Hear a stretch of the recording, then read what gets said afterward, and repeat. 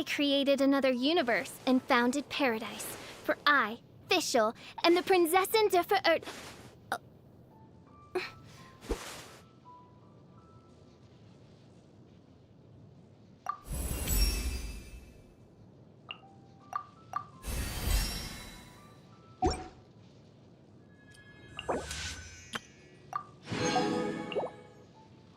I create...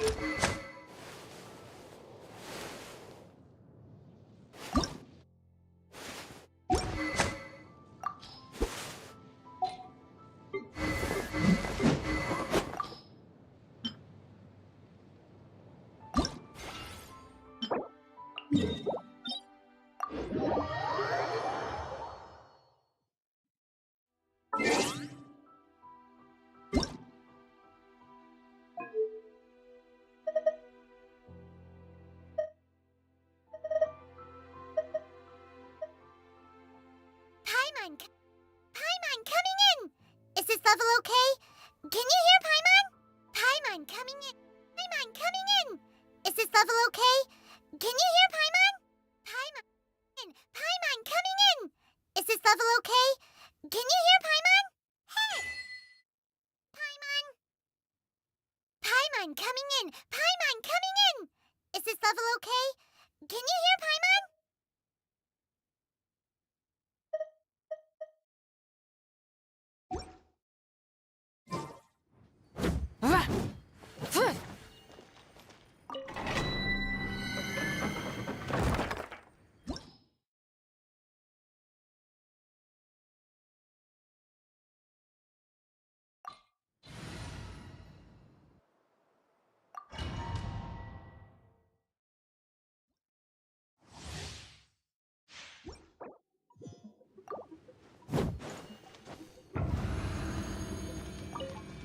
Get to work!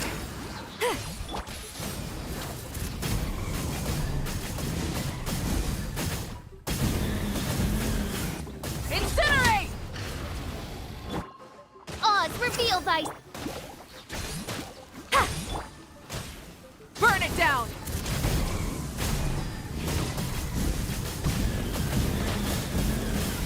Incinerate! As you wish, main Fräulein. Show no mercy!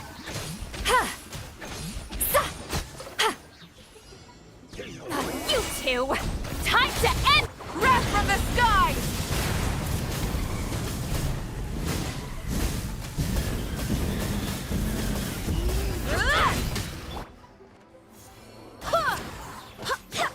Get to work! By royal decree...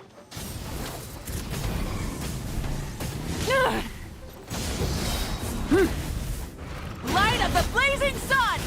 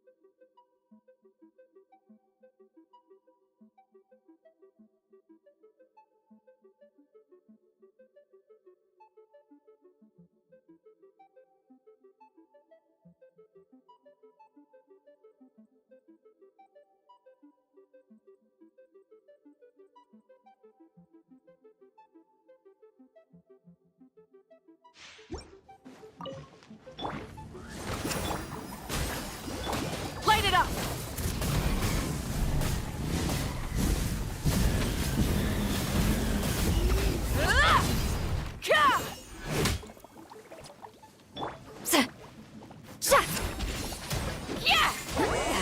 Suffer the wrath of Eastly! Show no mercy! Wings of darkness! Come, sever night from... Burn it down!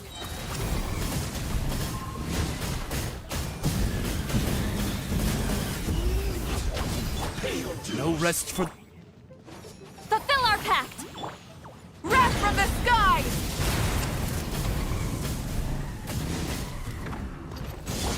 Citlali, East Papa! Rise with the sun!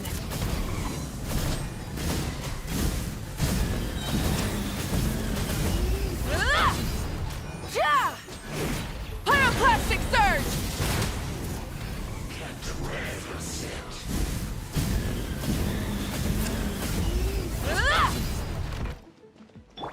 Go as one!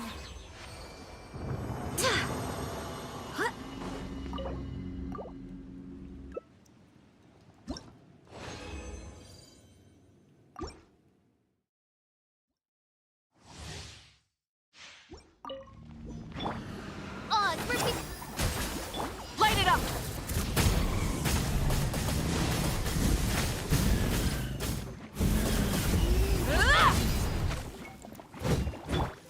Shadow Raven!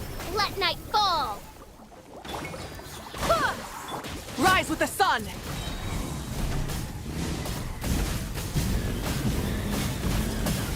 Incinerate! Ka! By royal decree! Show no mercy! Suffer the wrath! Wrath from the sky!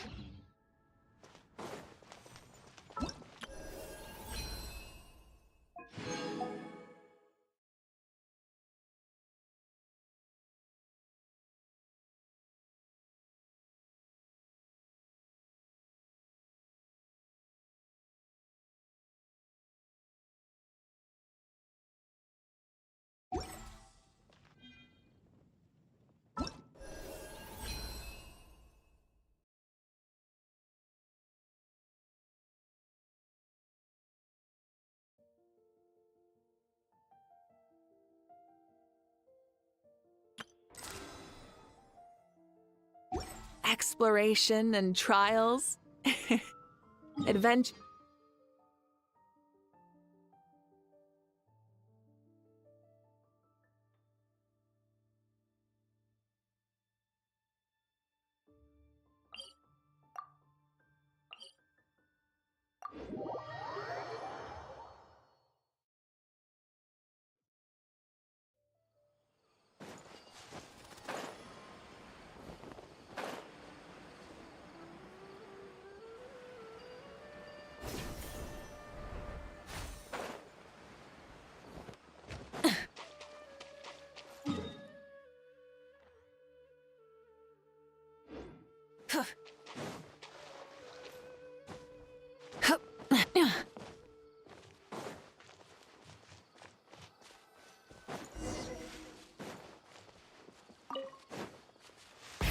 Rev the engines!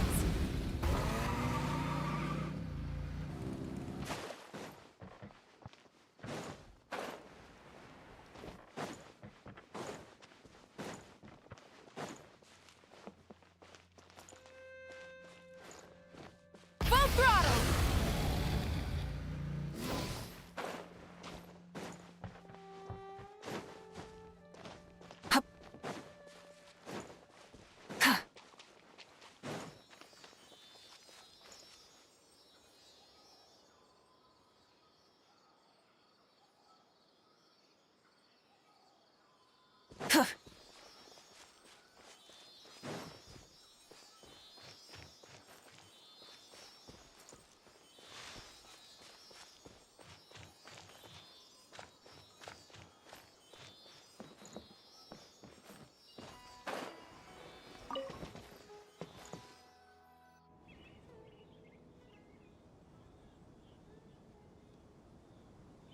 Now that we made it to Sumeru, our next objective should be to head to Sumeru City and find a way to meet with Lesser Lord Kusanali.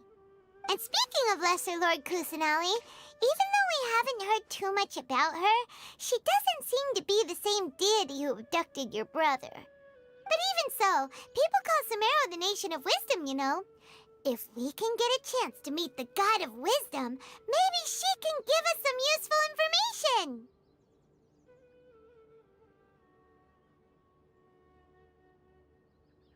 But, Paimon doesn't know the way to Sumeru City.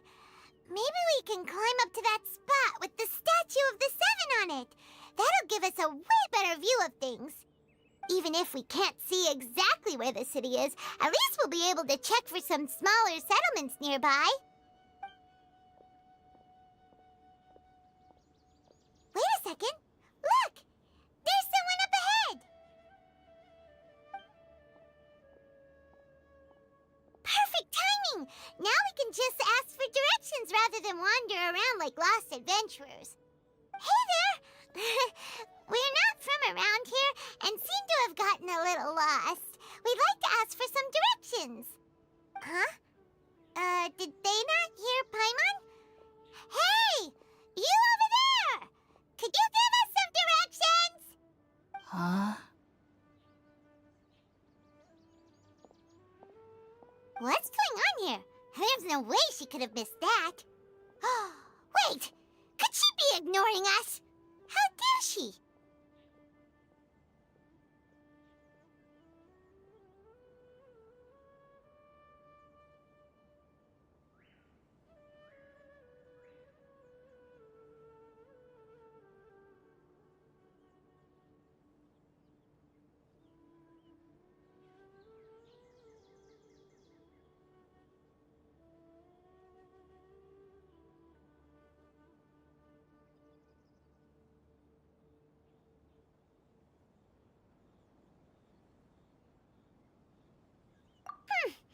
Well, even so, she might be heading someplace where we could find other people to ask.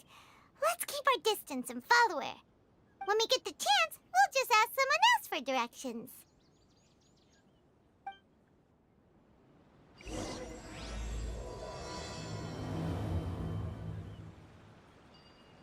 Come on, let's follow her. Just keep quiet and make sure she doesn't notice us.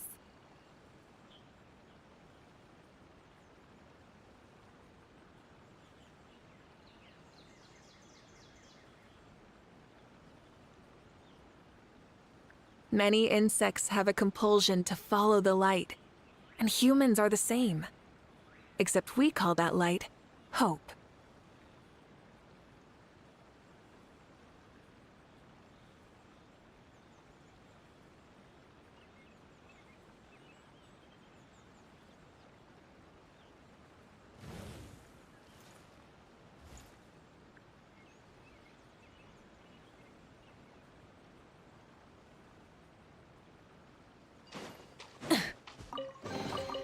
The rewards of an adventure worth remembering.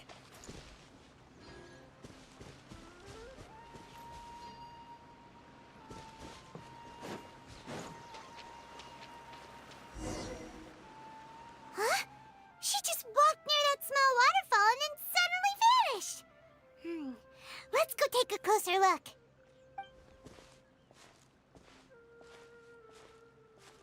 Paimon thought this cave would lead to a village or something, but, it looks like that's not the case.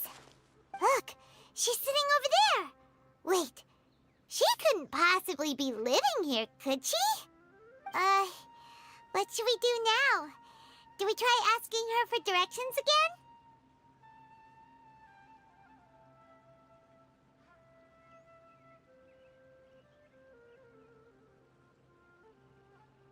Alright then. It's not like we have anyone else we can ask. Even if she's not very friendly, we just need her to point us in the right direction. That's all. Oh. What a lovely smell. It's coming from that sensor over there. This is definitely not your typical place to call home, but at least it smells nice. Maybe living here wouldn't be too bad after all.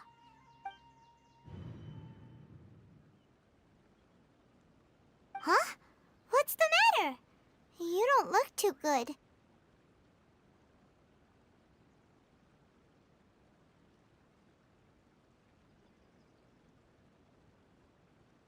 What? Is the smell making you feel sick? Strange. Paimon doesn't feel anything.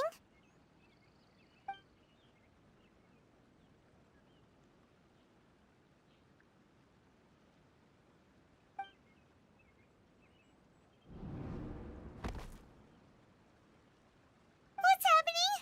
Traveler? This is no time for a nap. Oh, come on, wake up.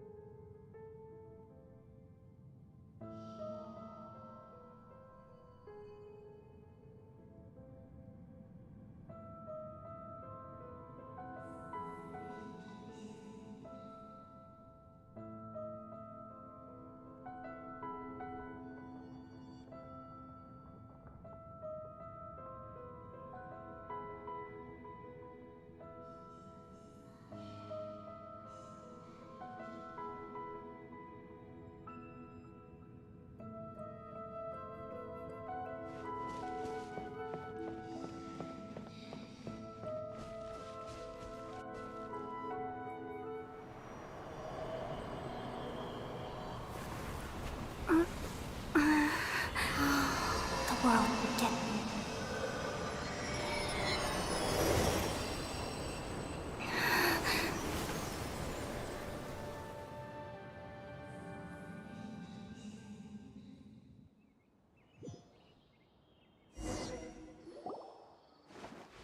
Are you sure it's not serious? The Traveler's been out for a long time now. Yes, you can relax. Believe me, Master is extremely knowledgeable. If he says that she's going to be alright, then there's absolutely nothing to worry about. Oh, are you awake now? Oh, thank goodness! Traveler, you're finally awake!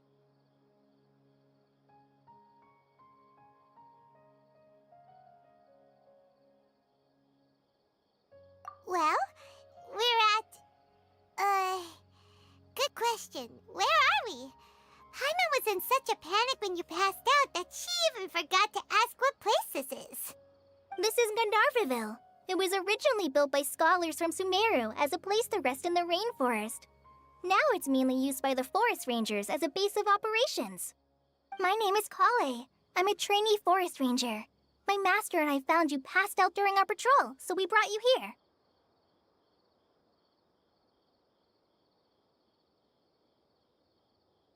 Oh, no things are necessary. I didn't do anything, really. By the way, how are you feeling now? Any discomfort?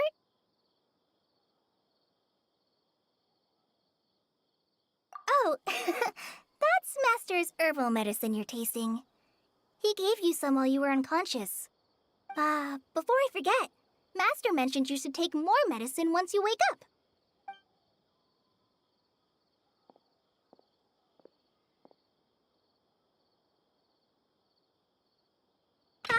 Whoops!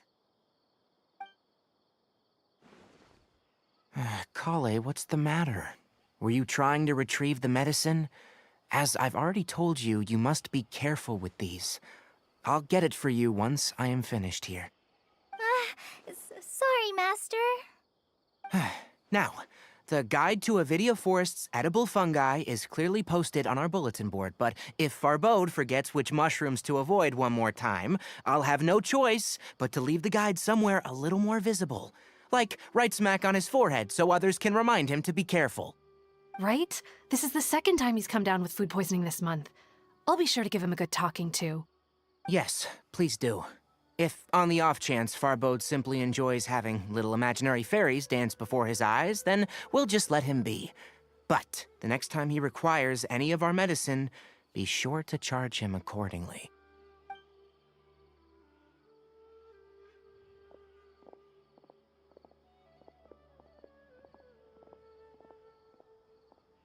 So, how are you doing? Feeling better? Oh, this is my master, Forest Watcher Tainari. He is chief officer over all the rangers here in Gandharvaville. I already informed Paimon about the reason you fell unconscious earlier. But now that you're awake, let me explain it for you as well. It is common practice for Sumeru scholars of certain darshans to dedicate themselves to training in meditation in isolated areas, particularly the nearby forests. While meditating, they use a certain incense known as Spirit Borneal to help calm their minds as they enter a state of deep rumination. In hopes of asking directions, you two followed a scholar named Hypatia into her cave. The incense you smelled inside was the Spirit Borneal I just mentioned. That incense typically has no effect on most people, but for a very select few, it can have profound effects on one's cognition, as you experienced firsthand. Does that make sense?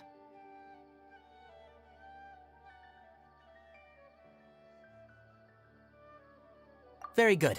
Now, answer me this. Did you feel anything after passing out? Say, any out-of-body experiences, or did you see anything while unconscious?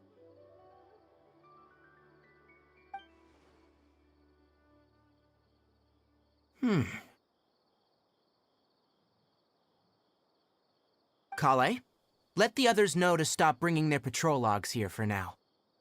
Huh? Why? Because these two will be staying here for the next few days. They can have my room, and I'll bunk with Amir. Now get a move on, and be sure to do as I've said. Yes, Master Tainari.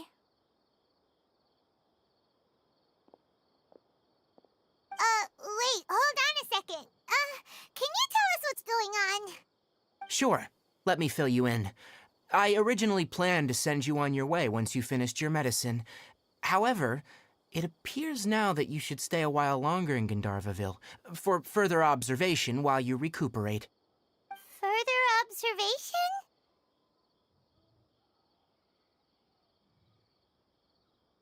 No need to be hasty. As long as you have the capacity to judge between right and wrong, I promise that you'll understand the gravity of the situation once I explain everything to you. Based on what you saw after smelling the incense and losing consciousness, we can conclude that you experienced a powerful hallucination, which suggests your mental state is not in the best of shape. If you're skeptical, have a whiff of this.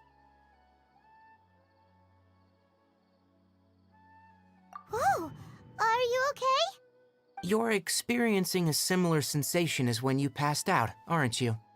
So even though your condition is stable as of now, if I were to haphazardly let you leave, it's highly likely that you'd suddenly pass out again somewhere else. The rainforest is home to many fierce animals and hazardous areas. If something were to happen to you again, I'm afraid you might not be so lucky. For now, I suggest you continue taking your medicine each day and avoid wandering off on your own, at least until you stop having adverse reactions to this kind of smell. Okay?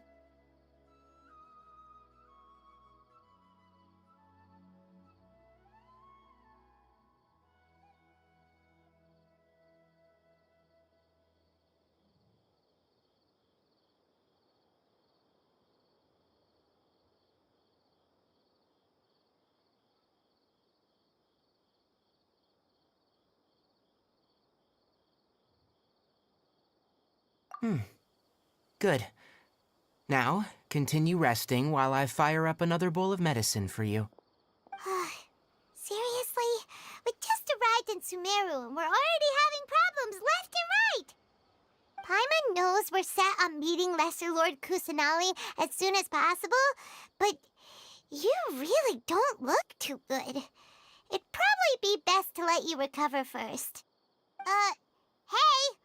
Are you even listening to Paimon? Paimon's over here worrying about you, you know!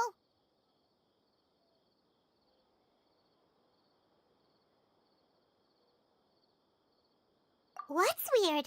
You mean you mean the vision of tree roots and red skies you saw? But if those weren't hallucinations, what could they be?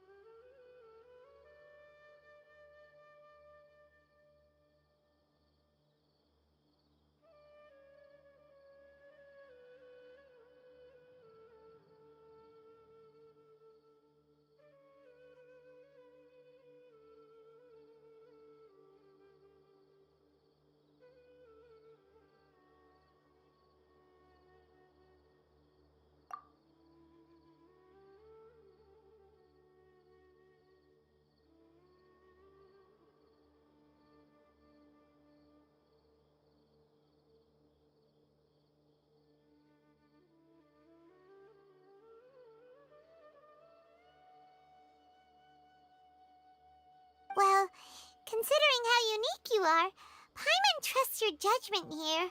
But why didn't you say anything about it to Tainari? If he misjudged your condition, then there's a chance you could get worse, right?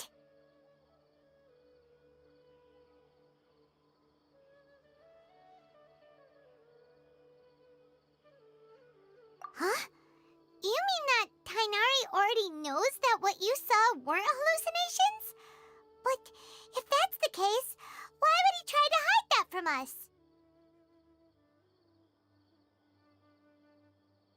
Oh, Paimon gets it now. That explains why you were so quiet earlier. Well, that settles it then. We'll stay here to rest up and figure out what's going on with your hallucinations. But it seems like asking Tainari might not be an option anymore. What do you think we should do?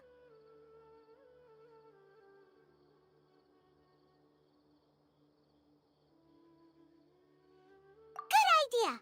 Kale's pretty friendly. We can ask her tomorrow about what she knows regarding the Dendro Archon and customs in Sumeru.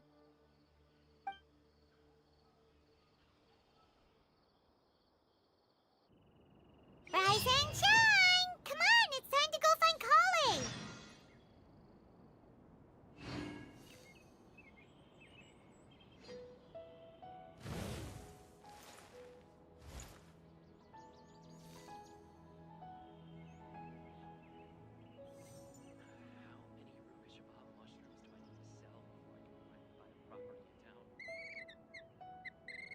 Elazar is a truly troublesome illness.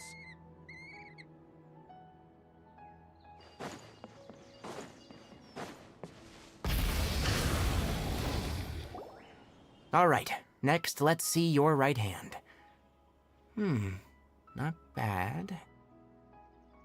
But please remember that you still need to be careful, understand? Yes, I will. By the way, Master, I still haven't received the patrol route for today. Look, Kale, today's patrol will be a long one, so you won't be coming along this time. Besides, there's a chance we may encounter...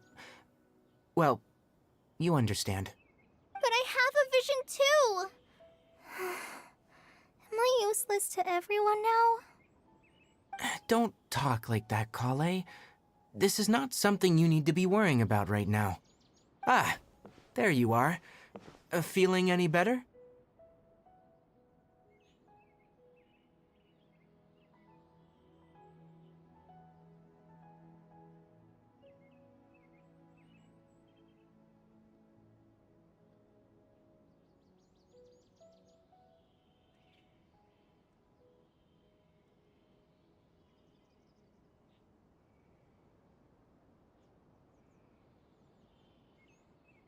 Yeah, since we'll be staying here for now, we thought we might as well try lending a hand around here. Seems you're not the type to sit back and take it easy for a while, huh? In that case, perhaps Kale could take you two for a patrol south of Gandharvaville for the day. And if you're feeling up to it, you can be responsible for cleaning the Statue of the Seven. Tighnari, we're ready to head out. Got it! I'll be right there! All right, we'll be heading into the forest now. I'll leave any further details to Kale. Yes, you can count on me. So, Kale, what exactly are we going to be doing today? Tighnari mentioned cleaning the statue just now, but, that doesn't really sound like the job for a ranger. Well, a forest ranger's responsibilities can be pretty diverse. They handle a variety of tasks, like checking the condition of outlying roads, maintaining forest facilities, ensuring fire prevention standards are met, and providing assistance to travelers and locals. As for Master, well, he has to handle more dangerous areas of the rainforest. Today we can perform routine checks on the pathway lamps as we make our way to the Statue of the Seven. Paimon, traveler, this way! You can leave the task of checking the lamps to me. In the meantime, you two can keep an eye out for anything unusual.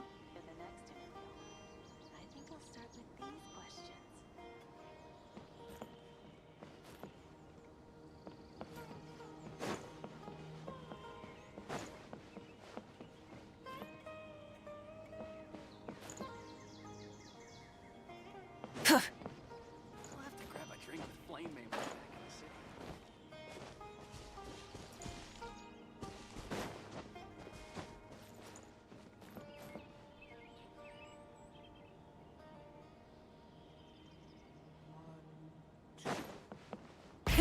Rev the engines!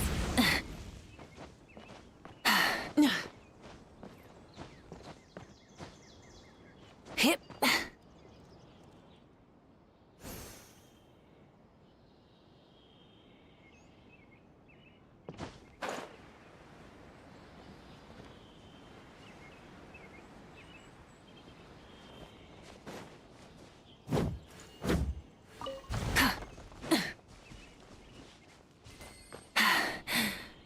Phew.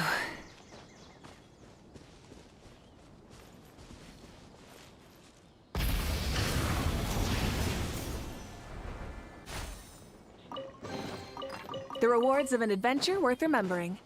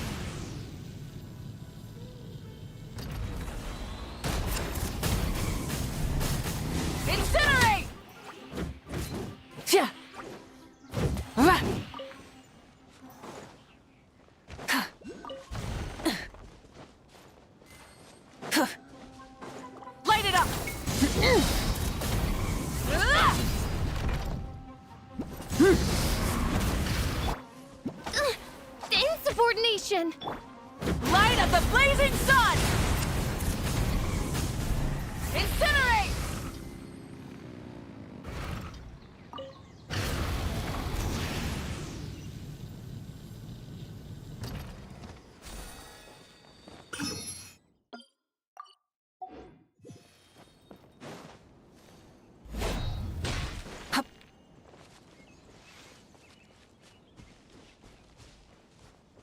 Full throttle! Switching gears.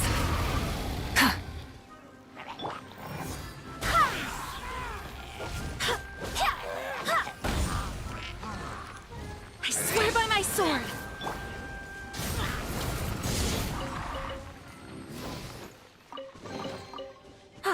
Something to add to my collection.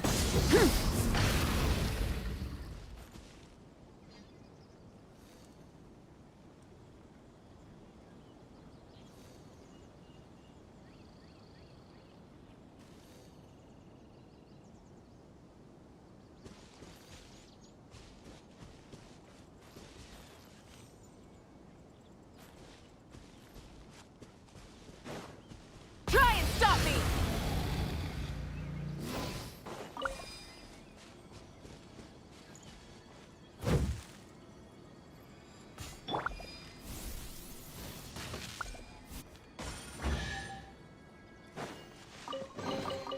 Destiny has brought me hither.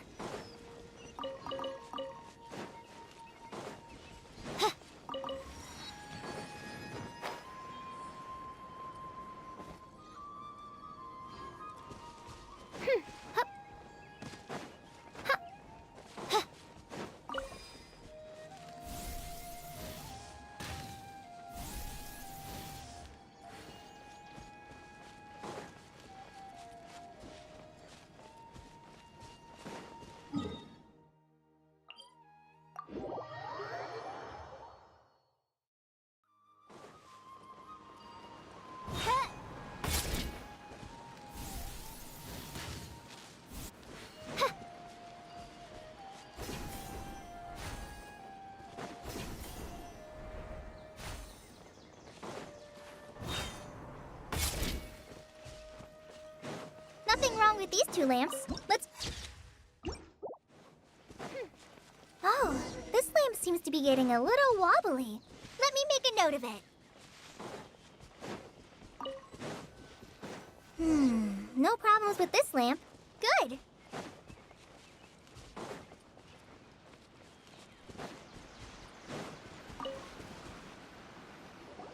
The statue of the Seven is up on top of that large rock formation. You must have seen it when you came down this road before. It's pretty high up there, isn't it? Don't worry. If you're afraid you can't make it up there, I'm sure Master wouldn't mind if you don't clean the statue.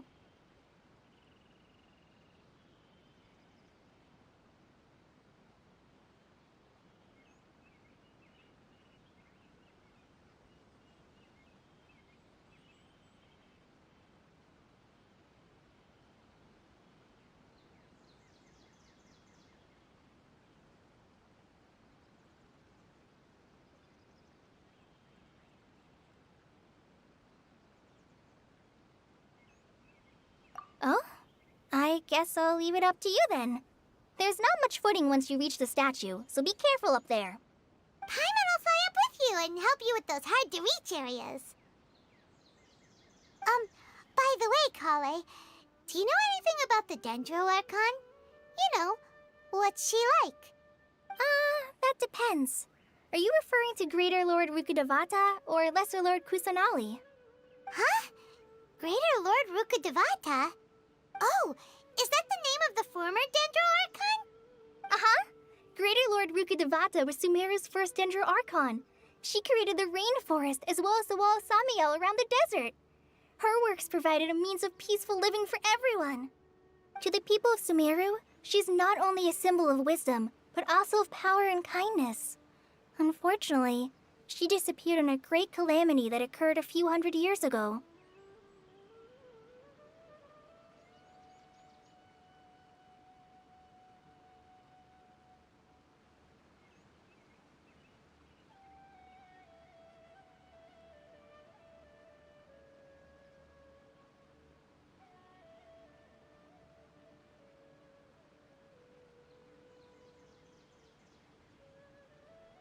According to what Masters told me, the sages later found the newly born Dendro Archon and whisked her back to Sumeru. To celebrate the reinstatement of their lost deity, the sages dubbed her Lesser Lord Kusanali and let her reside in the sanctuary of Sarastana. Uh-huh. Then what happened? Well, and then... I'm not too sure what happened, to be honest. Huh? You're not too sure? But aren't you from Sumeru? Yeah, I'm from Sumeru. But... Maybe it's difficult to discuss this topic with strangers. If that's the case, then don't worry, we understand. No, it's not that. I'm not trying to hide something from you. Besides, I don't consider you two strangers. Because you two know Amber, right? Wait, Amber? You mean... Yes, that's her. I once lived in Mondstadt for a while, and she helped me a lot during that time. You could even say that she helped me become a new person. There's no one like Amber. She lives life to the fullest while always adhering to her strong sense of justice. She's ready to answer the call for action at any moment, but is also very understanding of others. She's like the spark that lights the fire in everyone's heart around her. If you ask me, she's a prime example of a true outrider. She's the first person anyone coming to Mondstadt will meet. You can't help but be enthralled by her charm and enthusiasm, causing you to fall in love with the lands of Mondstadt and...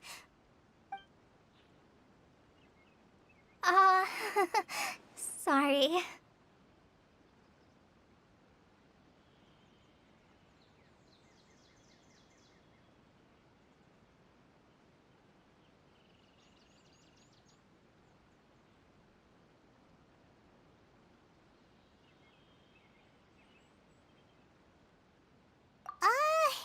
Paimon thought the work of Outriders was a little different from what you just described, but one thing's for sure, you really like Amber.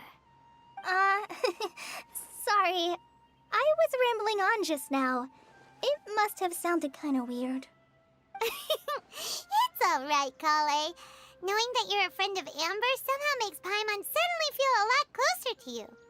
So, how do you know that we've met Amber? Well, after I returned to Sumeru, Amber and I have stayed in touch by writing each other letters. In one letter, she mentioned that Mondstadt was attacked by a fearsome dragon, but the city was saved by a mysterious blonde traveler and their floating companion. I knew you two were the ones she mentioned in the letter the moment I saw you. But, considering everything you've been through that day, I thought it'd be inappropriate to bring it up. So that's how you knew. Yep, so please know that you two have my complete trust. Really. I wish I could tell you more about the Dendro Archon, but I have been away from Sumeru for some time, and I haven't read any books. Sorry. That's alright. You've already helped us a lot. We had never even heard of Greater Lord Rukadevata or the Sanctuary of Surasthana until you mentioned them. Oh, I'm happy that was helpful. There is one thing I want to ask, though. Why do you two want to know about the Dendro Archon?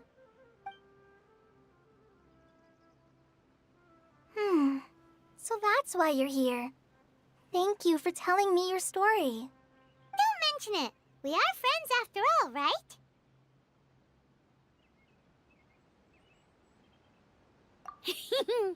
Alright, we have a statue to clean. You both have my thanks. While you two are up there cleaning, I'll go ahead and inspect the forest canopy. Let's meet back here shortly.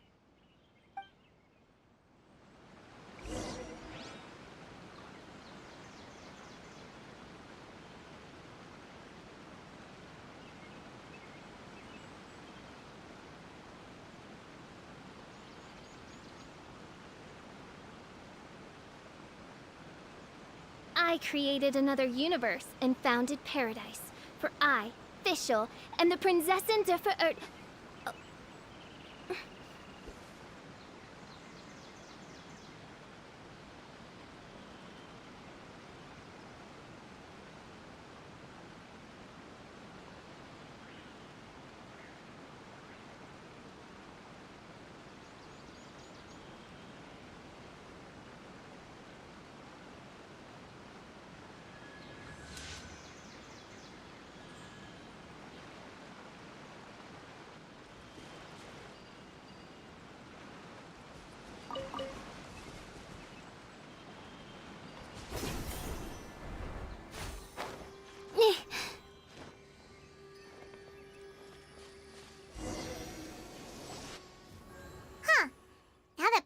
looks at it, the deity that's carved on the statue is kinda small.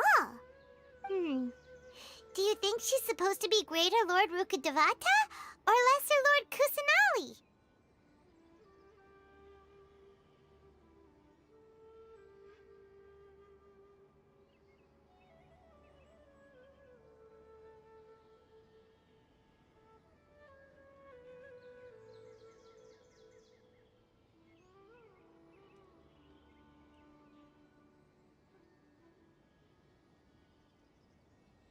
The name does seem to fit the statue somehow.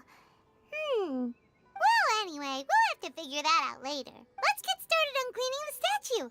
Paimon will fly up and take care of the top, and you clean everything below.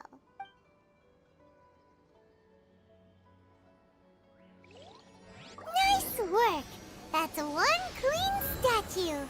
Let's head down and meet up with Kale.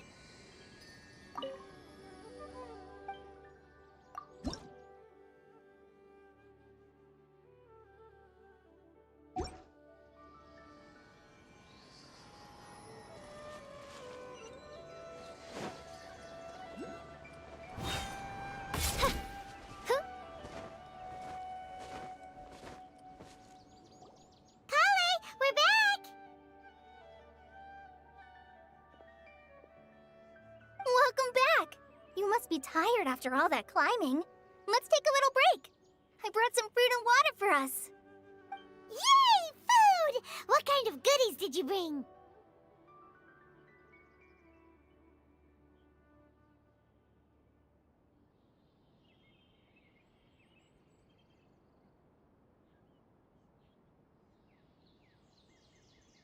Hey!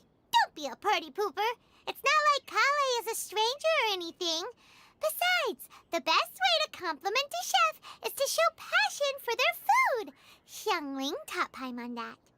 I prepared a nice portable dish that forest rangers like to eat called pita pockets. I hope you'll like them. Whoops! Ah! No! You dropped it on the ground! Not to worry. I wrapped a few layers of oiled paper around each pita. They should be fine. Oh, whew. Paimon nearly had a heart attack there.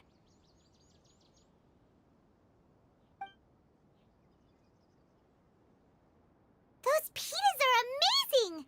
You're quite the cook, Kale. Thank goodness you wrapped them in paper. Paimon wouldn't have been able to sleep at night knowing something so tasty had been wasted. You really know how to compliment the chef, Paimon. Since you liked it so much, I'll be sure to give you a copy of the recipe sometime. I'll even include all my personal cooking pointers, so you'll be making your own pita pockets in no time. Yay! Thanks, Kale! It's hard to believe someone as diligent as you could have clumsy moments, too. Oh, I guess it happens from time to time. So, Kale, don't you think that Tainari's a little too strict with you? He won't let you touch anything without his permission. Paimon knocks stuff over all the time flying around the Traveler, but she's never said anything. Everyone has their clumsy moments. No, you've got the wrong idea about Master. Sure, he may seem a bit harsh at first, but with some time, you'll see that he's actually very kind-hearted.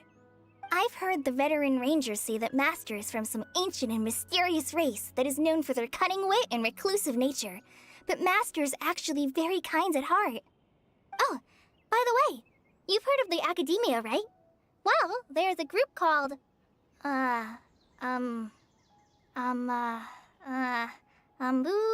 something? Well, anyway, because Master does a lot of research on plants, sages from the Academia have written him many times, inviting him to take up an official position there. But Master declines their offers every time, saying, Sumeru City is too noisy. It'd be bad for my ears.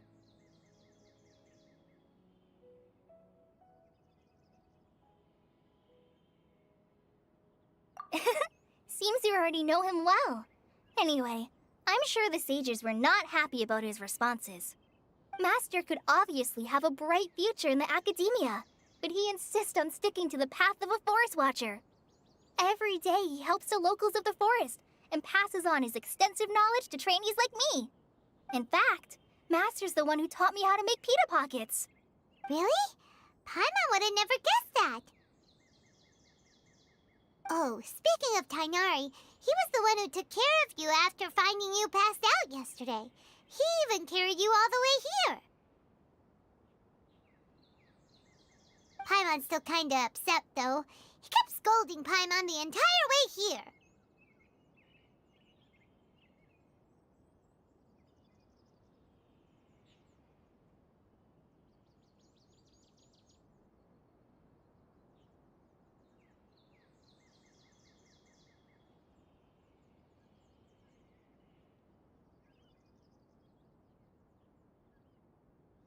Oh no, I'm sorry. Master might have been overreacting a little. But, it's mostly because Paimon wouldn't stop yelling, "Why, oh why? Is she going to die?" It probably started to get under Master's skin after a while. Hey! Don't laugh! Paimon was genuinely concerned about you.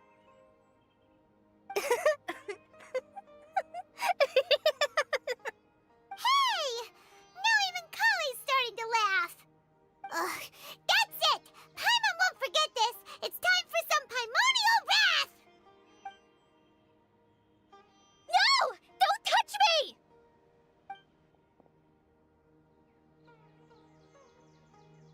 Oh, sorry, Kale. Paimon didn't mean to scare you. No, I just... I didn't mean that. Kale, are you okay? What's the matter? No, I'm... I'm fine. I'm sorry. I must have startled you both reacting like that. Oh, well, it's getting late now. Let's hurry back to Gandharville. I think Master and the others should be back by now, too. Huh?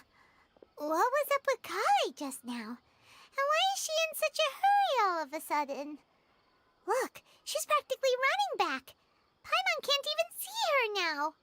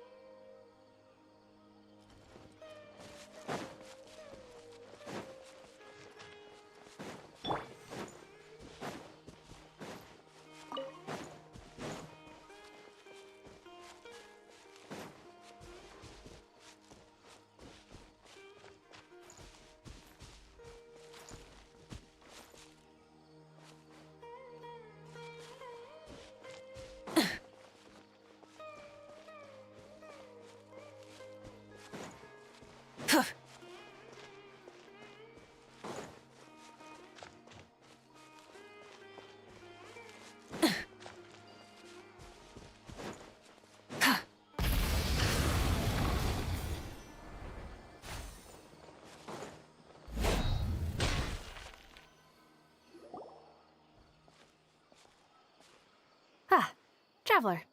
You've returned. Yep, we're back. Have you seen Kale by any chance? Oh, Kale? Yes, I saw her go into her room just a moment ago. Oh, okay. Guess we'll just have to wait and talk to her tomorrow then.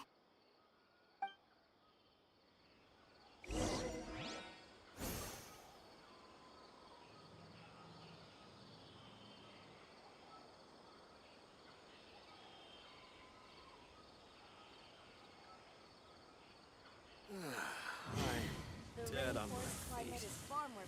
I think I'll stay here a while.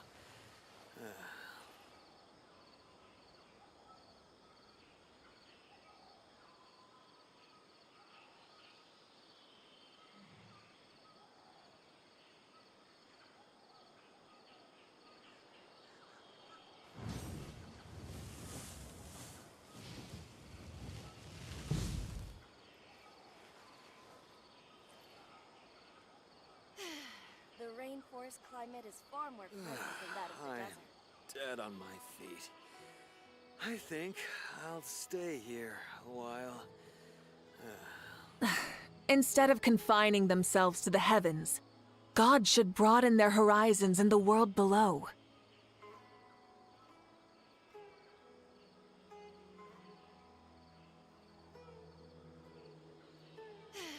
The rainforest climate is far more pleasant than that of the desert.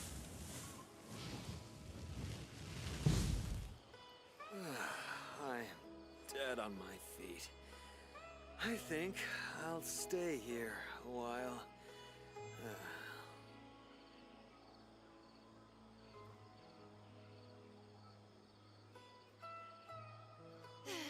The rainforest climate is far more pleasant than that of the desert. Many insects have a compulsion to follow the light, and humans are the same. Except we call that light hope. I'm dead on my feet. I think I'll stay here a while.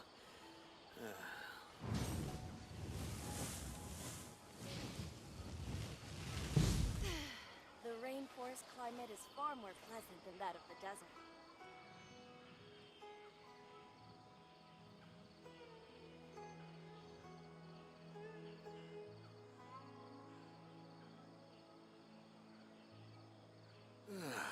I'm dead on my feet.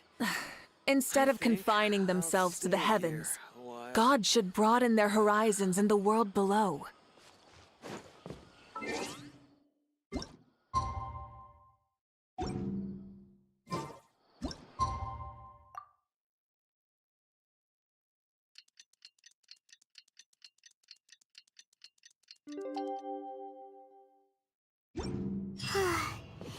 Paimon was thinking all night about what happened with Kale, and still can't figure out what the problem might be. Maybe she's in a better mood now. Let's go check on her.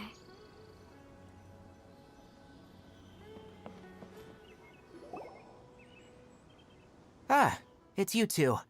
I was just about to go look for you. Huh? Tainari? What are you doing here? Where's Kale? I came to check on Kale's condition.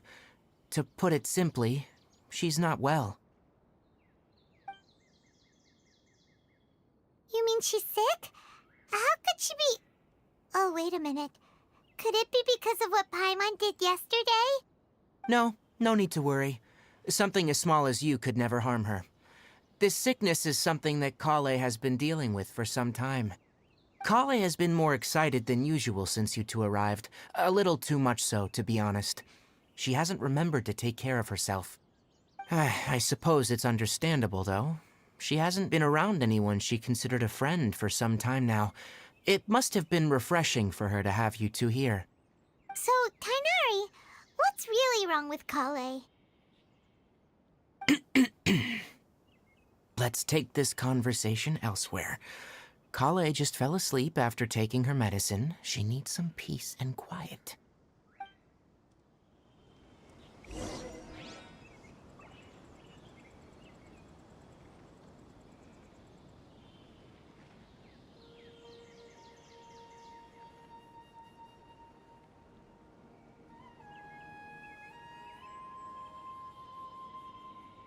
Exploration and trials. Adventuring is right up my alley.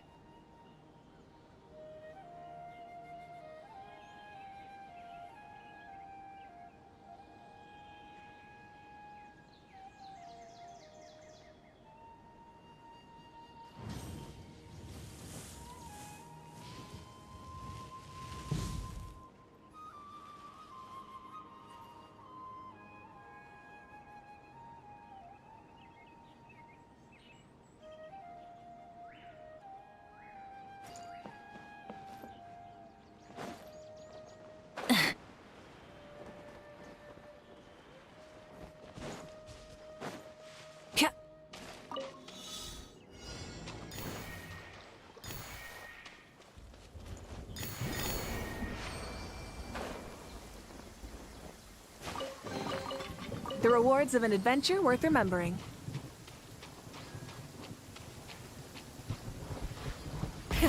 Rev the engines!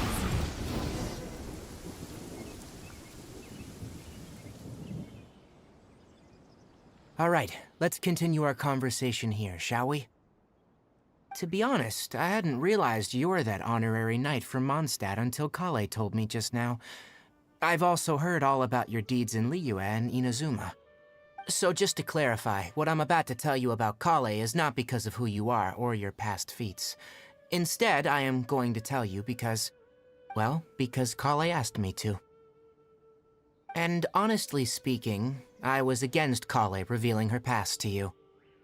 But she insisted, saying you two treated her with sincerity and as a friend. So now she wishes to reciprocate the gesture. So, Tainari, what exactly is wrong with Kale? You said this is something she's been dealing with for some time. Just how serious is it? Right. Ever since she was a child, she's been afflicted with a disease called Elazar. Elazar? Yes. It's a disease unique to the lands of Sumeru. It is characterized by dark and hardened scales that form on the body. At first, the afflicted may only feel mild numbness on affected areas of the skin. However, as the disease progresses, one may begin feeling fatigued and even experience peripheral paresthesia. In its final stages, the disease strips a person of the ability to control their own body, and they effectively become completely immobile. That sounds terrifying. Wait, hold on. So when Kale seemed to be acting a little clumsy earlier, it was because... Correct. That would be the effects of Elazar, which is precisely why I do not want her carrying or holding anything, lest she ends up hurting herself.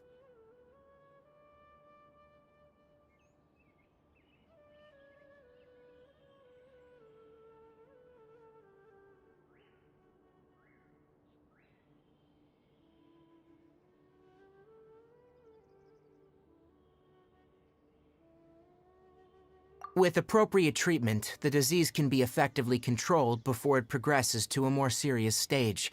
However, there is unfortunately still no true cure for Elazar. Nevertheless, Kale's mother still hoped that there was something out there. She handed Kale over to an organization known as the Fatui after one of their members lied and said they had a cure. What? The Fatui? Ah, it appears you already are familiar with them. That'll save me some explanation. Anyway, the person who eventually rescued Kale and brought her to me for care said that she had been given to a harbinger known as the Doctor.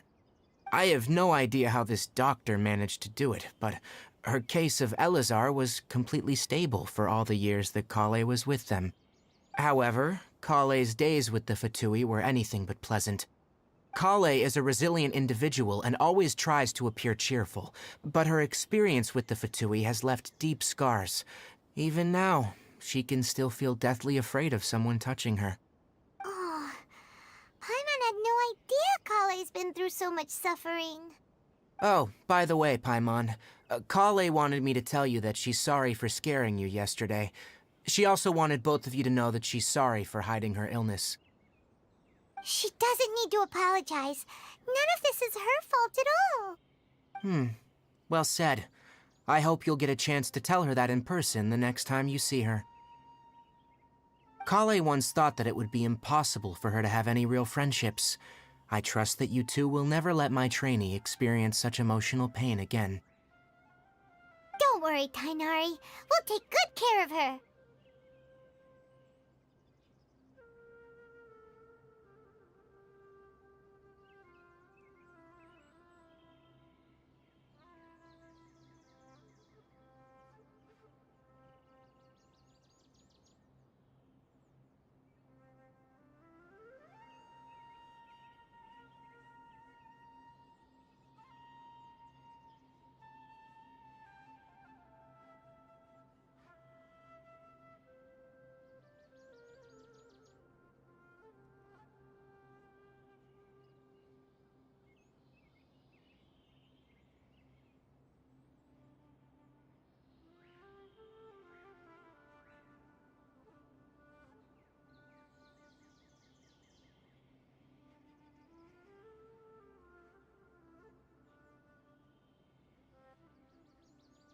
Well, it's not too serious at this point. She overexerted herself the last couple of days, which is what led her to break down this time. As long as she has taken her medicine and gets plenty of rest, she should get better. Though I must admit that Kale's condition was much more stable when she first arrived here in Gandharvaville. She was interested in the work of the forest rangers the moment she saw us. I could see that she was serious about learning, so I felt compelled to ask her to join us. Her stamina has gotten much worse recently. Though a moderate amount of physical exercise is always necessary, I'm afraid the long-distance patrols are a little too much for her now. All right, now that I've told you about Kale's past, I think I'll head into the rainforest to find some ingredients needed for her medicine. I'll see you two later.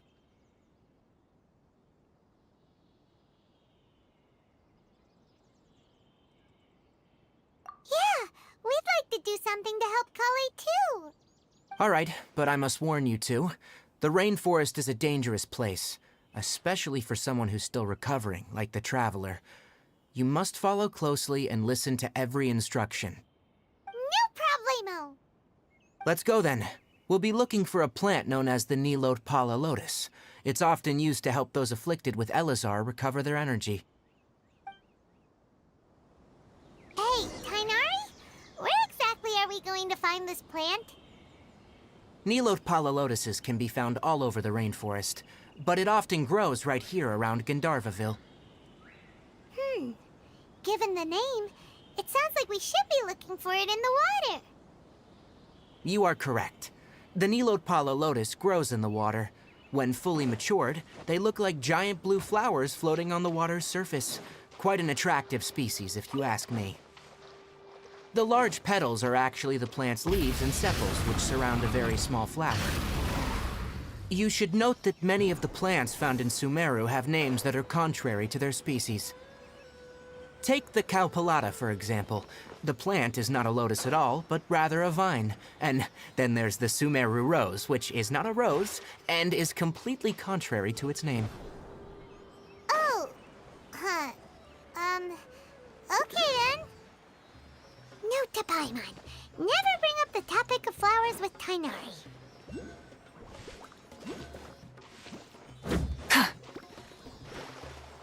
Pya!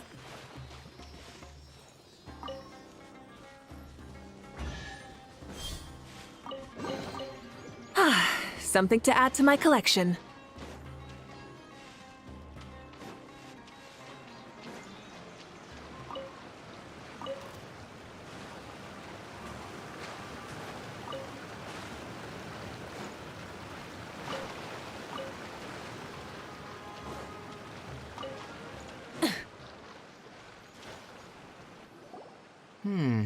There should be Nilotpala lotuses growing somewhere in this area.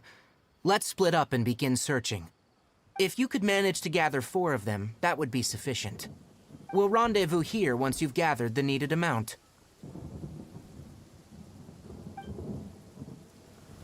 Hey, Tainari, we found the lotuses you requested. Let me have a look. Good. Very good. These are all excellent quality. I'm glad you two came along. Your exploration experience helped save me a lot of time here. It seems we even have enough time to stock up on other things I need. Hey, Tainari!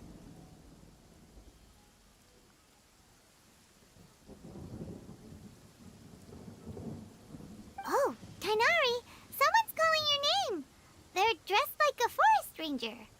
Ah, yes, that's Amir and the others. But didn't they just set off not too long ago? What are they doing back so early? Let's go find out what's going on.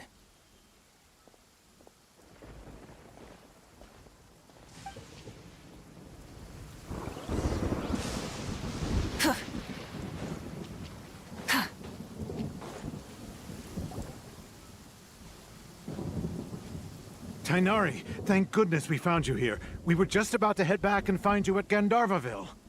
What's going on? We just discovered a withering zone. The withering is back? But the patrol route you were on should have been already cleared just a week ago. It reappeared so quickly. Can you tell me the exact location? It's up ahead, deep in the river valley. It's appeared in a spot that blocks nearly the entire narrow part of the valley area, so we decided to come find you as quickly as possible. And the radius of the contamination? Sorry, I couldn't get a clear enough view to tell. No one in our patrol team had a vision, and it appeared to still be spreading, so we didn't risk getting any closer. Okay, I understand. You made the right decision. I'll go deal with it right away. In the meantime, please guide these two back to Gandharvaville. Wait, Tighnari, why don't you let us help you?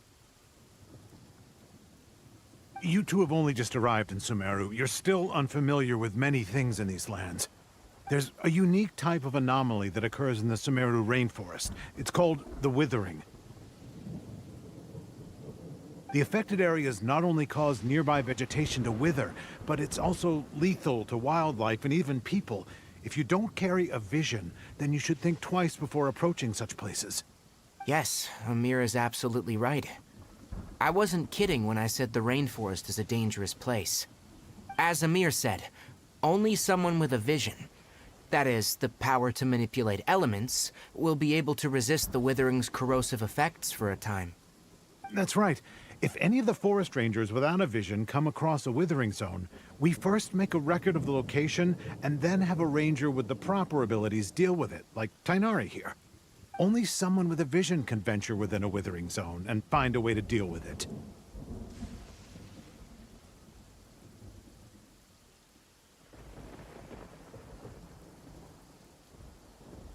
But you don't seem to carry a vision. Don't worry, she may not have a vision, but she's a real pro at using the power of the elements. Seems the rumors about you were true then. In that case, all right, you two may accompany me.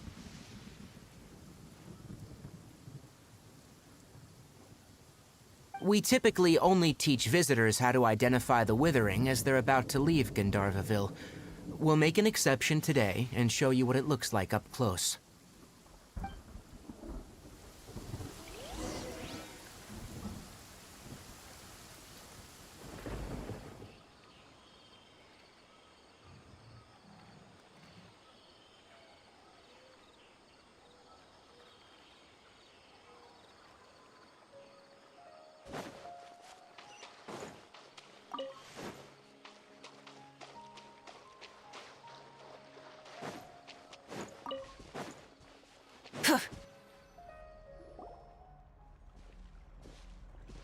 Stop.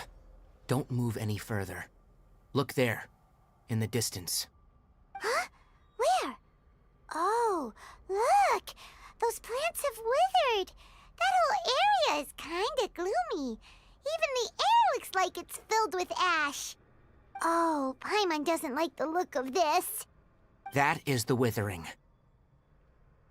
All right, Traveler. We're gonna have to enter that Withering zone. Once inside, we'll need to look for what we call tumors of the Withering. If we eliminate those, then the area will be saved. Thank you. But I must warn you, don't push yourself. This is your first time handling this sort of thing, after all. Even with elemental powers, once you step inside the Withering zone, you may experience extreme discomfort. If at any point it becomes too much, return outside the zone and take a breather. It could become a matter of life and death. You ready then? Let's go.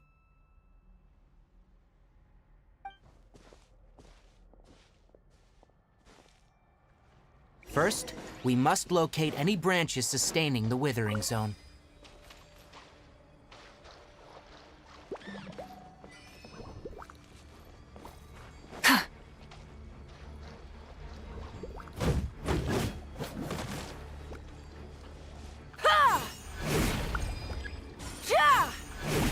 Burn it down! Try and stop me!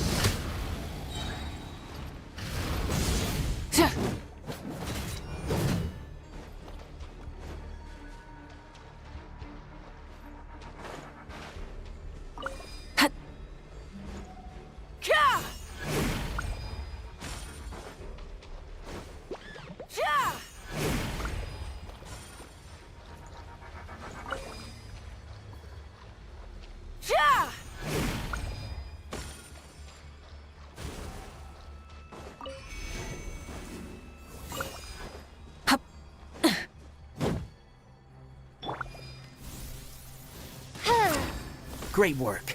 Now that all the branches have been cleared, we'll need to take care of the tumor.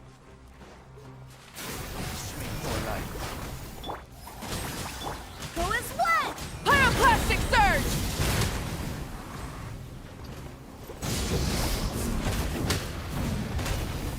Now! Destroy the tumor of the withering! We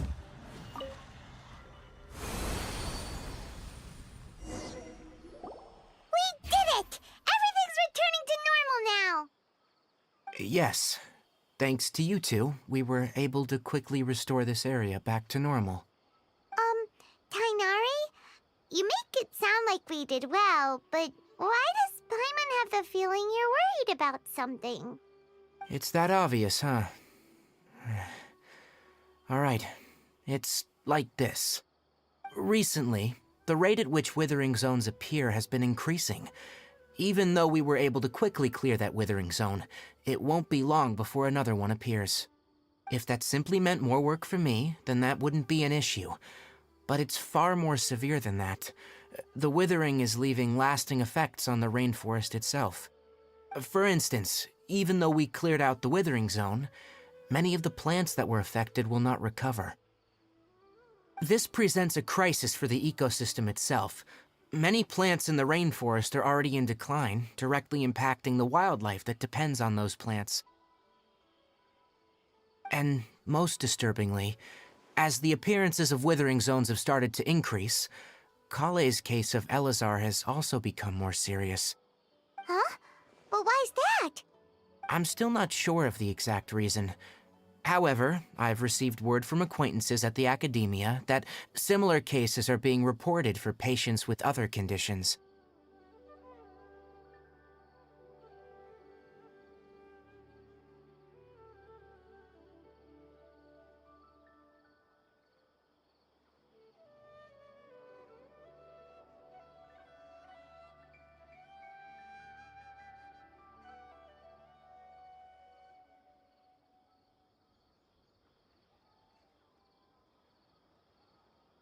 No, none that we know of. The withering has been recorded in Sumeru for millennia. It's said that it originates from the depths of the world. Oh, by the way, have you heard of Irminsul before? Irminsul is a tree located deep beneath the surface. Although it isn't like any tree we know in a biological sense, you can basically think of it as a large tree that grows downwards rather than upwards. I'm sure you've heard of ley lines, right? They're like the roots of Irminsul, spreading and extending from a massive cavern deep underground all the way up to the surface.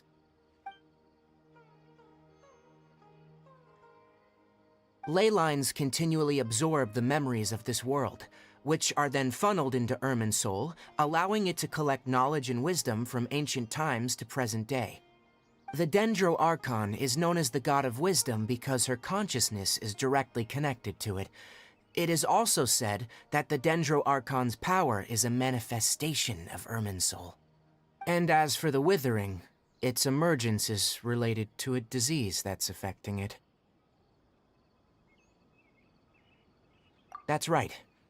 My ancestors learned of this from Greater Lord Rukkhadevata's familiars a long time ago, but even those mysterious creatures did not know of a cure for Irminsul. I'm afraid we Rangers will be battling the withering zones here for a long time, until a cure is found. Alright, that's enough on this topic for the time being.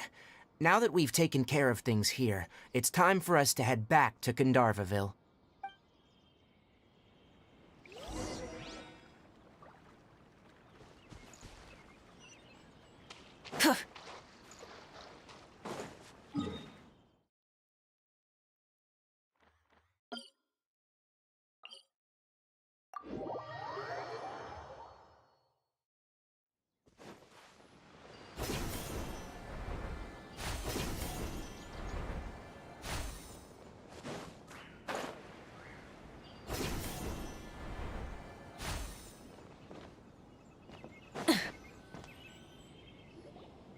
Oh, Tainari, you all made it back. How did it go? The withering zone you reported has been taken care of. No need to worry. Huh? Wait, is that? Oh no. Hypatia!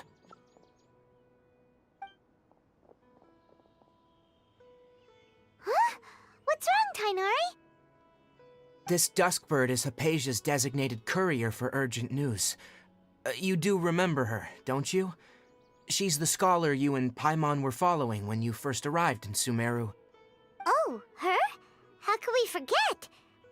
So did something happen? Let me see what's written in the letter first. So what's it say? And what's with that weird expression on your face? Just let Paimon read it. Huh? All Paimon sees are 3 squiggly lines. Yes, allow me to explain. After we brought you from Hypatia's cave to Gandharvaville, Hypatia resumed her meditation. She must have just finished. It's been nearly 3 days since she's had anything to eat, and it appears she's forgotten to prepare some rations.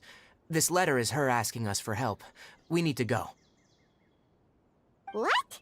You mean she's been sitting there for 3 days? Hey, wait, how did you know all that from just a few lines on the paper? Well, obviously because this has happened before. Last time she drew 5 lines, and by the time we found her, well, I'd prefer not to remember that. Needless to say, Hypatia's been through worse, but we should still get to her as quickly as possible. I've got some emergency rations set aside for times like these. Paimon, Traveler, could you two bring these to her? Wait, you want us to bring her the rations? But will the Traveler be okay if her cave is still filled with that funny incense? Let's find out. Here, Traveler, take a smell and see. So, how do you feel? Huh? Really? You're not feeling even a little drowsy? But wait, how'd you know that she'd be okay this time, Tainari? Back when we were clearing the Withering Zone, I observed that she could adeptly manipulate the Dendro element. I knew then that she would be fine. And if I may ask, when I was telling you two about Irminsul's ley lines, was what I described similar at all to what you saw when you were unconscious?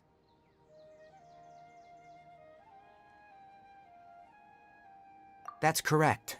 Those weren't hallucinations at all, though I don't intend to apologize for deceiving you. Because what you saw is of significant importance, not just for the nation of Sumeru, but the entire world of Teyvat. My forefathers were shown much favor by Greater Lord Ruka Devata.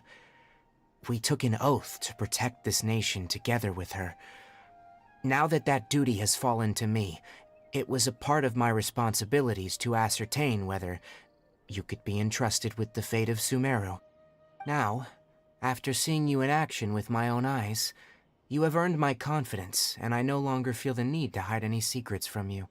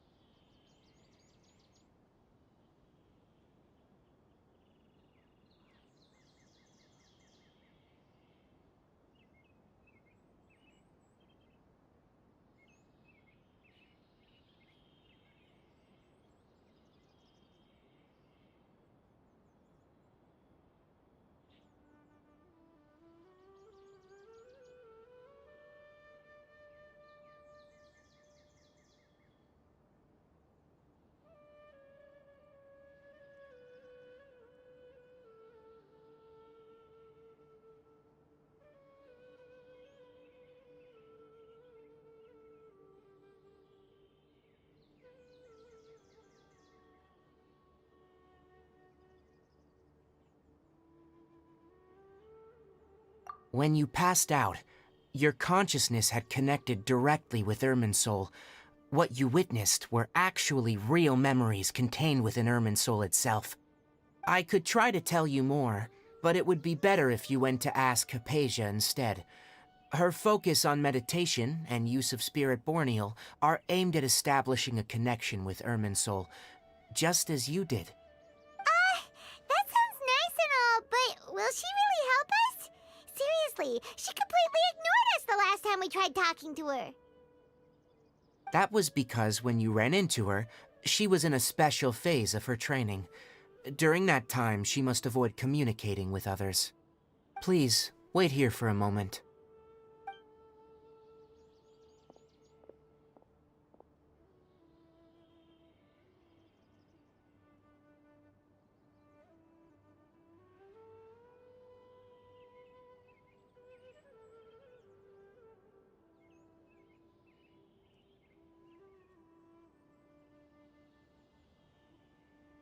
Here, take these. It's a meal I packed for Hypatia, as well as some other ingredients. I'm sure it'll come in handy. Also, here's a letter that I would like you to give to her. Just show it to her, and she'll answer any questions you may have.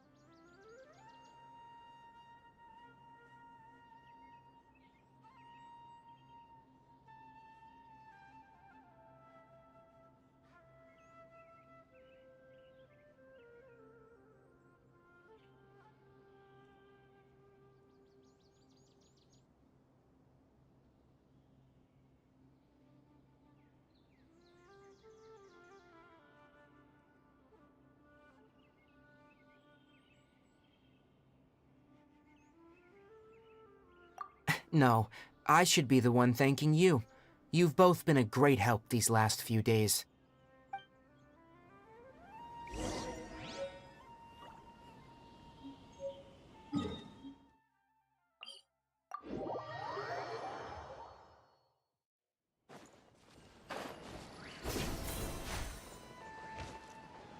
Hypatia should still be in the cave.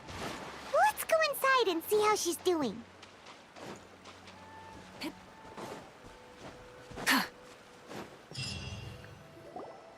Hello? Hypatia? Hey, there's nobody here. Maybe she went out to look for some food. Let's try looking around the area.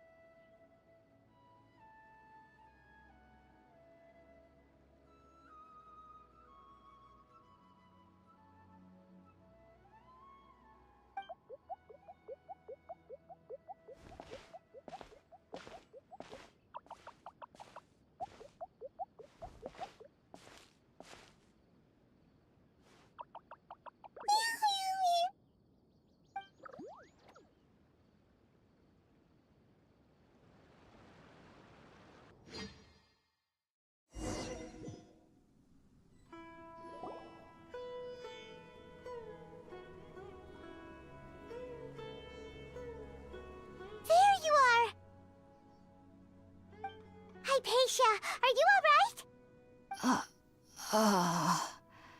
So hungry. Need water.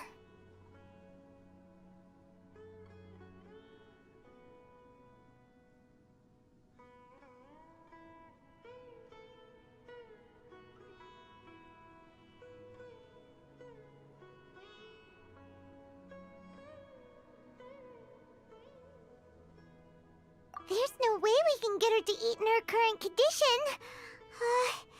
Let's try finding some water first. Huh? Wait. Why does it look super foggy outside all of a sudden? Anyway, let's go look around.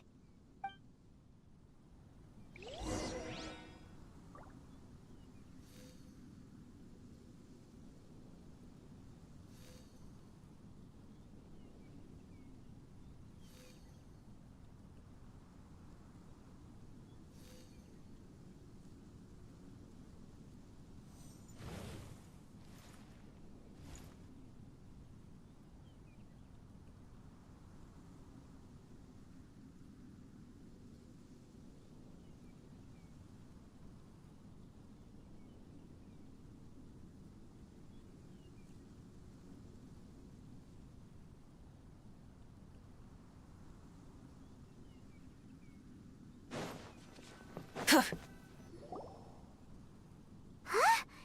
How'd things out here end up looking like this? What happened? And where are we?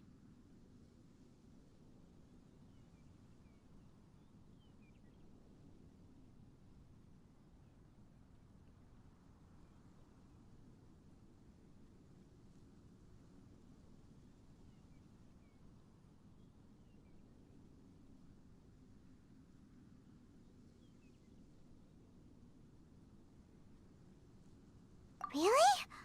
Oh, maybe you're right. Let's go investigate the area.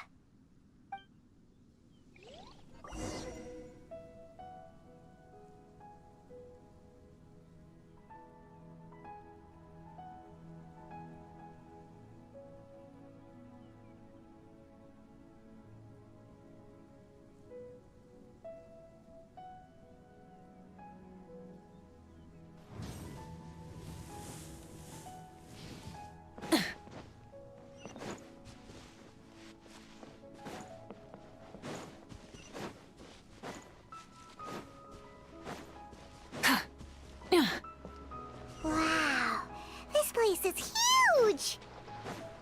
Paimon knew there's something off about that cave.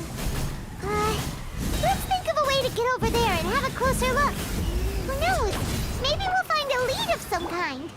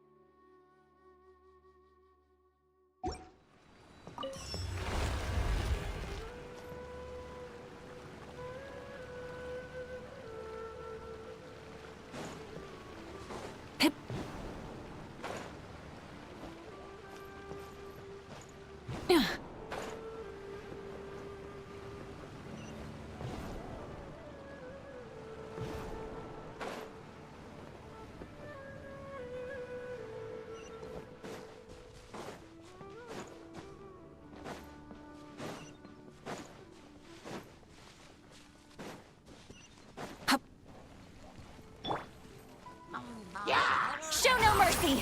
Citlali, East Papa, Breath from the sky!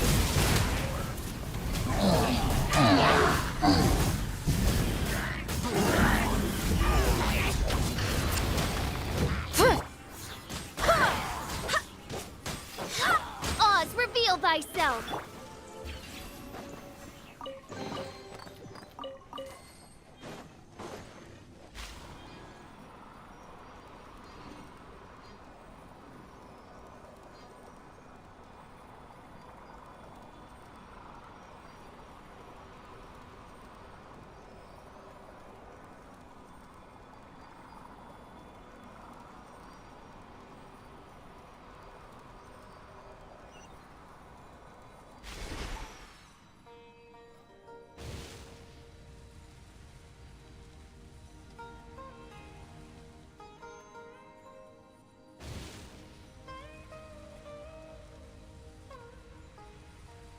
Many insects have a compulsion to follow the light, and humans are the same. Except we call that light hope.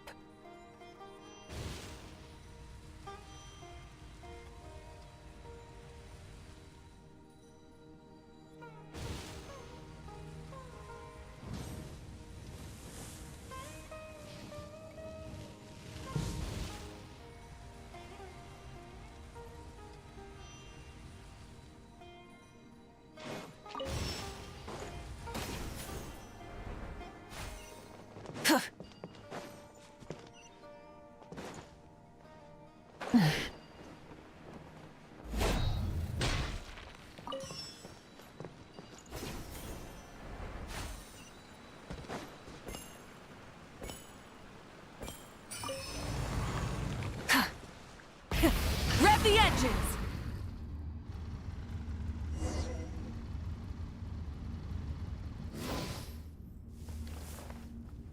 What in Tibet is going on here? This place is getting weirder by the minute. Hey, what's the matter? You don't look so good.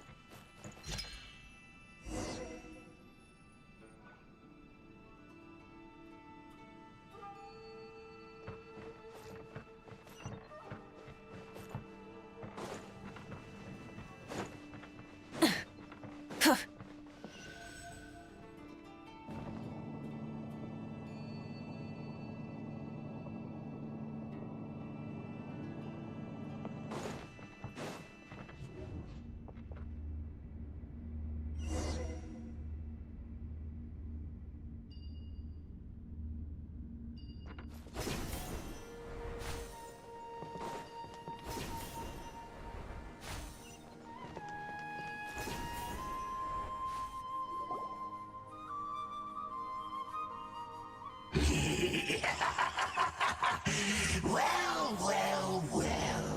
Looks like we meet again, traveler. The Abyss Herald! What are you planning to do in this strange place? Strange place. Plotting. You needn't worry about such things. They don't concern you.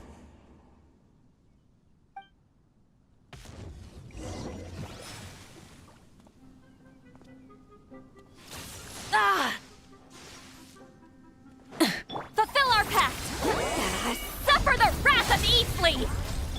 By royal decree... Rise with the sun! Pyroclastic surge!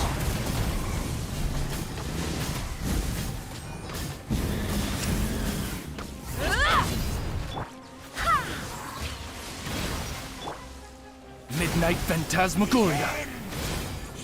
Show no mercy! Go as one! Burn it down!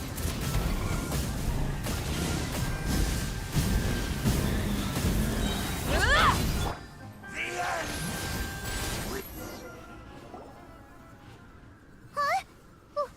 Why can't we beat this guy? Oh, Paimon doesn't get it! We faced others like him before! What's wrong this time? Traveler, though you may have managed to avert countless crises before, your good fortune was bound to end sooner or later. It's time you realize how weak and powerless you really are.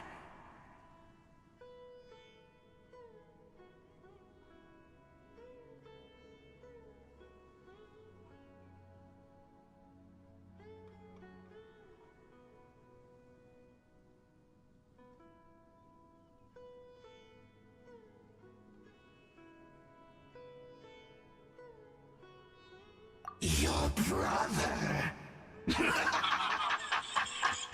Oh, pitiful traveler.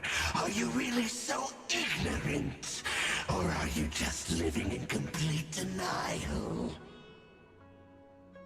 His Highness has long since forsaken you. Your meager existence in his eyes is that of an annoying bug, only to be stepped upon. The bonds of love and family which drive you to find your sibling are utterly gone. Your journey is meaningless. But don't you fret now. Today will be your last. Now die!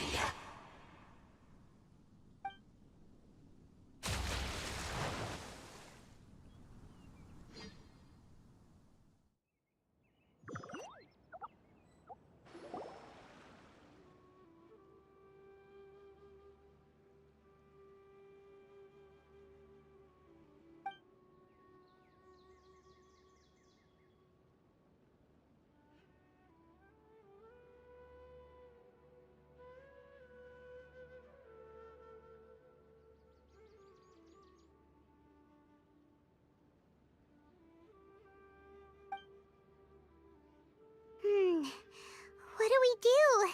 We haven't seen Hypatia anywhere out here. Oh, there she is! Quick, let's see how she's doing.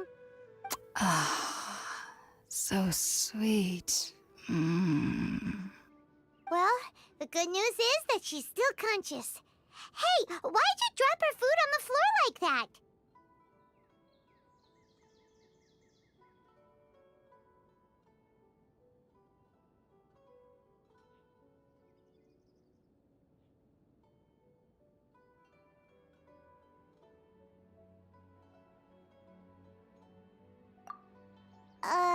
Are you okay?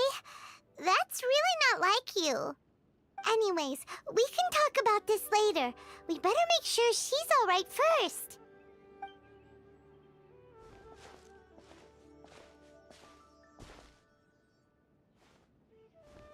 Whoa, wait a sec. Look at all this fruit lying around her. We can put that to good use.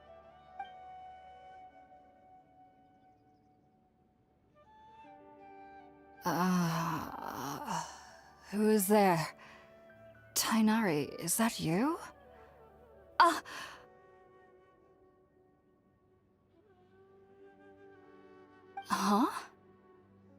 It's okay. You can relax, Hypatia. Tainari sent us here to bring you some food and water. Here, we have a letter that he asked us to give you.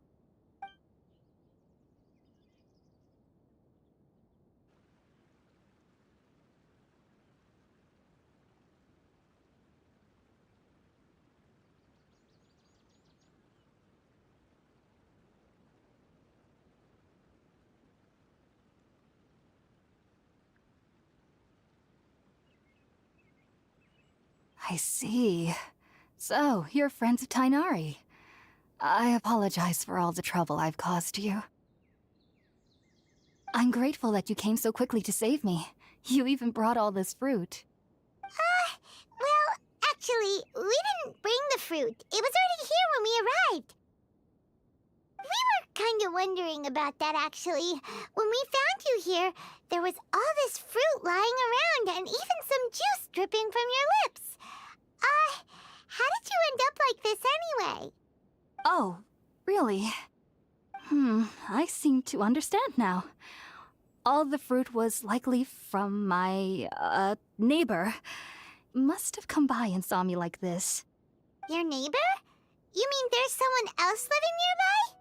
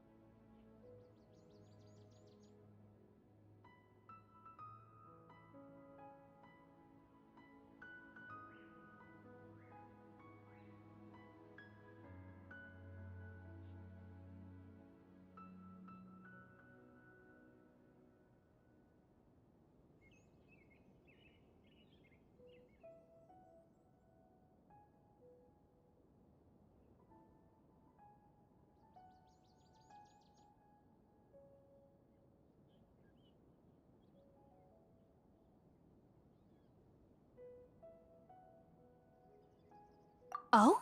So you're able to see them too?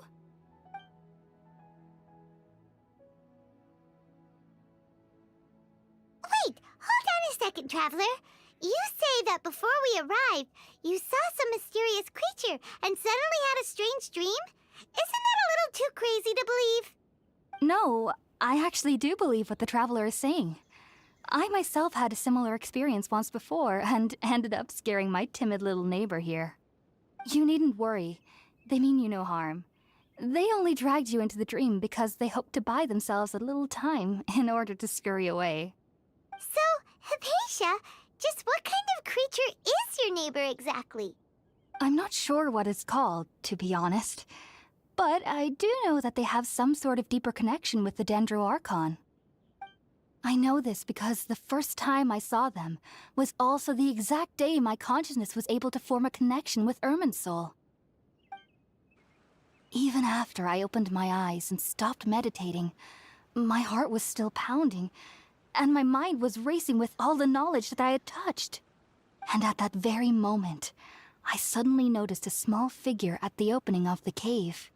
In my curiosity, I began to walk over to the creature. They must have already been used to me living in the cave, because they didn't seem to mind me approaching them. They just kept doing whatever they were up to. It wasn't until I crouched down next to them that they suddenly realized that I could see them. Oh, and then? And then I had a dream. By the time I came to, they were nowhere to be seen. I was convinced they'd never show up again. But sure enough, I saw them nearby a few days later. And they weren't alone. I feel like they aren't as afraid of me as the first time I approached them. But I never would have expected them to save me.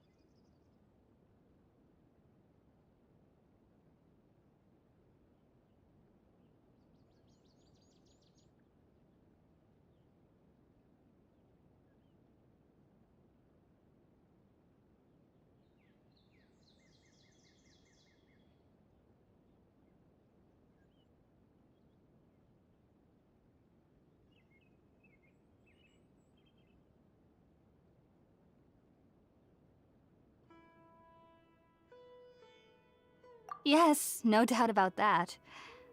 By the way, Tainari mentioned in his letter that you had questions for me regarding Irminsul.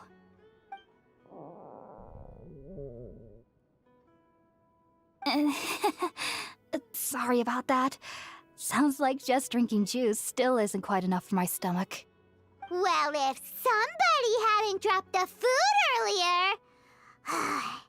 Anyway, looks like we'll need to prepare something ourselves. Besides, Paimon's getting hungry too. Let's eat first and talk about Irminsul later. Alright, we're up, Traveler. Today's menu will feature sweet madame and a radish veggie soup. You'll love them, Hypatia. They're our specialties after all. Sounds good. I've never tried any dishes from other nations before. I certainly look forward to it. It's been so long since I've had a decent meal, too. To be honest, the last time had to be when Tainari came to visit.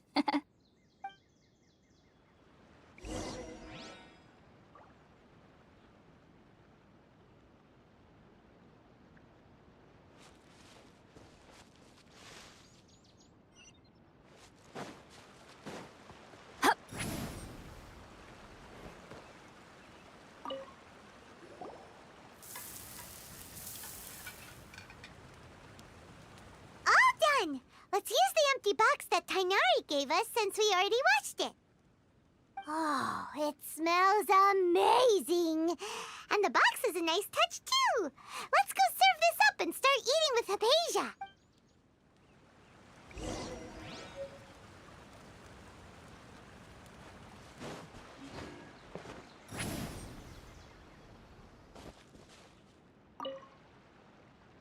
Are you already finished cooking? Smells delectable. I'm truly thankful whenever I can enjoy a proper meal like this. Cooking really isn't my forte.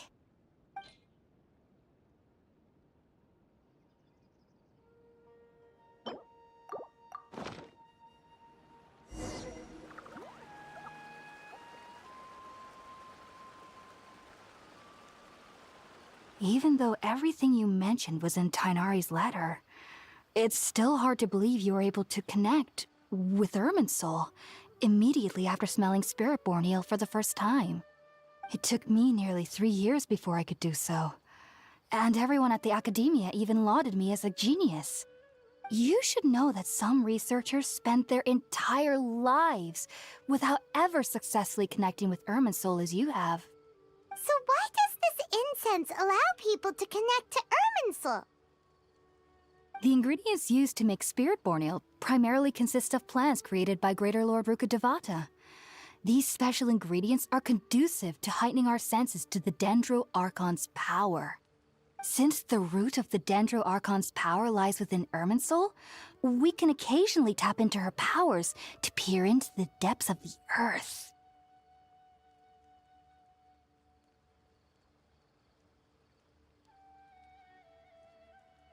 Naturally, anyone who can establish a connection with Irminsul in their first ever attempt must be a person of great understanding.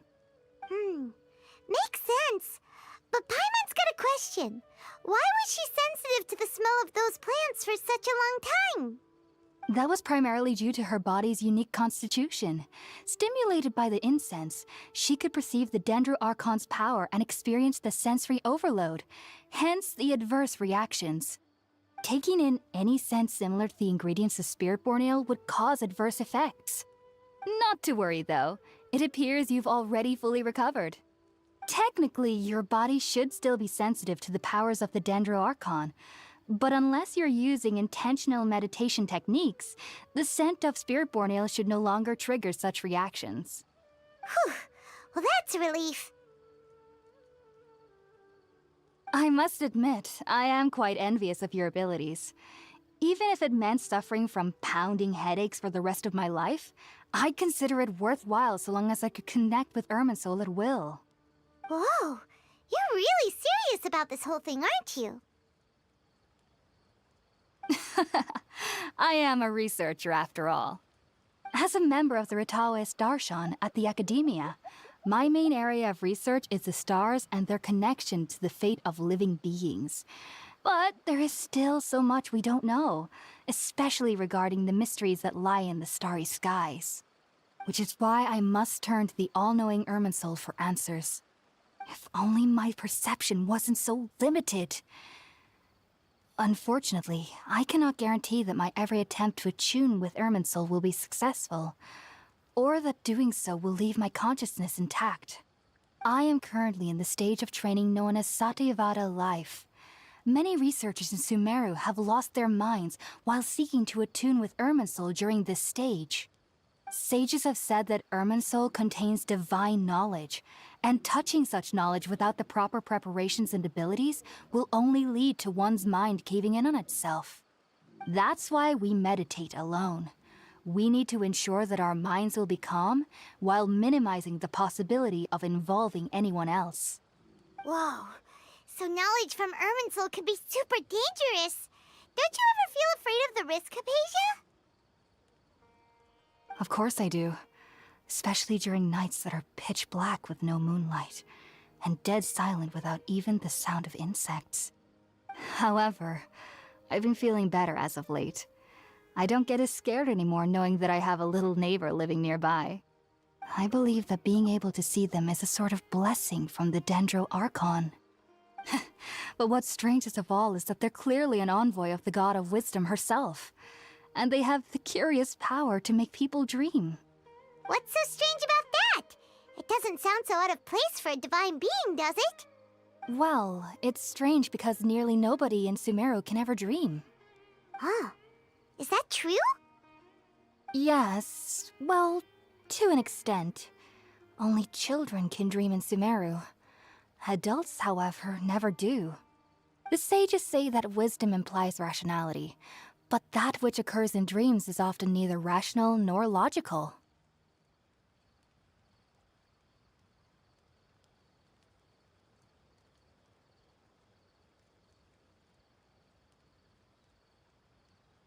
Yes, if one struggles with anxieties, those emotions could influence their dreams. The fact that the people of Sumeru do not have dreams is seen as a blessing by the sages. They believe that Greater Lord Rukkhadevata, the god of wisdom, is keeping us away from the foolish delusions you encounter in your sleep. I was born into a family of scholars in Sumeru City. Ever since I was a child, my parents would always tell me that I'll know I've grown up once I stop dreaming. I studied hard, enrolled as a student in the academia, and went on to become a researcher. Sure enough, I never dreamed again. But then, on the day I scared the little Aranara, I suddenly saw a dream again. It was incredible. Though I don't exactly remember what I saw, I clearly recall the feeling. I suddenly felt like I was a child again. Back then, I was foolish and ignorant as any youth would be, but I was free of fear. Maybe dreaming isn't as bad as we've made it out to be. Just be sure not to speak of this if you travel to Sumeru City. They'll look at you as if you've lost your mind.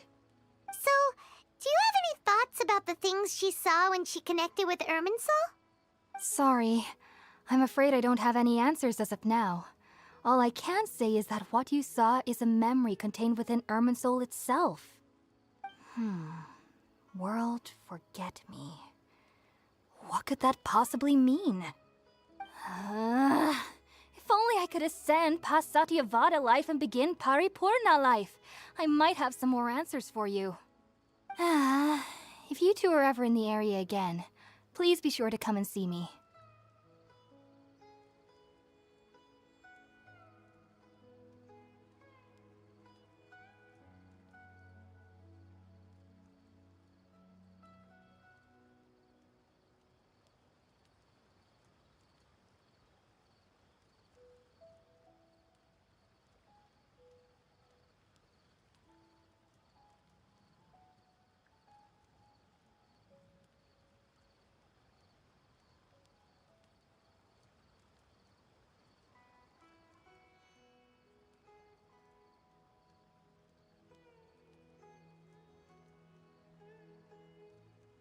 There's no need to be thanking me.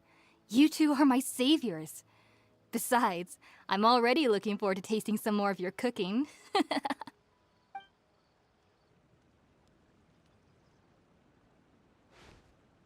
that we know Hypatia is alright and had the chance to ask her some questions, Paimon thinks it's about time to head back to Gandharvaville.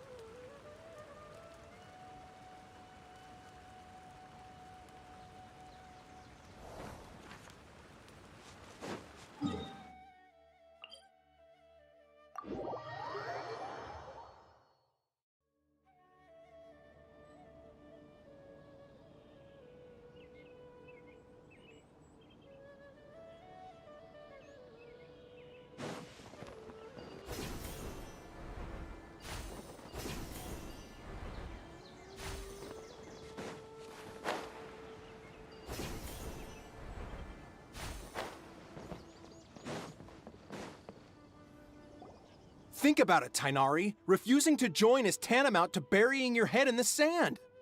I understand that you're a forest watcher and that it's your duty to combat the effects of withering zones. But isn't it evident that such work is not a lasting solution to the problem? As Sage Kage clearly stated, your presence and guidance in Sumeru City is pivotal in finding a cure for Irminsul. How could you possibly refuse? Keep your emotions in check, Gulam. Let's at least listen to Tainari's reason for declining. We're here to invite him to the Academia, not to cause a scene. Sage Kage, I am truly honored that you came here in person, but I'm afraid I must still decline your invitation. I am merely a forest watcher. How could the great minds of the Haravatat have any need of someone like me? Well, it turns out that your refusal letter had some implications on your master's reputation. He is a renowned sage of the Immorta, after all. So now I've come here in his stead. I see. Well, I figured that given his temper, he would come here and berate me personally. Tainari, your master is an integral part of this effort. And now he requires your assistance. And what exactly does my master need of me, Sage Kage? You'll know, once you've arrived in Sumeru City, that is. And, how long will I be required to stay? There's no definite answer as of now. Do you mean to tell me that, despite coming all the way here to Gandharvaville, you still can't answer the questions I laid out in the letter to my master? If that's the case, then I'm afraid I cannot give you a definite answer either. Tainari, but you... So be it. Come, Gulam, we're leaving.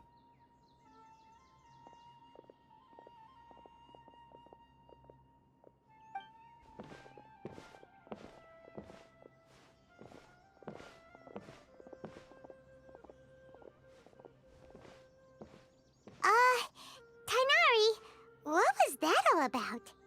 It's nothing. Some people from the Academia wanted me to go to Sumeru City to assist them with a project, but I had to refuse on account of all my responsibilities here. But all that can wait. How did things go with Hypatia? It was quite the eventful trip, but the main thing is that she's safe and sound. She answered a bunch of questions for us, too. Very good. Now that the Traveler has made a full recovery, there shouldn't be any reason for you to tarry here longer. I assume you will be heading to Sumeru City, correct? That's right! We want to meet Lesser Lord Kusanali and ask her for advice. Do you have any idea on how we can find her? Sorry, I'm afraid I don't have any advice for you there.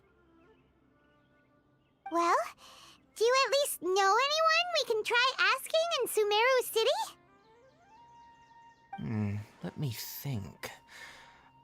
My trips to Sumeru City have been fairly short, and most of my acquaintances are researchers.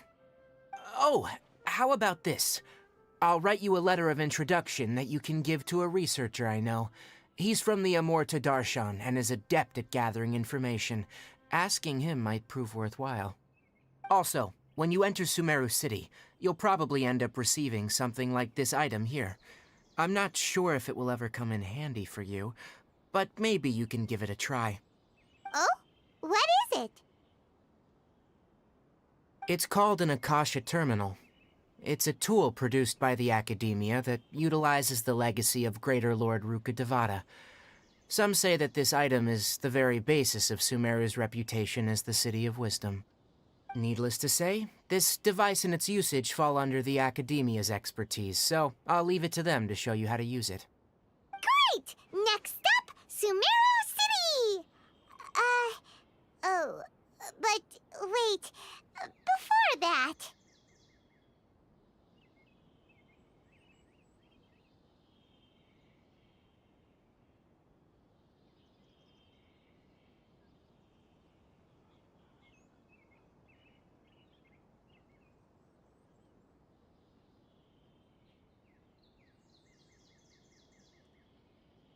That's right! Tainari, we have something important to say to Kale before we leave. Is she doing better now? Yes, she's doing much better. After being confined to her bed all this time, I thought a little walk would do her some good. Last I saw her, she was taking the path towards the North Crossing. She knew you two would be leaving soon, so she must have wanted to see you off. Thanks, Tainari. All right, let's go! Farewell, and good luck to you both.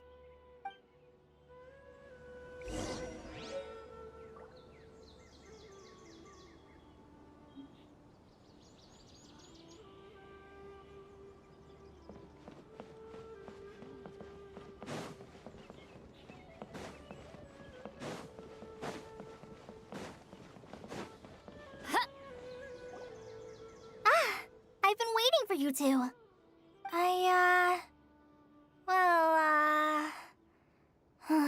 Never mind. I guess I should just wish you two a safe and successful journey. Thanks for waiting here just to see us off, Kale. We're headed to Sumeru City.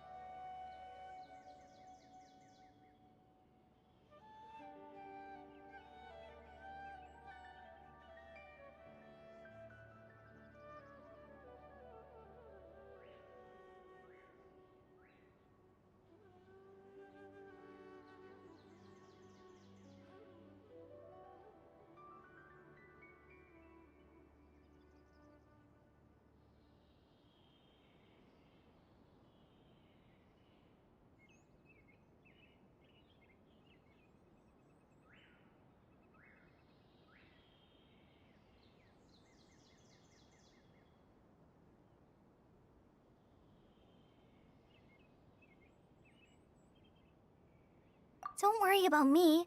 I can take care of myself. My condition won't be getting in the way of my duties. I want to be a forest ranger after all. It's up to me and the others to protect the rainforest here. And, I'm sorry. I should have told you both about my condition when we first met. I just wanted you two to treat me as a normal friend, not some girl that needs your sympathy. But I guess now I understand that the most important thing is for friends to be genuine with one another. There's no need to apologize, Kale. We should be thanking you for trusting us enough to be your friends and sharing your past with us. We're probably still gonna worry about your condition, but that's because we're friends and we care about you. Thank you. That means a lot. Before you leave, I have something for you. Oh? What is it? It's my recipe for pita pockets. I told you that I'd give you a copy, remember? My handwriting is a little, messy, so please don't laugh. Yay! Thanks, Kale. Now we can eat those scrumptious little pitas whenever and wherever we like. I hope that whenever you eat them, you'll both remember your time here in Gandharvaville.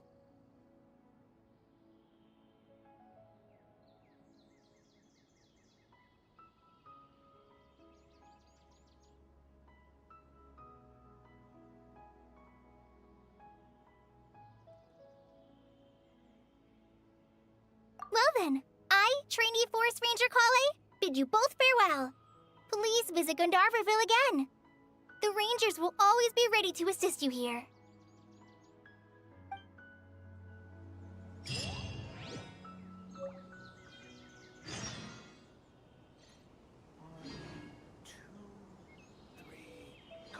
There isn't a single one missing.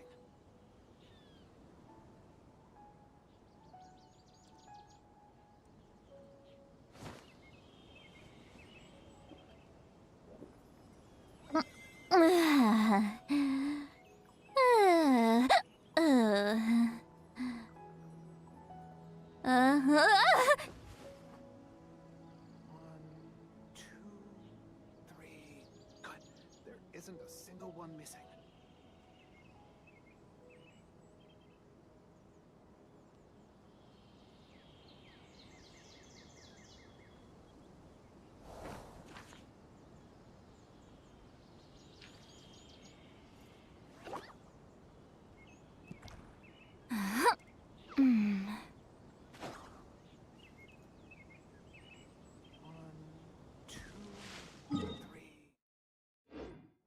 Single one missing. Get to work! Try and stop me!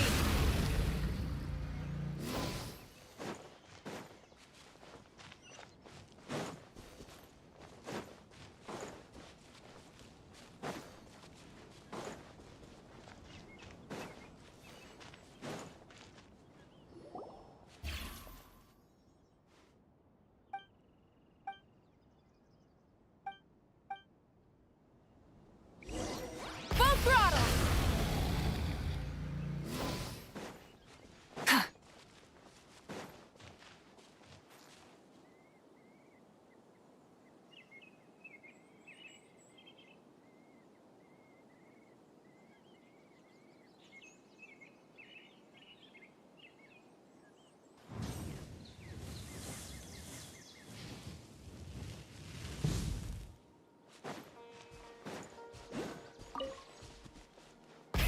Rev the engines!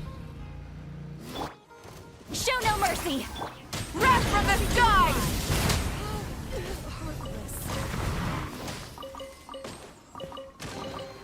The rewards of an adventure worth remembering.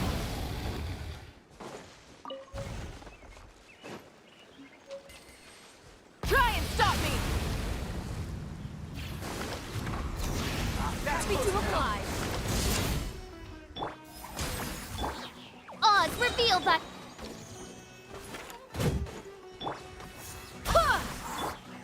Light it up! Rev the engines!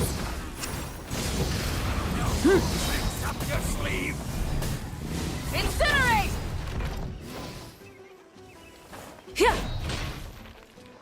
Fulfill our pact!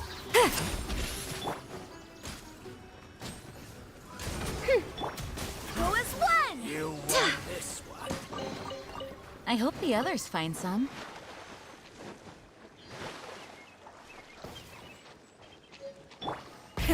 Rev the engines!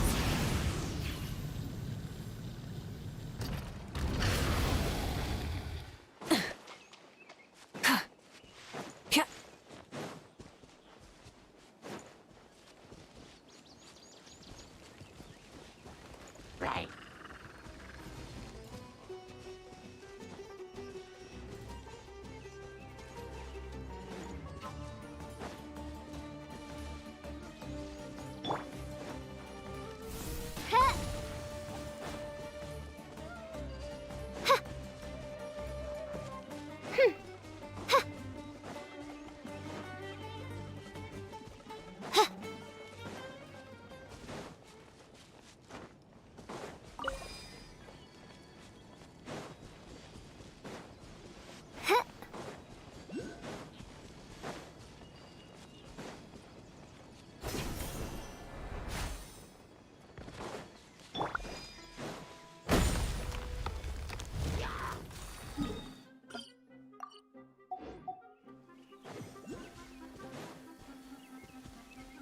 Try and stop me!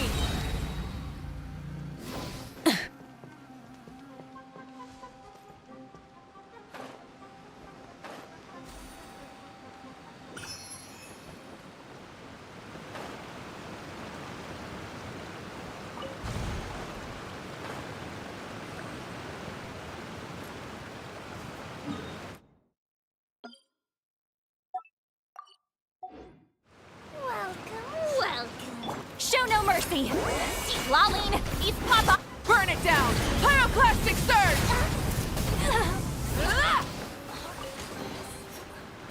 Hey, not a...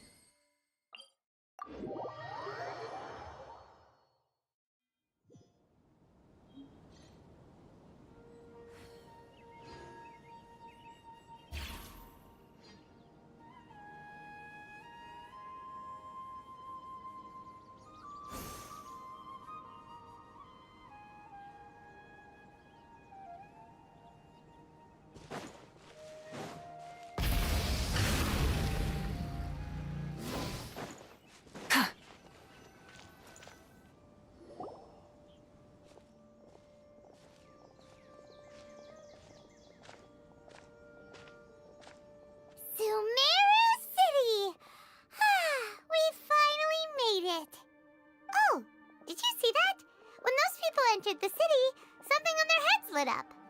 One moment, please, you two. It appears this is your first time visiting Sumeru City. Oh, yeah, that's right. But how did you know that? Because there's currently no information on either of you in the Akasha.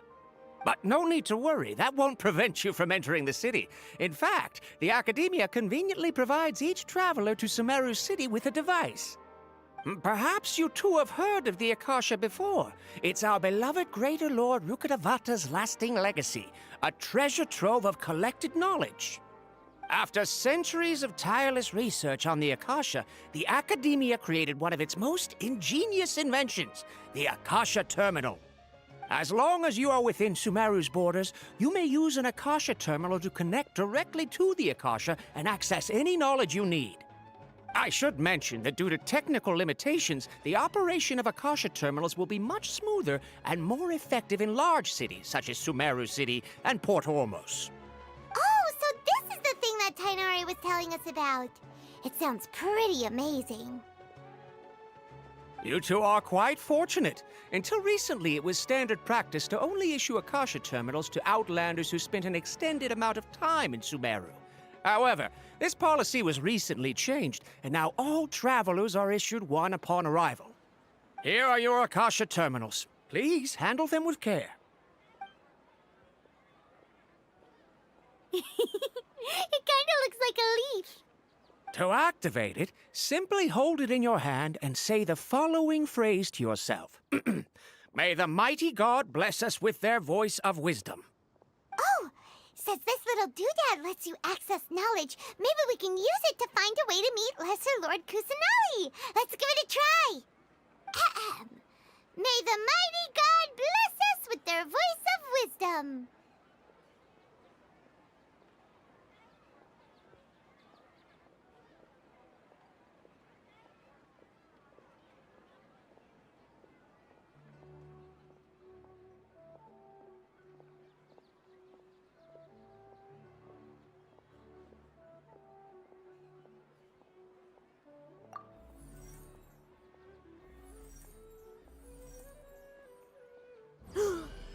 Whoa! Just now, something clicked, and Paimon suddenly knew how to use this thing. It seems all we need to do is concentrate on what we want to know, and bam! You get it. Oh, that'll come in real handy. Exactly. That is the power of the Akasha.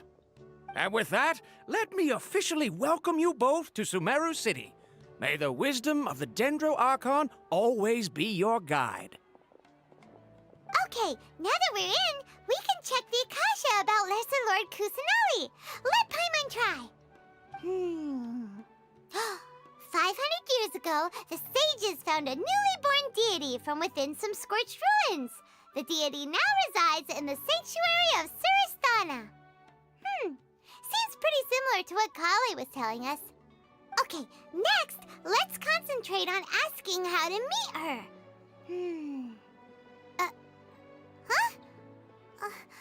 Paimon doesn't sense anything.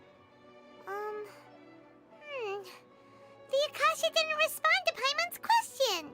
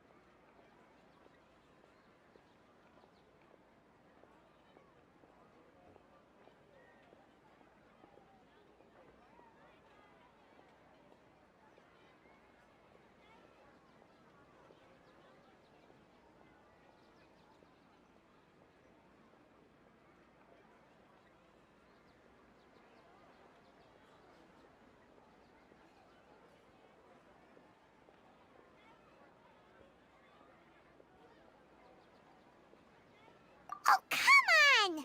Ugh. Focusing on this question feels like when you have something you're trying to remember and it's on the tip of your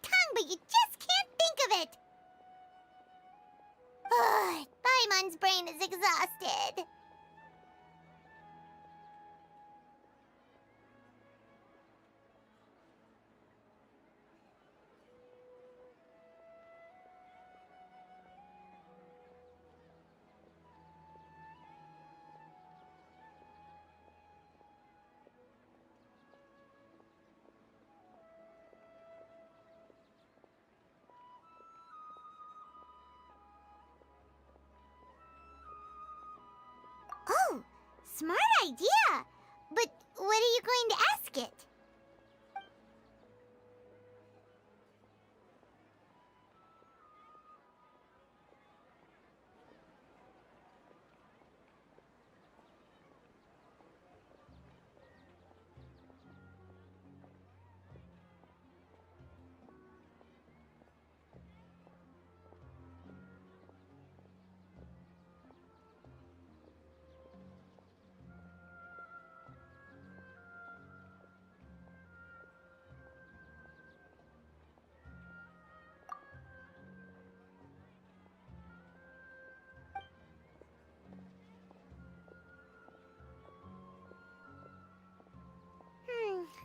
You too?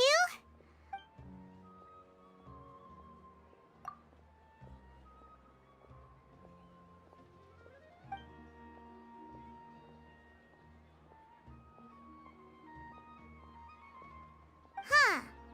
Could it be because we're Outlanders and we've only just arrived in Sumeru? You know, maybe we're not qualified to receive an answer to this sort of question or something.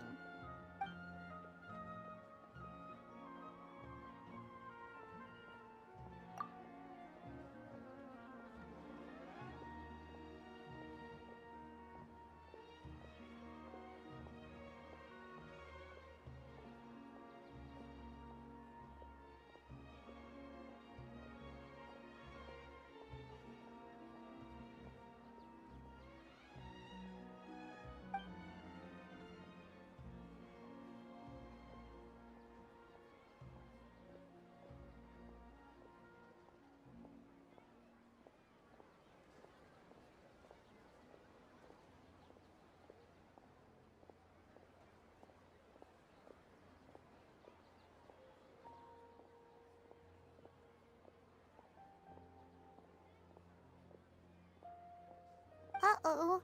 Paimon's getting all teary-eyed all of a sudden. It feels like the people of Sumeru really missed their Archon. Well, seems no matter which way we try, we can't find anything that'll lead us to Lesser Lord Kusanali. Guess our only choice now is to try meeting with the researcher that Tainari recommended. He's from Sumeru and even has a position in the Academia.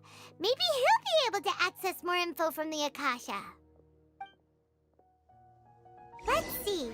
Tainari wrote an address on the letter's envelope. Oh, it's not far from the city's gate. Let's head over and have a look. Hopefully he's at home.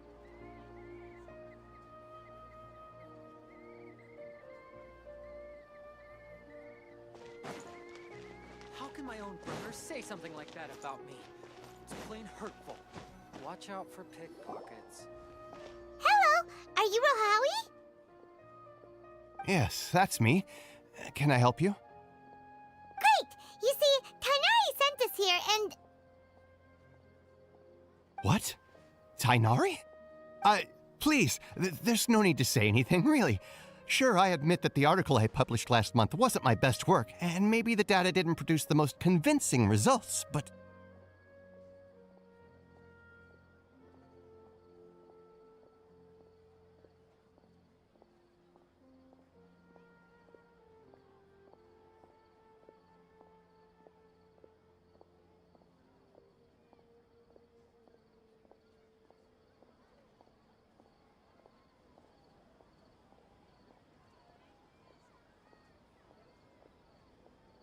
Here, this is a letter from Tainari. Oh, let me see. Ah! Ooh, what a relief. You two nearly scared the life out of me. So you two just have some questions for me? Seems even Tainari acknowledges my innate ability for procuring information. So, what is it you two would like to know? We want to meet with Lesser Lord Kusanali. Do you know a way we can do that? You mean you want to meet the Dendro Archon herself? This isn't exactly my area of expertise, but let me see what I can find in the Akasha.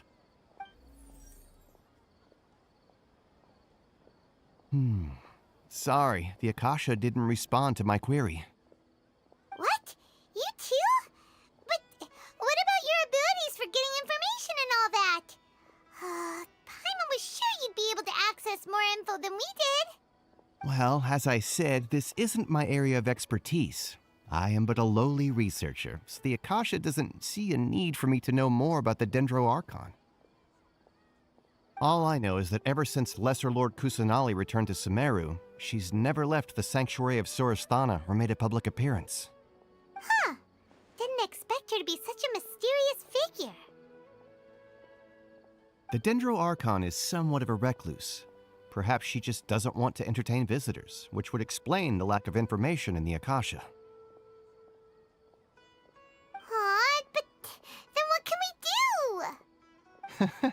No need to worry just yet. I'm only hypothesizing here. You could certainly try asking around and see if anyone else has ideas. And besides, you two should consider the bright side of things. Not being able to see Lesser Lord Kusanali may not be a bad thing. In this world, there will always be information you cannot obtain from the Akasha and things you can never accomplish. Knowing when to yield is a form of wisdom. Take me, for example. It's a miracle if my brain cells can spit out one paper every 3 years. But Tainari? That guy can publish 3 papers in just a single year. Okay. Thanks for your advice. Don't mention it. If you two ever want information about things like who's been promoted within the academia or relations between the 6 great sages, come find me.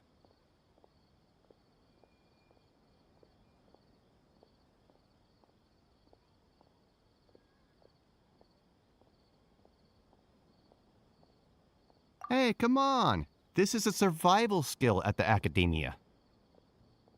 Oh, Paimon's expectations were pretty low, but this is so low it's like digging holes in the dirt. So what do we do now? Even if we want to talk to someone, we don't know anybody here.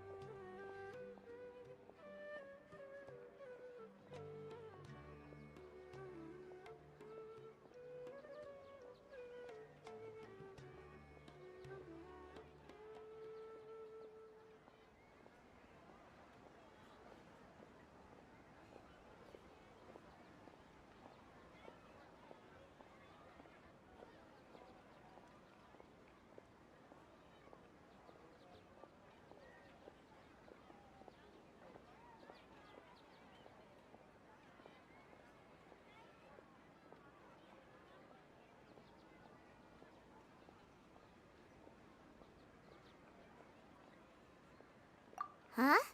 Like who? Oh, you're right! Catherine! The Adventurers Guild has its own intel network. Let's hurry and find her.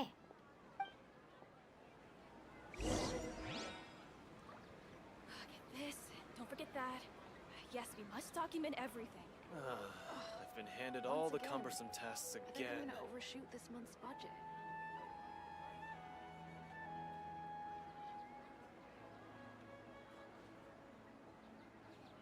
Exploration and trials.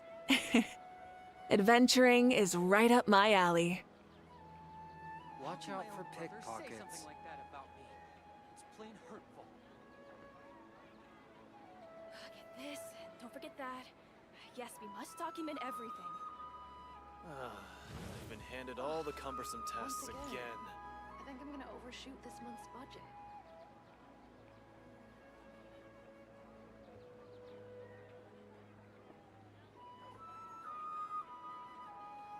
How can my own brother say something like that about me? Watch out for pickpockets. Get this. Don't forget that. Rev the engines!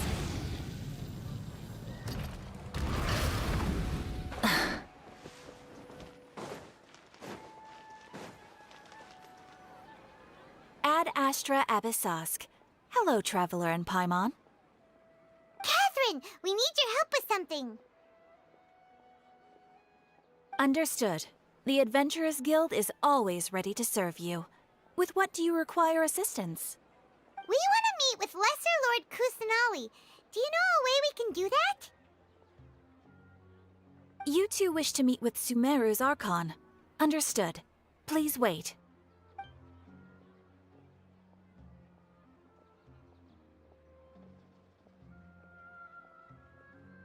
I apologize, but I am unable to call up any relevant information in the Akasha.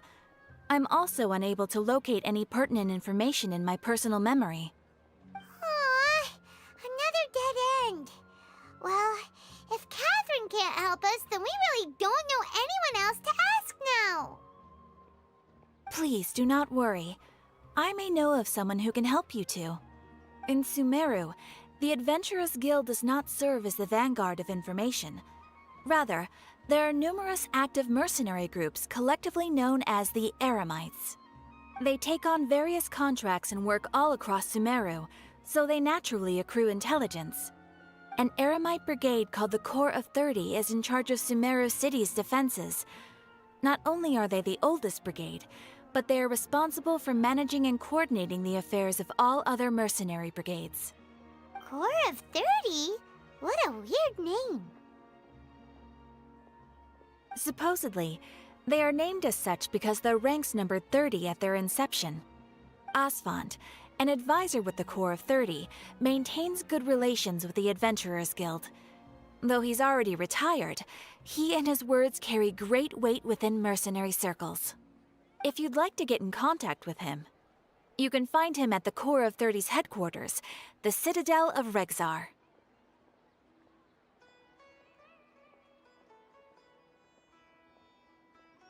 You're welcome. I wish you two the best of luck.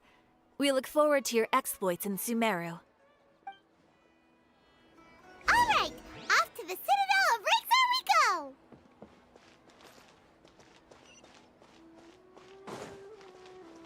go! Try and stop me!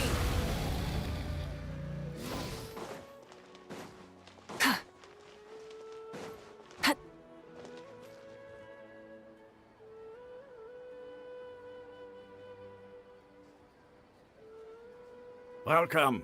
The Adventurers Guild told me to expect you two. It's nice to meet you, Asfand. We'd like to ask you about something.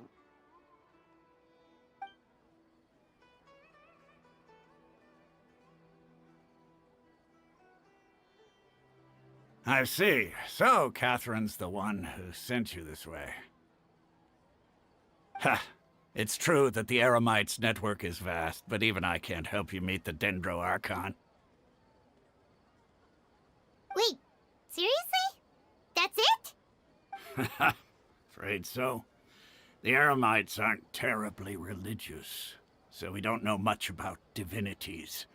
As far as the Akasha goes, we can access even less than you. We originally came from the desert. The gods there died off long ago. Since those days, we've used our own 2 hands to carve out a living. We don't beg gods for their aid. It isn't just us, though.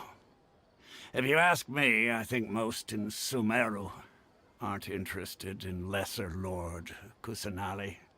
Oh? Why's that? Just take the Academia, for example. They're the ones who truly rule Sumeru. Although they believe in gods, most of them only care for the late Greater Lord Rugurdevada. In their eyes, she was the one who founded Sumeru and gifted us with the Akasha. Lesser Lord Kusanali just happened to inherit her legacy. Because of the Academia's influence, most citizens are more familiar with Greater Lord Rugurdevada and hold her in greater esteem. Not to mention that Lesser Lord Kusanali never makes an appearance, and the Academia never announces anything about her. As far as the people of Sumeru are concerned, she's just a god that exists. And that's all. Really? Aw. After hearing all of that, Paimon sort of feels bad for Lesser Lord Kusanali. Ha!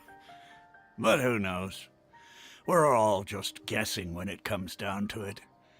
Besides, I'm sure the God of Wisdom doesn't worry about her reputation among people like us. All right. Well, thanks for the info, Osfond. No problem. Always happy to help out the Adventurers Guild.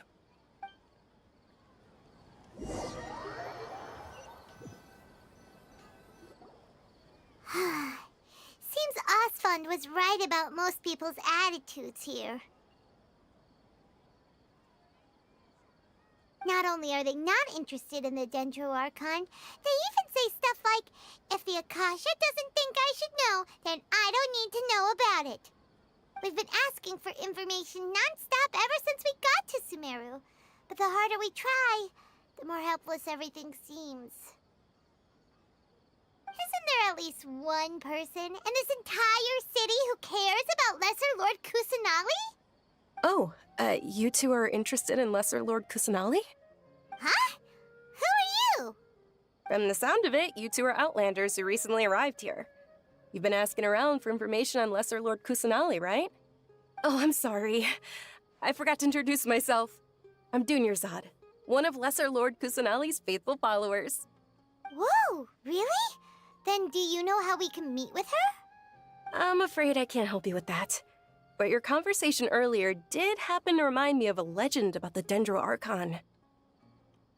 Sure. It goes like this. Long, long ago, there was a man who heard a prophecy. It predicted that a great calamity was about to befall him. Panicked by what he heard, the man sought out the Dendro Archon in hopes that she would bless him with the wisdom to help him escape his predicament. The man journeyed across deserts and through rainforests and experienced tribulations of every kind. However, he still couldn't find any trace of the Dendro Archon. In despair, he thought, alas, the Archon has abandoned me. He then had no choice but to sorrowfully resign to his fate. Okay, and then what happened? And then, the calamity came. But to his own surprise, the man felt somehow emboldened by the trials of his journey. By relying on his own strength, he managed to overcome the adversity. At that moment, a bird perched upon his shoulder. This bird was, in fact, an avatar of the Dendro Archon. She said, "O Archon Seeker, do you now understand? She and her wisdom have long been found by you. Along your journey, we were in every flower and blade of grass, every ray of sparkling sun, and every breath of dancing wind. So long as you continue to think and ponder, we'll be wherever you go."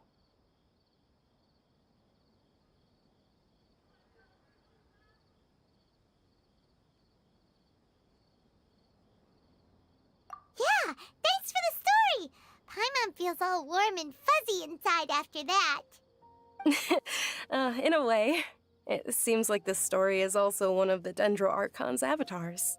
Dunyarzad, since you worship Lesser Lord Kusanali, can you tell us anything else about her? Of course. So did you two know that, I'm terribly sorry, but it seems something's come up now. Let's chat another day.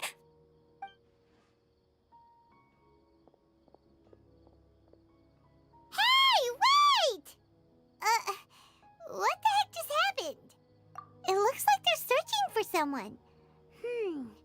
Dunyarzad was acting super nervous just now. You think they're looking for her? This stinks! We finally managed to find a lead about Lesser Lord Kusanali! We can't let them get in the way now! Let's see if we can get rid of them. Then we can catch up with Dunyarzad! Hey, have you two seen a brown-haired girl wearing a purple top and a long blue dress? We're looking for her. Did she have bandages wrapped around her wrists? Yes, that's her. Did you see which direction she went? Yeah, she went that way. Quick, after her!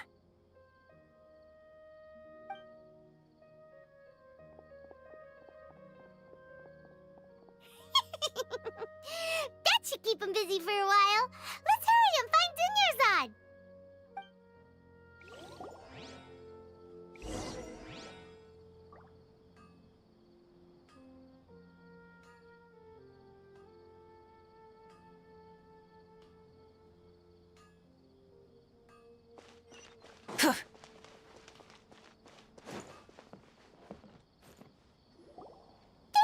Dunyarzad, we thought you might have been long gone by now. Oh, it's you two. Oh, you startled me there. You can relax now. We threw those people looking for you off the trail. Really? Thank you so much. Unfortunately, I believe there's still more of them out there looking for me. Uh-oh, looks like there's some coming this way. Huh? More of them? Then what are we standing here for? Run! No, wait, my body isn't in the best shape. It's difficult for me to run. Okay, sounds good. There's a tavern on the other side of the port we can go to. They probably wouldn't expect me to hide in a place like that.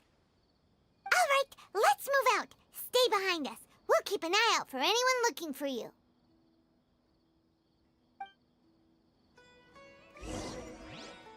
Trust me. Just take my word for it.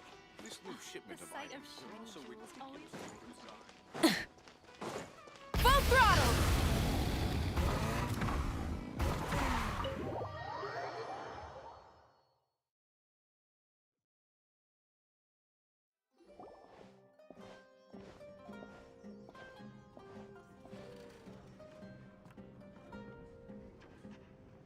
We made it. Oh, they shouldn't be able to find us now. Wait! Stand down, Dia!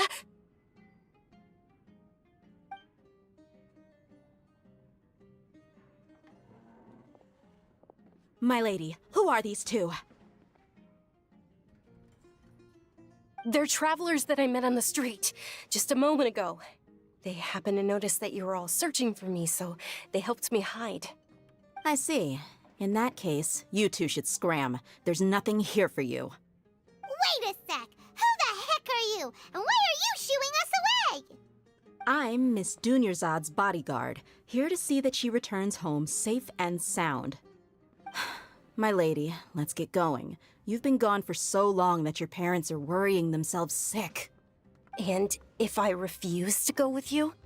It'd be easier for the both of us if you cooperated. But if you insist on not going, then I'll have to carry you like a sack of potatoes. Hey! Dunyarzad already said she doesn't want to go back. Why are you still pushing her? Stay out of this. You don't understand the situation. Sorry, my lady.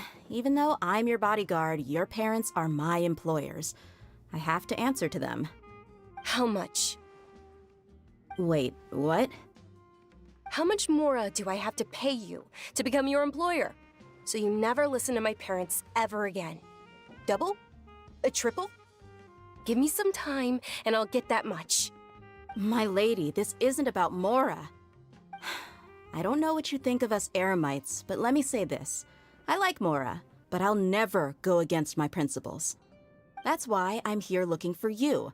Sure, it's an order from my employer, but my conscience was also telling me it's the right thing to do. And knowing your health, carelessly running around like this is gonna hurt ya. For the sake of those who love you, don't be stubborn. No, you're wrong. I'm aware of my limits, and I know what I'm doing. Honestly, the only people being stubborn right now are my parents. And they know perfectly well that it makes no difference if I'm at home or not. They still won't accept reality. And every time I bring this up, they just change the subject. Dia, you've been living with us a long time already. This should be old news to you. Dia, I know it hasn't been easy for Mother and Father, and I'm grateful for everything they've done for me. But there's someone else in this world I'm also grateful to. Because she saved me. The love I have for her is the same I have for my parents. This is my life and my last chance. So I want to do something meaningful.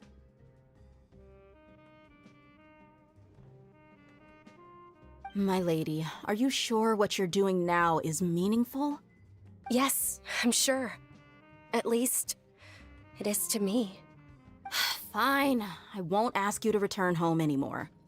But let me make something very clear. I'm only doing this because I respect your determination, not because I agree with you. Thank you, Dia. Sorry for being so rude just now. My nerves were acting up. And I even brought up your payment in such an offensive way. Don't worry about it, my lady. I did say that I like Mora. Besides, that's our next topic of conversation. Today's little excursion caused such a ruckus that every single bodyguard at the estate was deployed. It wouldn't be easy to hide things from your old man. Since this definitely won't be your last escapade, here's a little tip. You should at least make it look like your room and things are still in order when you leave. Also, you'll need someone to cover you for when you're out and about. So, I'll let you hire me, my lady. This way, everyone wins. As for the pay, let's say half of what your father pays me. We can settle the bill when we return to the estate. Okay, deal. Yay! Looks like they've reached an understanding.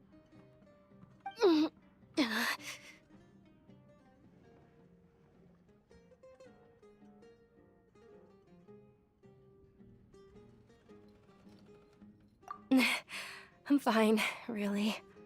I just feel a little tired now that things have calmed down. My lady, stop trying to look tough. We're already in a tavern, so let's rest up and grab some grub. I'm sorry for worrying you two. If you don't mind, I'd like for you to join us. Sure! After you rest up, we want to hear more about Lesser Lord Kusanali.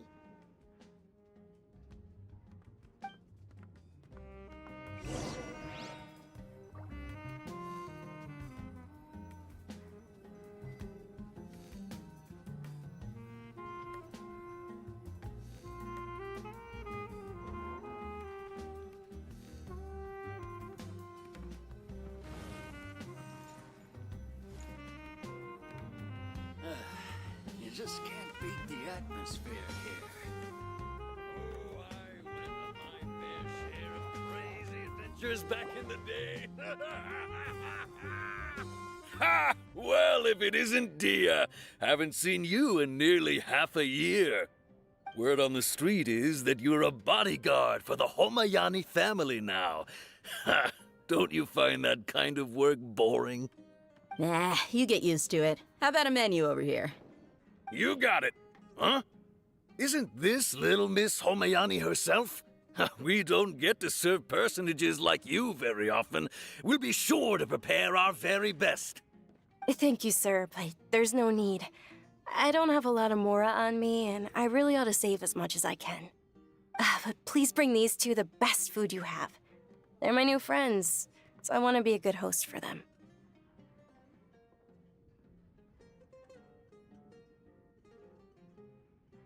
Wait, we're paying for ourselves now?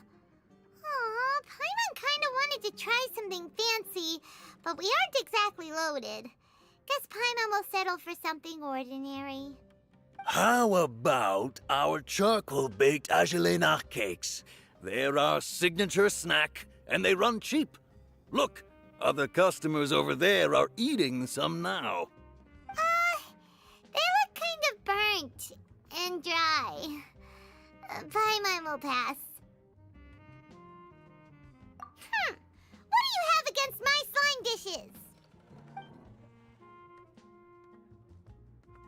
Dunyarzad, we asked a lot of people when we first arrived, and almost nobody was interested in Lesser Lord Kusanali. So, what made you want to follow her? Well, remember when you asked me if I knew how to meet the Dendro Archon? Even though I don't know how, I think I've actually seen her before. Huh? Really? Yes, it was when I was a child. At the time, my illness had kept me bedridden for the better part of a year. I was stuck inside and couldn't make any friends, and my parents did their best to find treatments for me. But even then, the Akasha didn't have any helpful information. My younger self no longer had any hopes or dreams. One flare-up was so bad that I was in a semi-conscious state for several days. Then one night, I woke up alone in my room. I was terrified. My body was paralyzed. Even if I cried, there was no sound. At that moment, an ethereal voice spoke in my mind. Dunyarzad, don't be scared. You don't have to cry. Dunyarzad, don't be scared. You don't have to cry. Who are you? How do you know my name? How do I explain this? You might not be able to understand, but actually, I know everything about you. Really? Of course.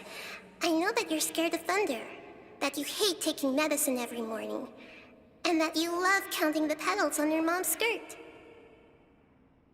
Wow, you really do know everything. Dunyarzad, is there anything you want? Want? Not really. I can't go anywhere or do anything. Huh? But aren't you a child? All children have wishes. Tell me what you want, and maybe I can make it happen. Then, can you make my illness go away? Oh. I'm sorry. But I'm not powerful enough to do that right now. Then, can you be my friend? After that, the voice said, "Okay, I'll be your friend." Although my body was suffering during those days, that voice encouraged me and told me many wondrous things. Beyond my window was the flourishing Sumeru city. Beyond the city was a lush rainforest. And beyond that was the wall of Samiel, deserts, and all of Tevat. Once I finally made it through that bout of illness, I couldn't hear that voice anymore. I told my mother about it, but she said that I must have been dreaming.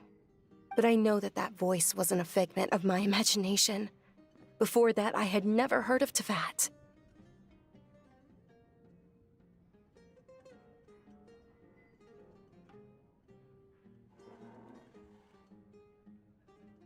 Yes, for sure.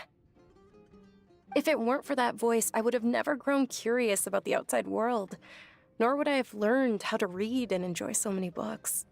That voice sparked a desire for wisdom. It had to have been the Dendro Archon. I've been hoping for a chance to repay her kindness. In fact, I was running around today to help prepare the Sub-Zerus festival for her.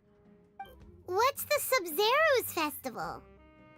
It's Lesser Lord Kusanali's birthday, which was the day that she was found by the sages. It's actually an old holiday that originally celebrated Greater Lord Rukkhadevata's birthday. When she passed away, the holiday eventually became a celebration of the Lesser Lord's birthday. I heard everyone was overjoyed when they welcomed her back to Sumeru. In those days, the festival was a huge deal. But because of the Academia's influence, people have gradually lost interest in the festival. The Academia actively participates in Sumeru's many holidays dedicated to Greater Lord Rukkhadevata. But when it comes to the Sub-Zero's festival, forget any funding. They practically act like it doesn't exist. Maybe they see Lesser Lord Kusanali's birth as confirmation of Greater Lord Rukkhadevata's death, so they're reluctant to celebrate it. Aw, but that's awful. It is. It's absolutely terrible. Sure, the Greater Lord founded Sumeru, but hasn't Lesser Lord Kusanali been the one quietly protecting us for the past few hundred years? Just remember that we're still out in public. Don't get too carried away now. I know that people over by the Grand Bazaar still hold the Sub-Zero's festival to this day, but I hadn't met any of them before, so I was never able to contribute. But recently, I made a friend there who also follows Lesser Lord Kusanali. I gave her my savings because I want her to throw a wonderful festival this year. That's the least I could do for Lesser Lord Kusanali. Hold on, my lady. Does this friend happen to be Nilu, the one who sends flowers to the estate? Yes, that's her. I saw her leaving the other day with a nervous look on her face. It seemed like she was hiding something in her arms. Did you give her something? Yes. Initially, I didn't have much Mora prepared, so I had Nilu sell one of my skirts.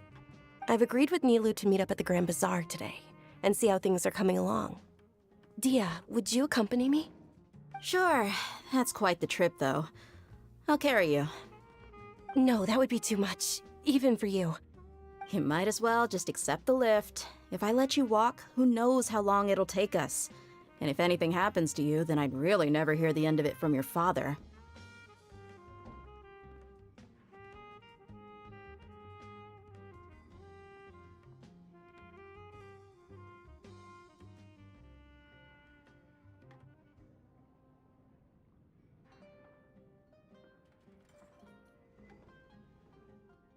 But of course!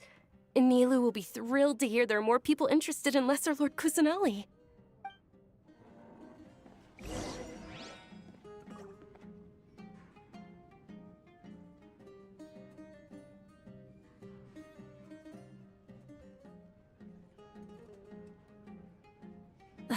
Instead of confining themselves to the heavens, God should broaden their horizons in the world below. You just can't be. Try and stop me!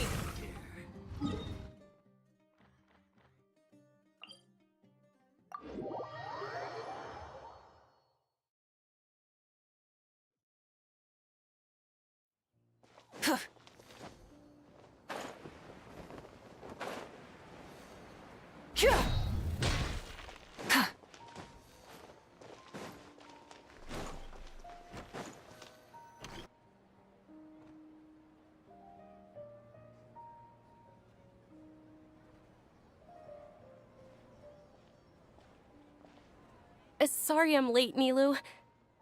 Oh, Dunyarzad.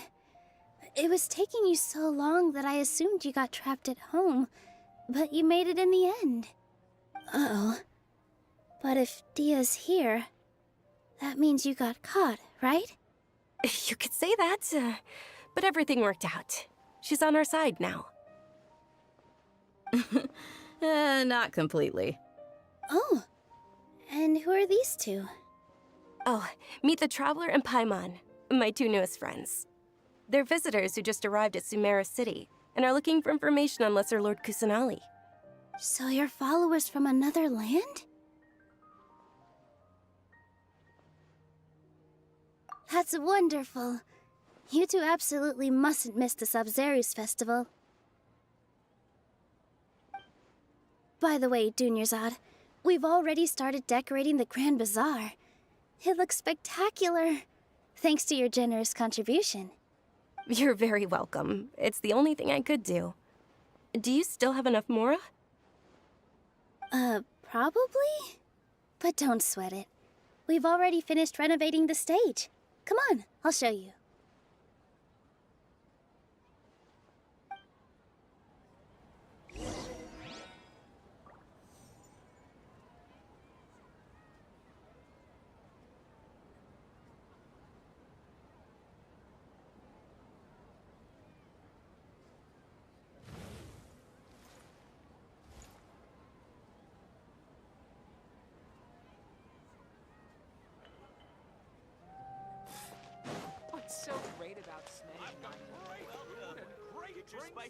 Wow! This place is amazing! Not bad. Huh. Last time I was here, the stairs were full of holes. The stairs were nothing. A little while ago, we discovered that the tree above the stage had a huge chunk of bark ready to fall off. Mr. Zubair was worried sick. We reported it to the academia many times, but they never sent anyone to deal with it. We didn't want anything bad happening, so we were going to cancel all this. Oh, probably because it was the theater asking. The academia looks down on performers like us. They probably think it would be best if the theater closed down completely. We can't let that happen, though. Not only would everyone involved in the theater go hungry, but then we wouldn't be able to hold the Sub-Zerus festival anymore. Thank the Dendro Archon for Dunyarzad. With the Mora she gave us, we hired someone to patch up the tree, and we also gave the stage a much-needed makeover. The stage is going to be even prettier when it's festival time. I can't wait for you to see it. And I can't wait to see you on the stage. You've been practicing so long already. It's almost time for your dream to become reality. It's our dream. I'll do my best for the two of us. Nilu, what are you gonna be doing at the festival? She'll be dancing the dance of Sub-Zerus, the most important performance at the Sub-Zerus festival. Dunyarzad, have you told them the origin of this holiday? I only told them about the Greater Lord and Lesser Lord so far. Okay. Then I'll tell you two about how this holiday came to be. According to legend, the Sub-Zerus festival was originally the Goddess of Flowers' birthday celebration for the Greater Lord. A long, long time ago, on one of Greater Lord Rukkhadevata's birthdays, her friends threw her a celebratory banquet. Some of the gods got drunk. One started playing music, and the Greater Lord started singing, so the Goddess of Flowers began to dance. As she danced upon the grass, countless beautiful parisaras began to bloom wherever she stepped. Those brilliant purple flowers became her dazzling stage.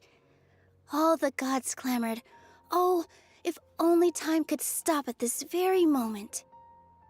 Of course they did. When people mention the gods, they always think of the Archon War. But Sumeru's gods also had happy times. Although they aren't around anymore, they're preserved in our tradition of dance. This outfit I'm wearing is apparently based on how the Goddess of Flowers looked. Though we're just tiny people compared to the Divine, we still have to do our best to make sure that the birthday girl feels loved on her special day. Nilu, you of all people will definitely be able to convey our well wishes to the Dendro Archon. I also noticed that you went the extra mile and scattered parisaras around the stage. They symbolize the Goddess of Flowers, after all. It's just a shame that all the real parisaras went extinct after her death. Yeah.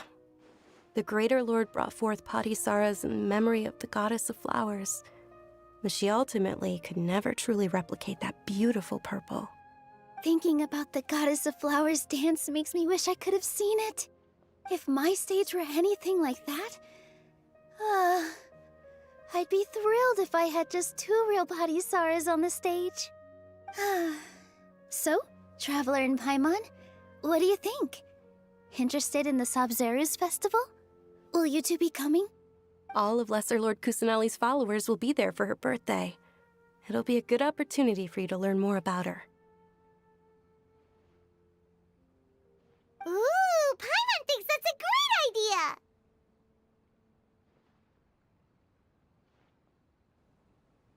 Hey, come on! There's nothing wrong with enjoying a festival. Besides, it's people who are celebrating it. So how about we all attend the Sub-Zerus festival together?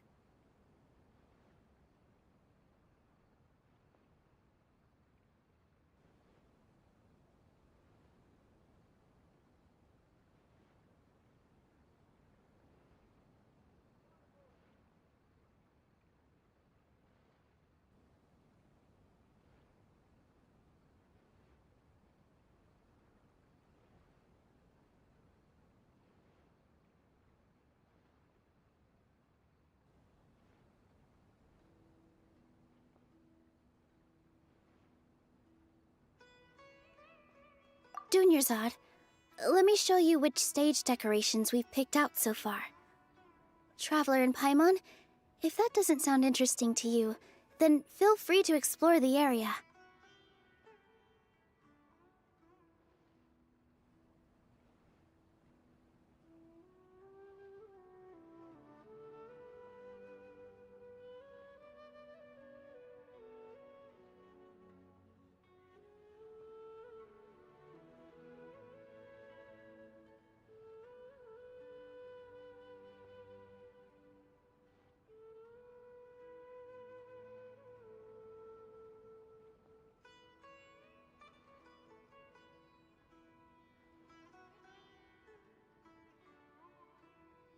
Everyone at the Grand Bazaar loves Lesser Lord Kusanali, and we're all looking forward to the Sabzeruz festival.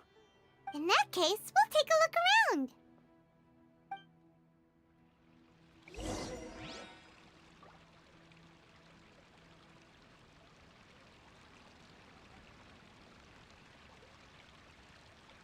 In my opinion, Jute's is the best stall in the whole bazaar.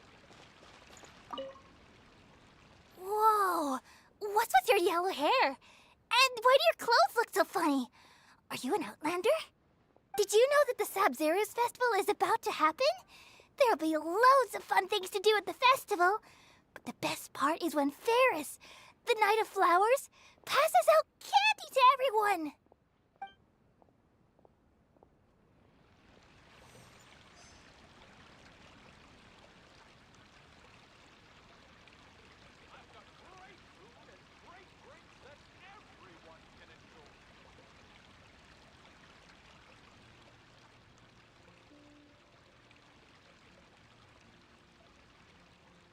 Many insects have a compulsion to follow the light, and humans are the same. Except we... Huh. Revamping the stage for the festival couldn't have been easy, that's for sure. I bet this year's festival will be one to remember. I don't know much about the Grand Bazaar, but I do know that the residents here have a penchant for song and dance. Two things that the academia doesn't particularly approve of. Oh, and the perfume sold around here is a lot better than what you'll find elsewhere. The fragrances are longer lasting and they're gentler on your skin and... I mean, that's what I've heard at least.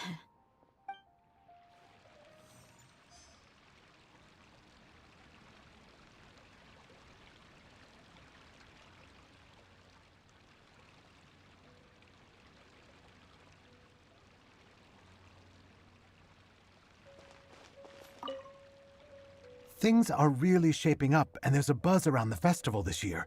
We're expecting people from all over to come by this year and buy things during the festivities. Don't be fooled into thinking that Sumeru City has the best of everything. Some festival snacks are only offered here in the Grand Bazaar. And when it comes to musicians, dancers, or singers, the Grand Bazaar's got the best of the best. Sure, those folks at the academia might not like it, but what's a festival without song and dance?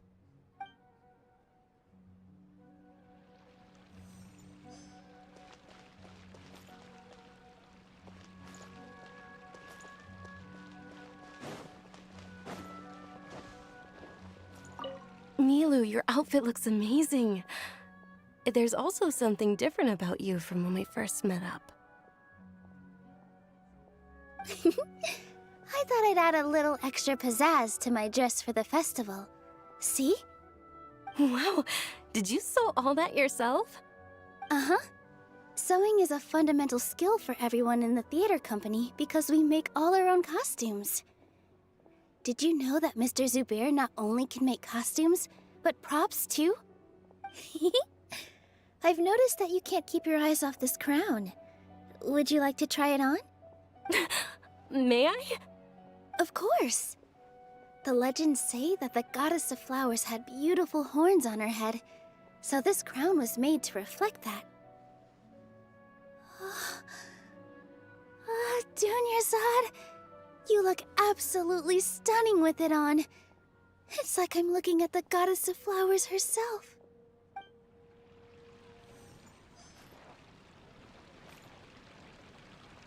Is there no future for me? Ah, dancing at the Sub-Zero's festival. You know, I also danced when I was younger. As a child, I even asked my grandmother why we performed the dance for the Lesser Lord when it was originally done to honor the Greater Lord. My grandmother said that Greater Lord Rukkhadevata is a beloved deity and honored by all. And Lesser Lord Kusanali is too. If the goddess of flowers ever knew Lesser Lord Kusanali, then she would certainly have wished to be her friend and hold celebrations for her too. The Sub-Zero's festival has been losing its appeal over the years. That is, until a wealthy benefactor stepped in this year and brought the festival back to life. I heard she forked out a lot of mora to make it all happen.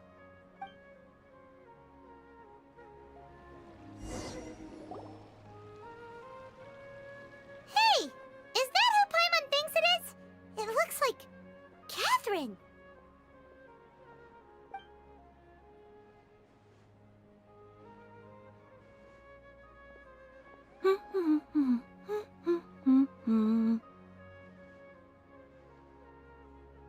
Huh. Come to think of it, Paimon's only ever seen her behind the counter at the Adventurers Guild. This is the first time we've ever seen her taking a break. Hey, Catherine! Huh? Oh, hey! It's the Traveler and Paimon! What's shaken? Whoa. Break time Catherine sure sounds a lot less formal than usual. Paimon was still waiting for her to say Ad Astra Abyssosque. Sure. Standing behind the counter at the Adventurers Guild doesn't require any complicated functions. But saying and doing the same old things over and over again can get pretty monotonous. Like watching the same Fontaine movie day after day. But take you two, for example. You travel across Tevat to enrich your lives and gain new experiences. Well, we enjoy traveling across Tevat and all that, but we're mainly looking for clues about her brother. Yes, you should keep searching. Sometimes the answers we're looking for aren't necessarily at our intended destination. Instead, they're found along the way.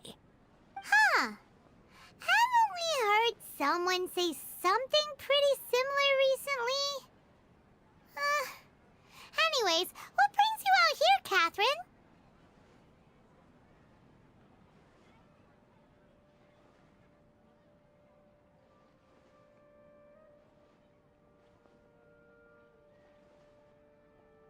No, not particularly. I guess you could say that I'm loving the recent atmosphere here. If festivals bring happiness to everyone, then that's where their true value lies.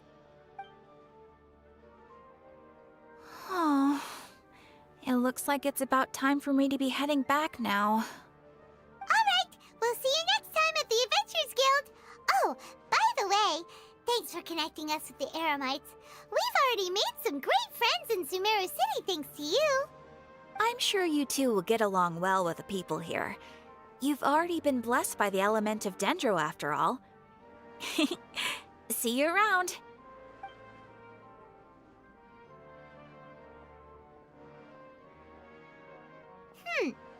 There's something really different about Catherine today. Hey, Traveler. Paimon. Oh, hey, Dia! What's going on? I've got something to tell ya. My lady knows you're looking for ways to meet Lesser Lord Kusanali, and she's been trying to come up with a way to help you. Well, I have an idea that might help. Are you serious? We'd love that! It might not necessarily pan out, so don't get your hopes up too much. I'll need to take you two somewhere and ask someone some questions.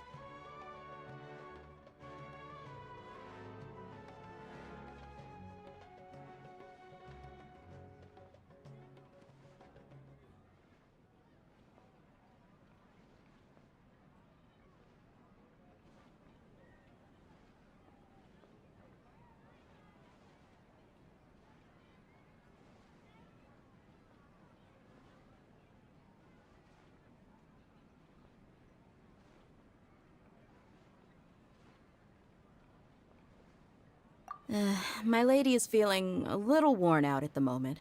Nilu's found a place for her to rest. After I take my lady home, let's meet in front of the Citadel of Regzar. Sounds like a plan. Let's head over to the Citadel of Regzar and wait for Dia. Here comes with its own fascinating story.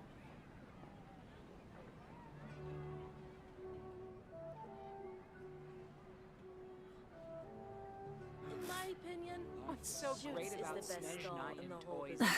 Instead of confining themselves to the heavens, God should broaden their horizons in the world below.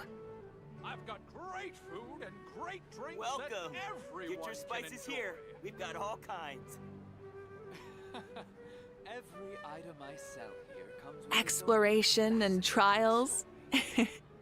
Adventuring is right up my alley. What's so great about Smash 9 and In my toys? opinion, Shoots is the best doll in the whole bazaar. Full throttle!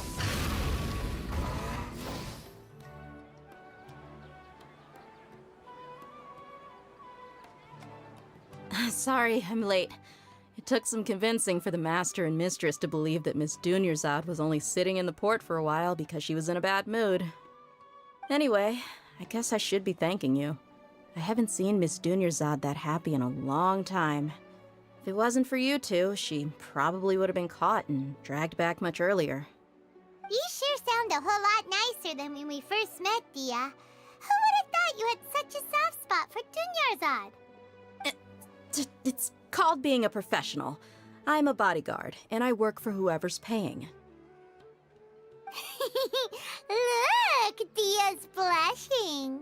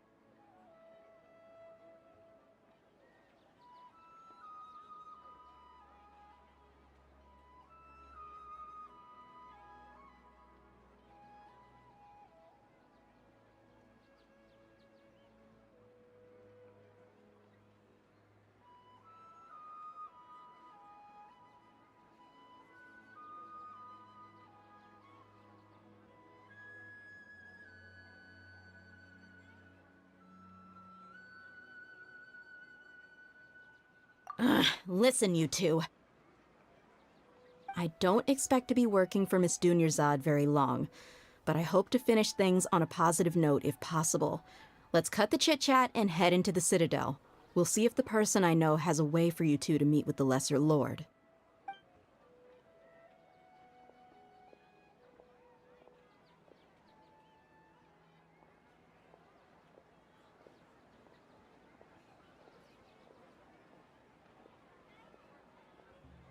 Oh, hey, Chief. Ha, Dia! What are you doing here? And well, didn't expect to see you three together. I take it you all know each other already? Mm-hmm. We met this morning after the Adventurers Guild pointed us to Ozfond for more info. No kidding. Huh. So, where's Ruksha? I thought I'd help these two out by asking about the theft. Anything you can tell him? Ruksha's gone over to the Academia. The Grand Sage recently ordered Sumeru City to begin bolstering its defenses, so people from all over have been called back to the city. Since you've already mentioned the theft, I suppose I might as well tell him what we know. Appreciate it, Chief. Theft? Sorry, what the heck are you guys talking about? Just recently, the Academia lost something, and there's a chance the item is connected with the Dendro Archon. This case might just somehow help you in meeting her. I suppose that's one way to look at it. But if you ask me, the case is more about the Academia than anything else. Let me fill you in. The Academia recently sent a convoy to pick up an important package from Aru village. Word got out, and the convoy was robbed on its way back. The Grand Sage took the whole matter very seriously. Not only did he dispatch the Matra, but also enlisted our help in the search for leads. All we know so far is that whatever was stolen is currently in Port Ormos. You two have heard of Port Ormos, haven't you? It's the largest commercial port in all of Sumeru. You can travel there by leaving Sumeru City and heading south along the river. The Academia's grip isn't long enough to reach all the way to Port Ormos, so the city's a little more laid back, meaning the population's also a mixed bag. You never know who you'll meet there. Apparently what was lost has a great deal to do with the Akasha, knowledge, and even the gods. I'm afraid I don't have any other details for you, though. If you're interested, maybe you could head to Port Ormos and ask around yourselves. If you want my advice, try introducing yourselves as students of the Academia once you're there. Are you serious, Chief? All the Academia students are in Sumeru City, you know. Why should they pretend to be students in Port Ormos? If you're also interested, just go there and see what happens. Count me out. I've got plenty of work to do here for the Homayani family.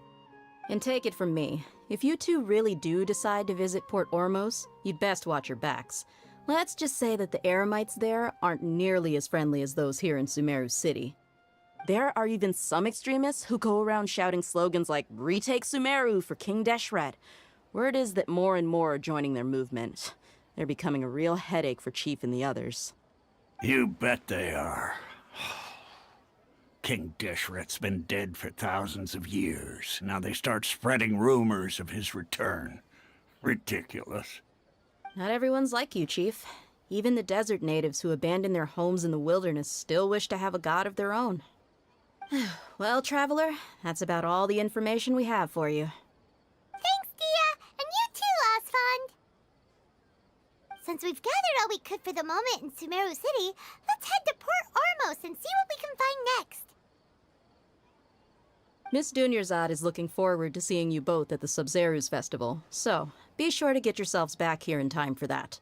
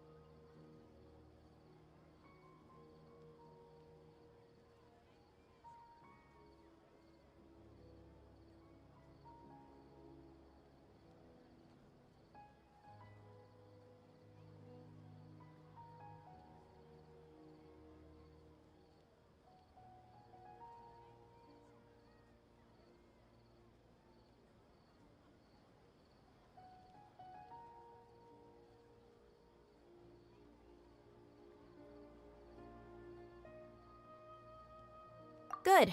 Then we'll see you both at the Sub-Zerus Festival.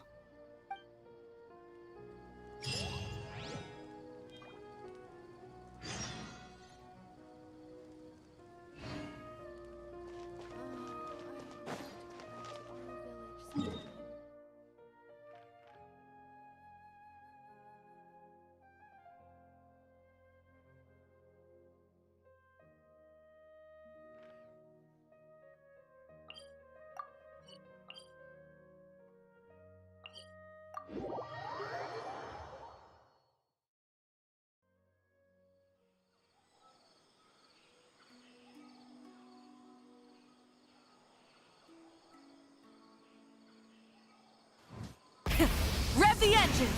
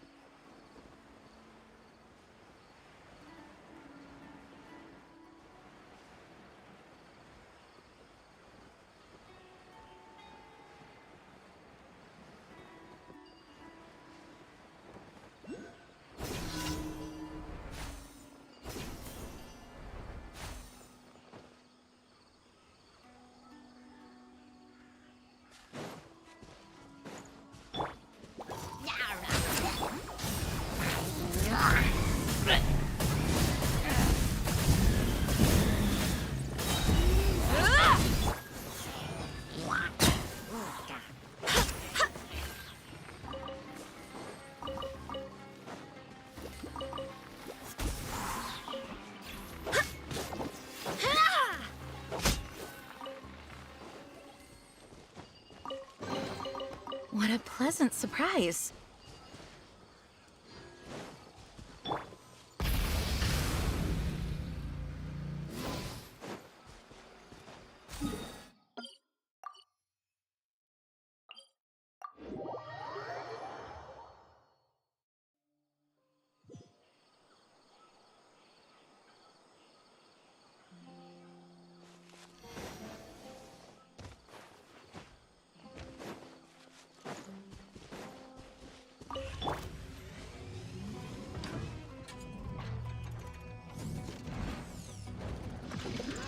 Get to work! Wind, hear me! Light it up! Light of the blazing sun!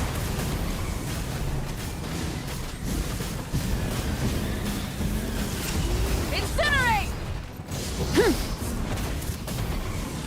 Incinerate! Something to add to my collection.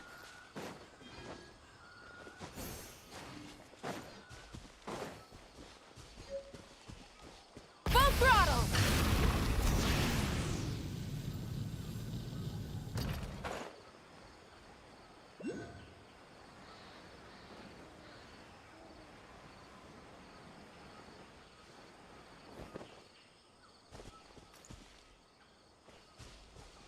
Try and stop me!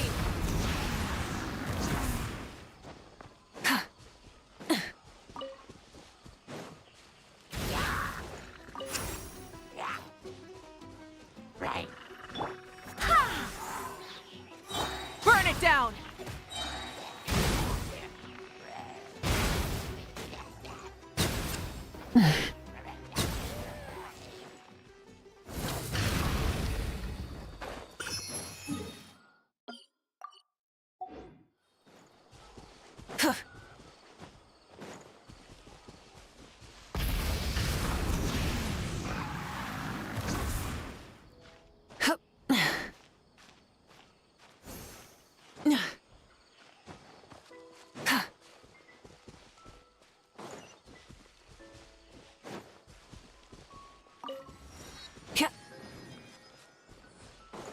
Full throttle!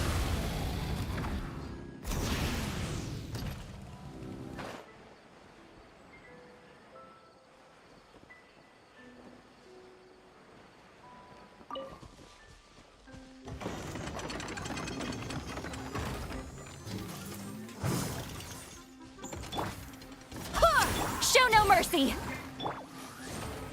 Rise with the sun! Pyroclastic surge!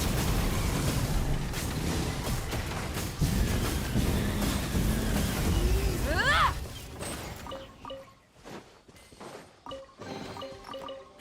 Hey, not a bad haul.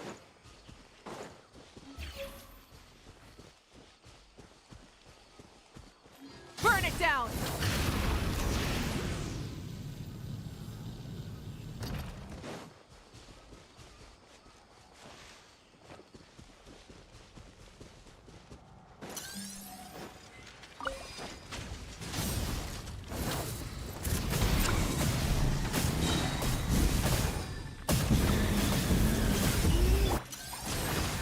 You two! Time to light of the blazing sun!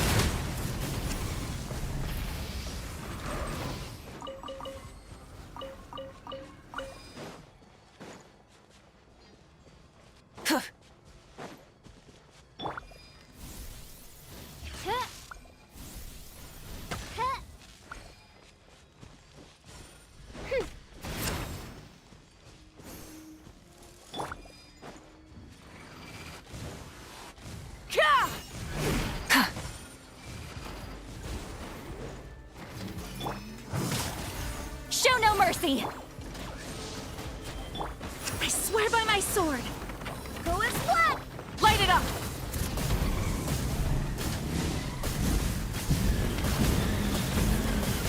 Incinerate!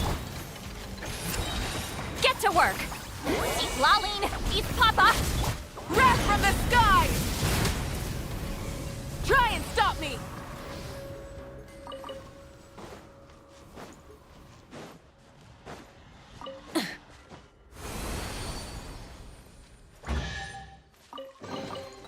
The rewards of an adventure worth remembering. Rise with the sun!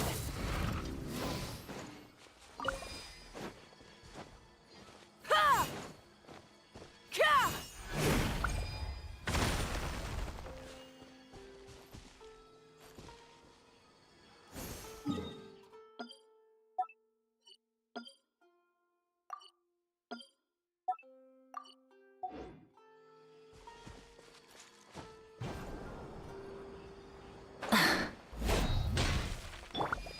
By royal decree.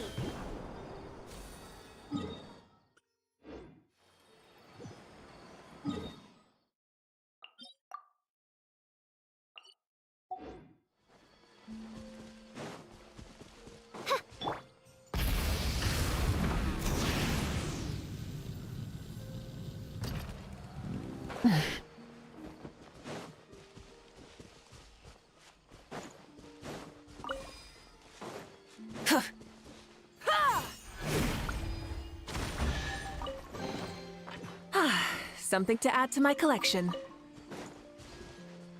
Rev the engines!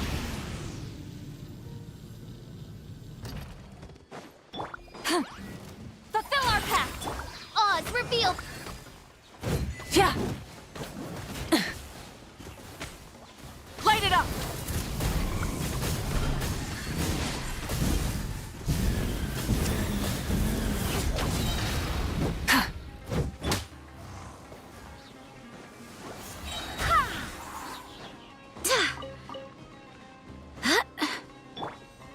Burn it down! Show no mercy!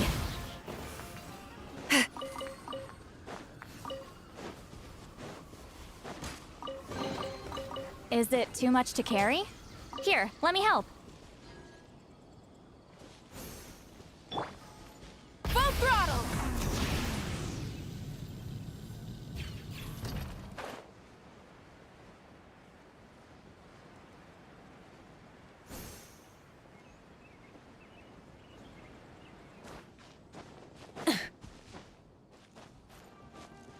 Here comes trouble. Fulfill our pact! Suffer the wrath! Light of the blazing sun!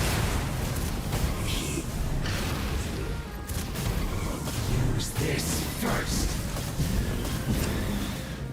The loneliness of death.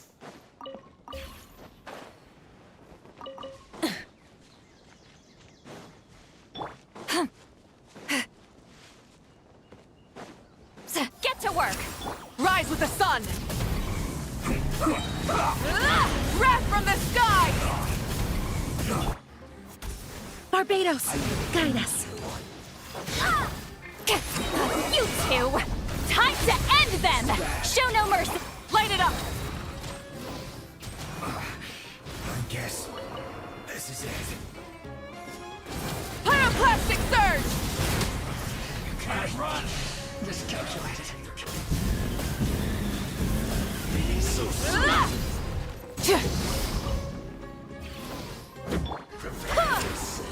Fulfill our pact! no escape. Wrath from the sky!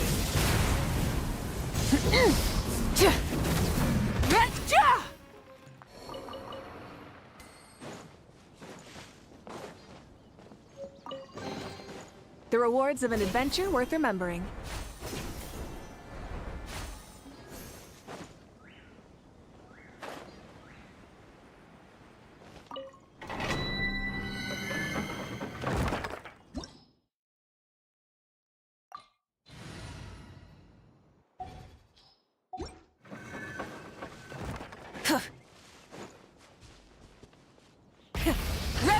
engines!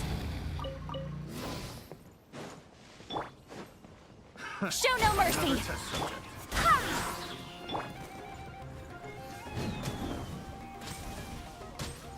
By royal burn it down!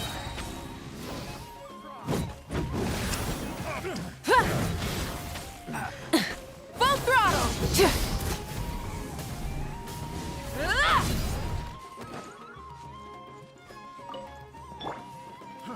Fry! As you wish, main Fräulein.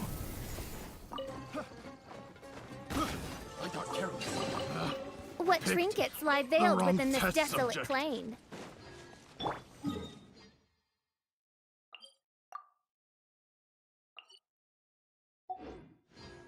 Full throttle!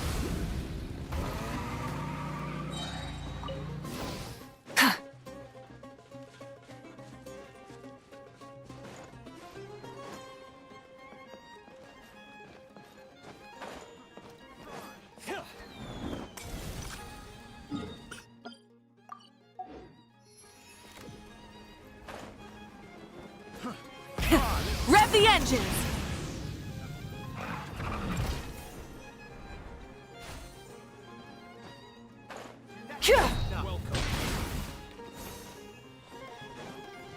Take that!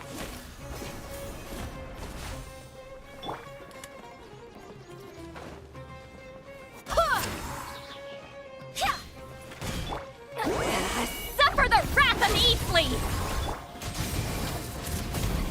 Light of the blazing sun!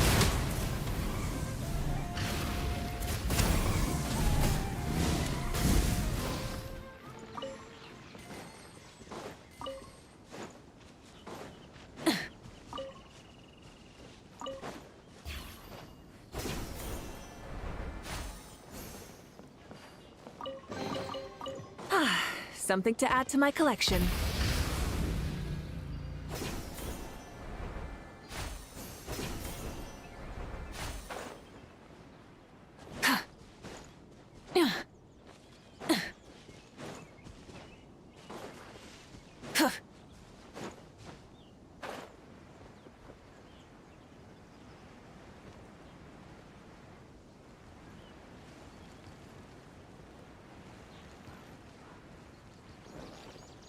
Try and stop me!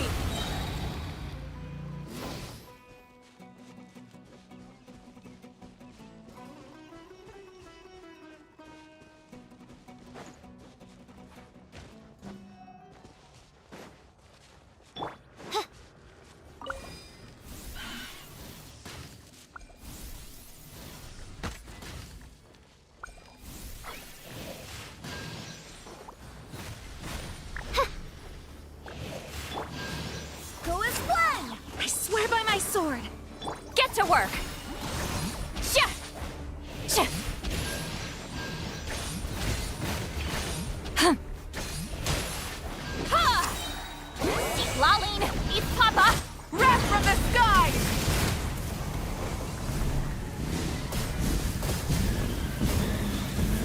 Full throttle!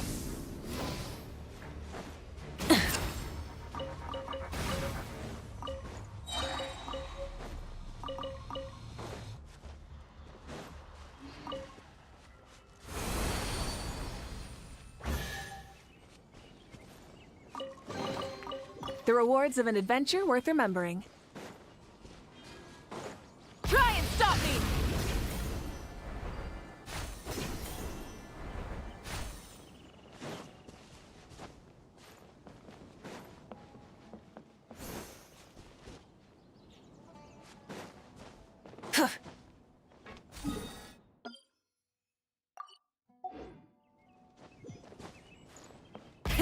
Rev the engines!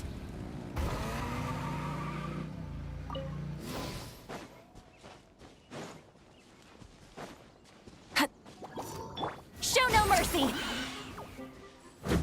Light of the blazing sun!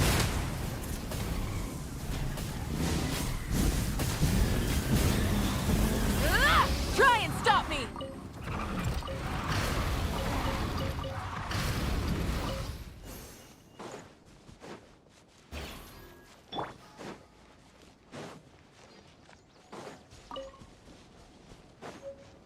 are not welcome here. Oz, reveal the...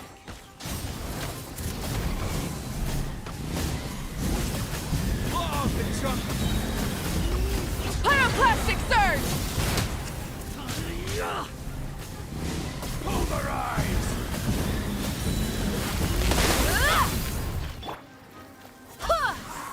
Fulfill our pact! Light it up!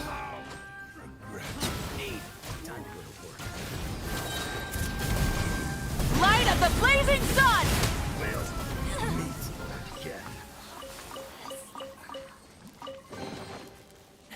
Hey, not a bad haul.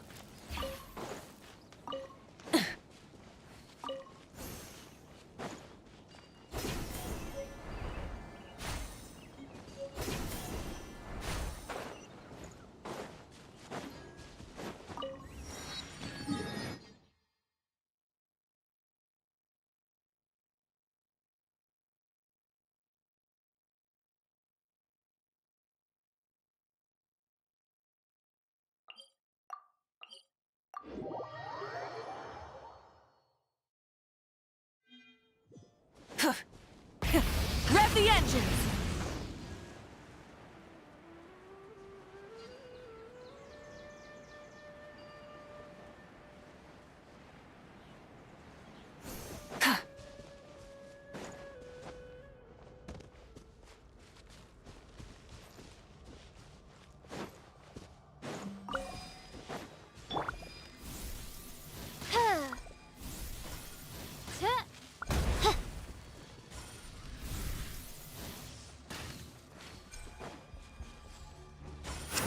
By royal decree.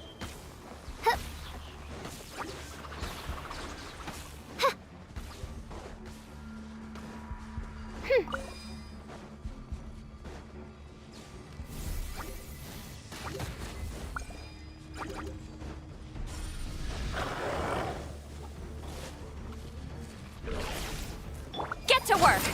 You two! Time to... Wind, hear me! Rise with the sun! Wrath from the sky!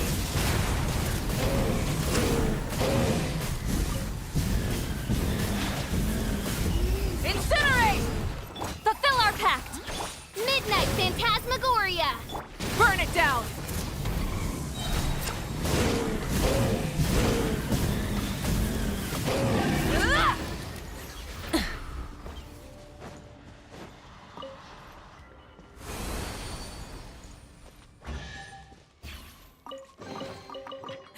Hey, not a bad haul.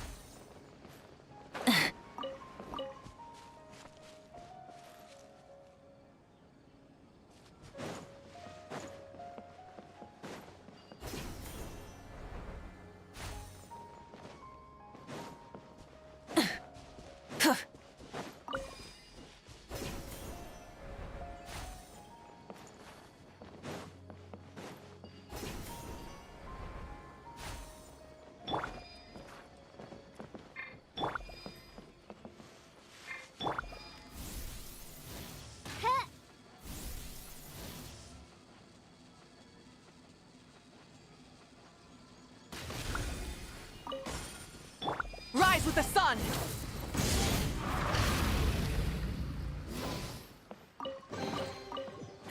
Hey, not a bad haul.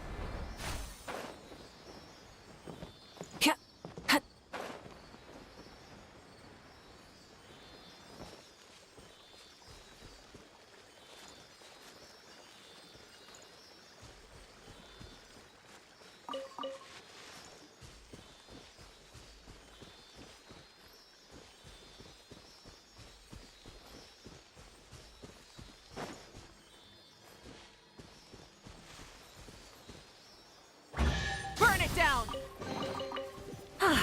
Something to add to my collection.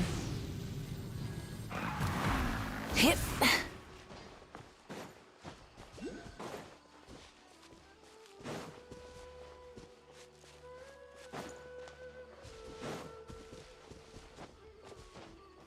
Happy to oblige.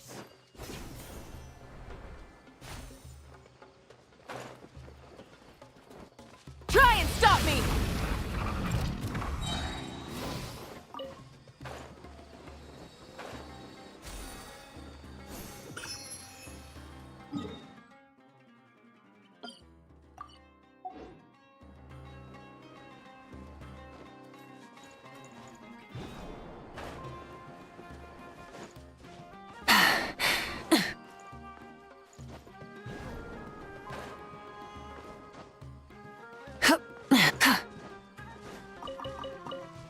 Full throttle!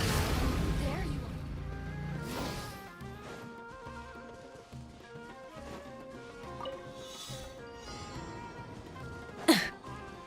are. Rev the engines!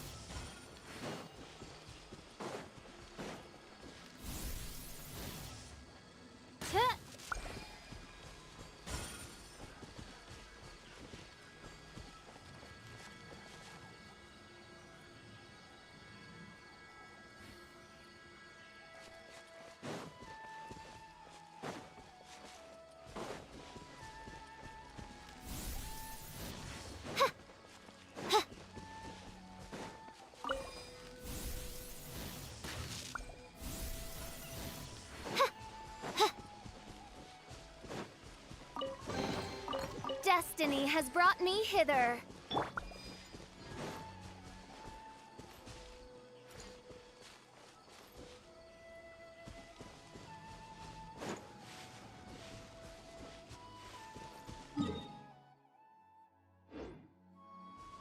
Try and stop me!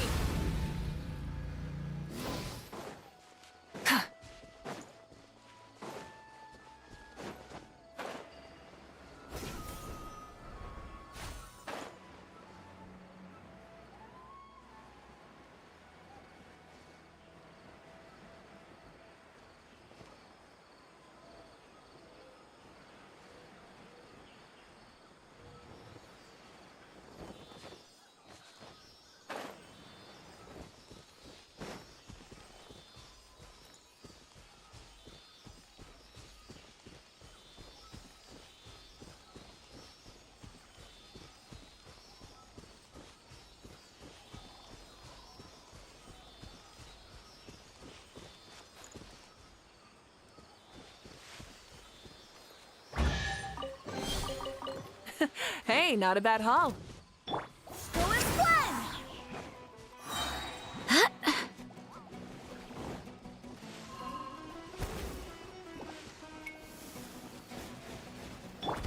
Full throttle!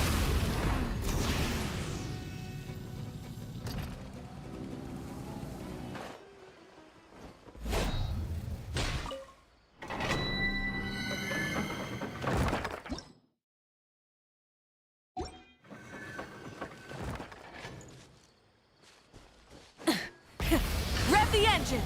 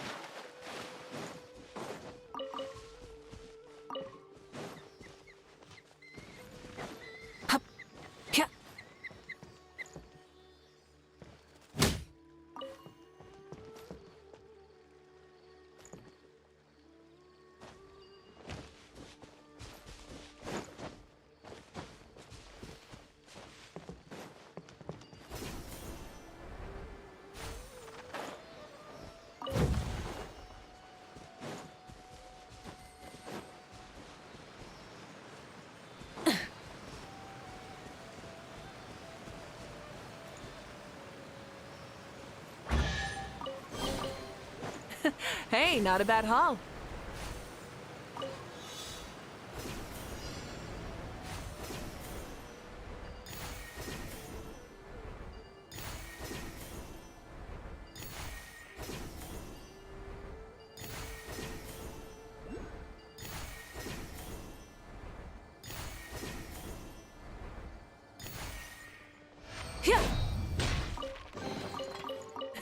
Hey, not a bad haul.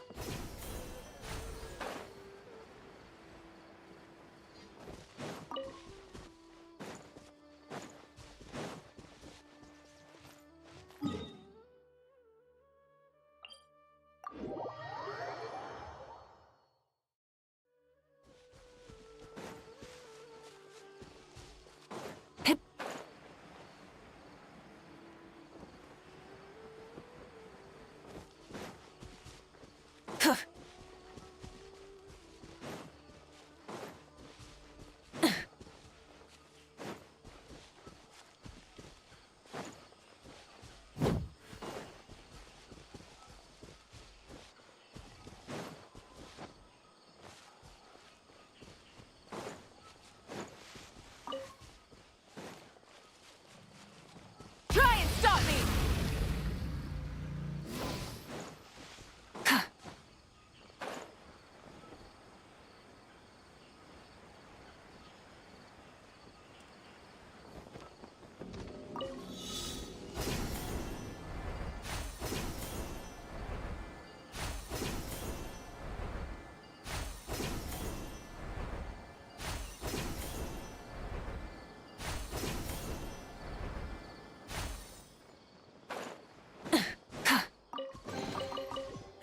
Hey, not a bad haul.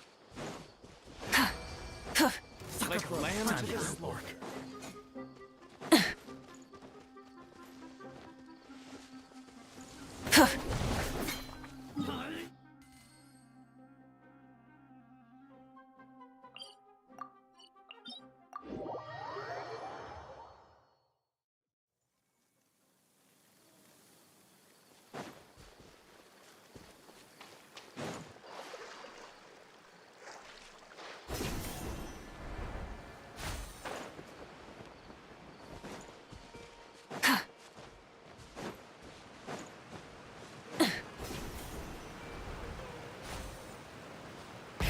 Rev the engines!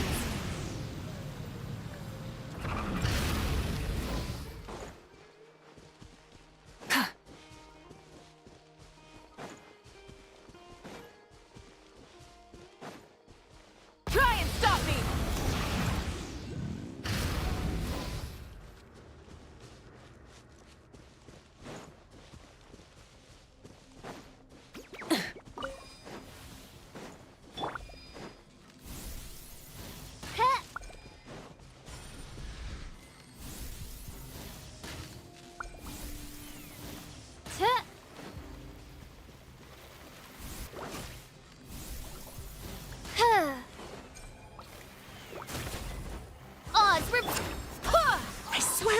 sword! Light it up! Rev the engines! Light of the blazing sun!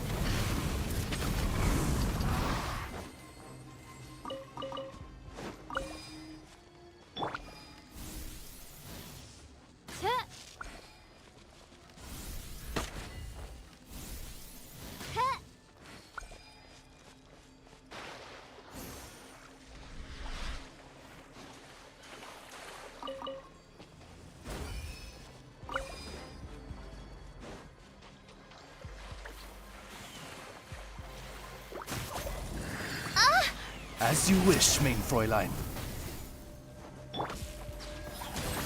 Citlali! Eat Papa! Burn it down! Ah! Try and stop me!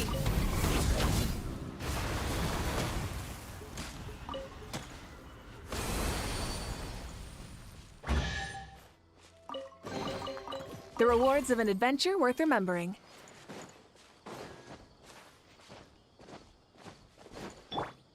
By royal decree.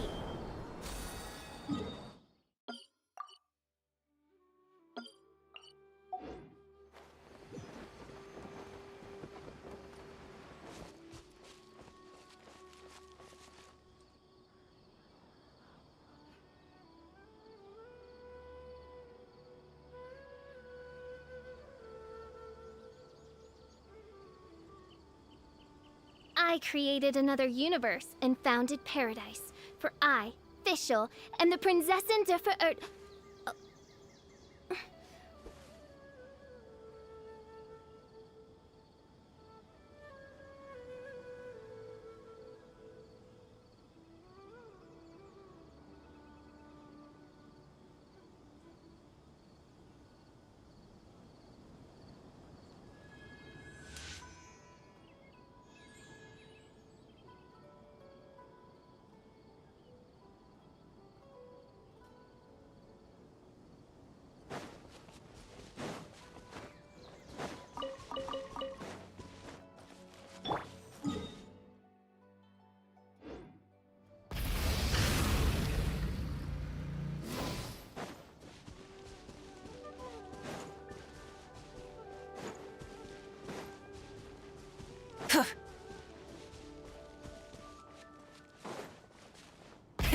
Rev the engines!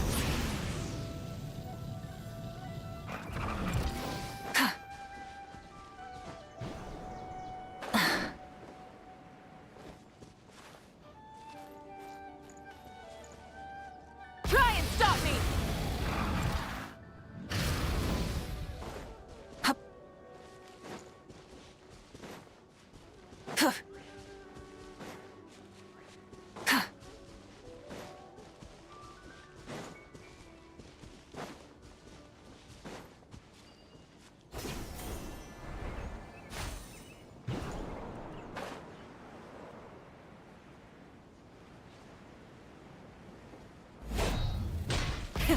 Rev the engines!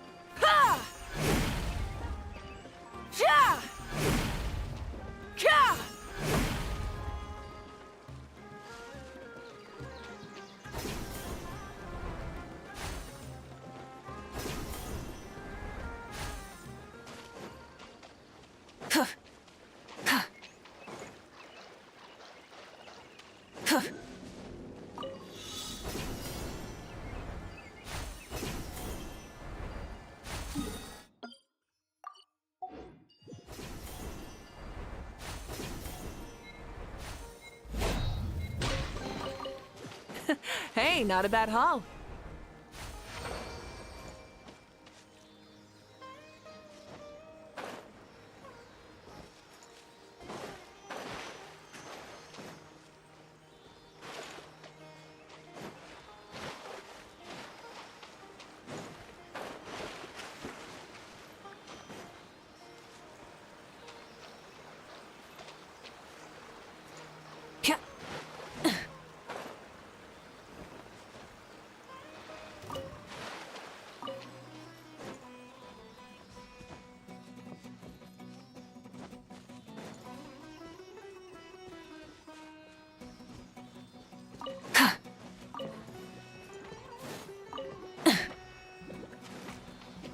Wrath from the skies!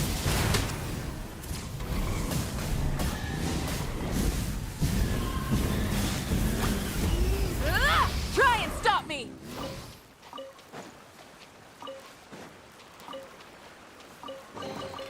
The rewards of an adventure worth remembering.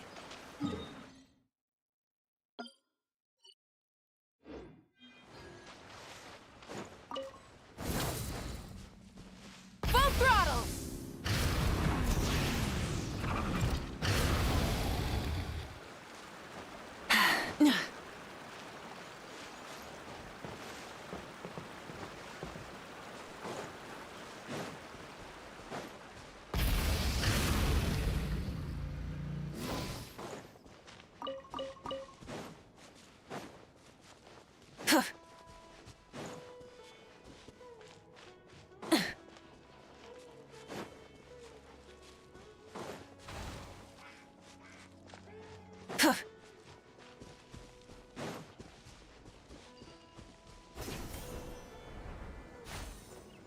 Try and stop me!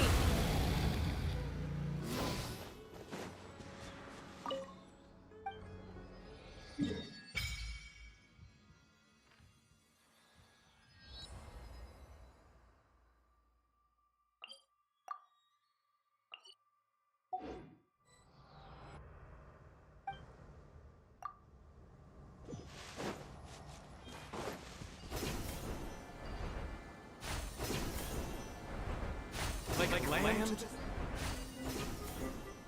That's close enough. Law of the jungle.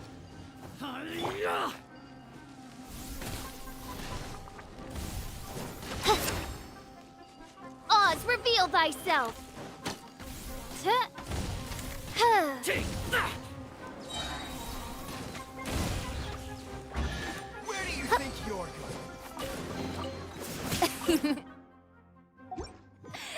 Light it up!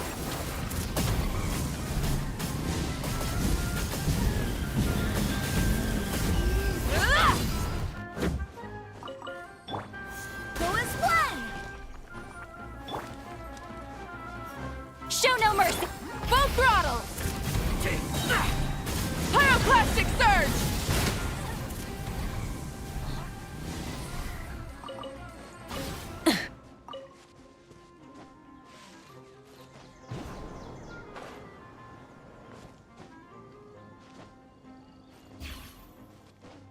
Hit.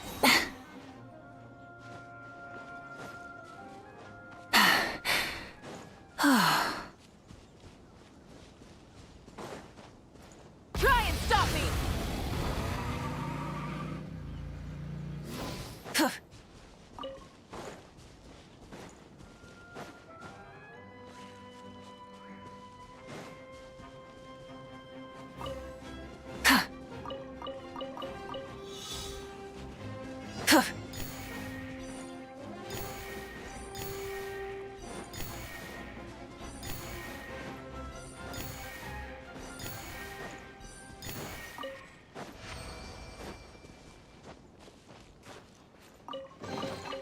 The rewards of an adventure worth remembering.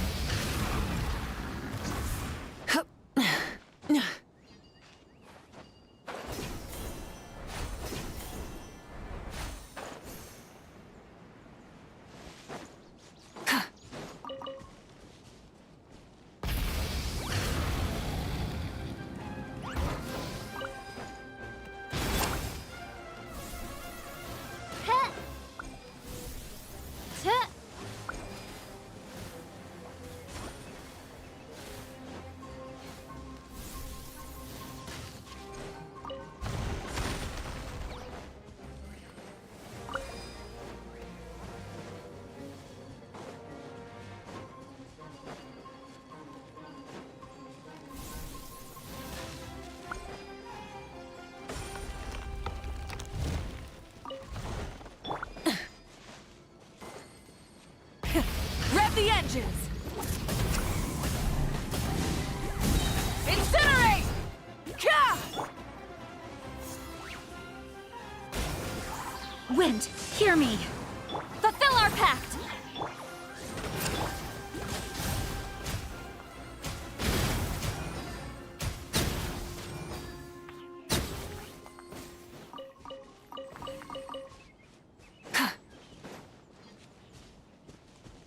Full throttle!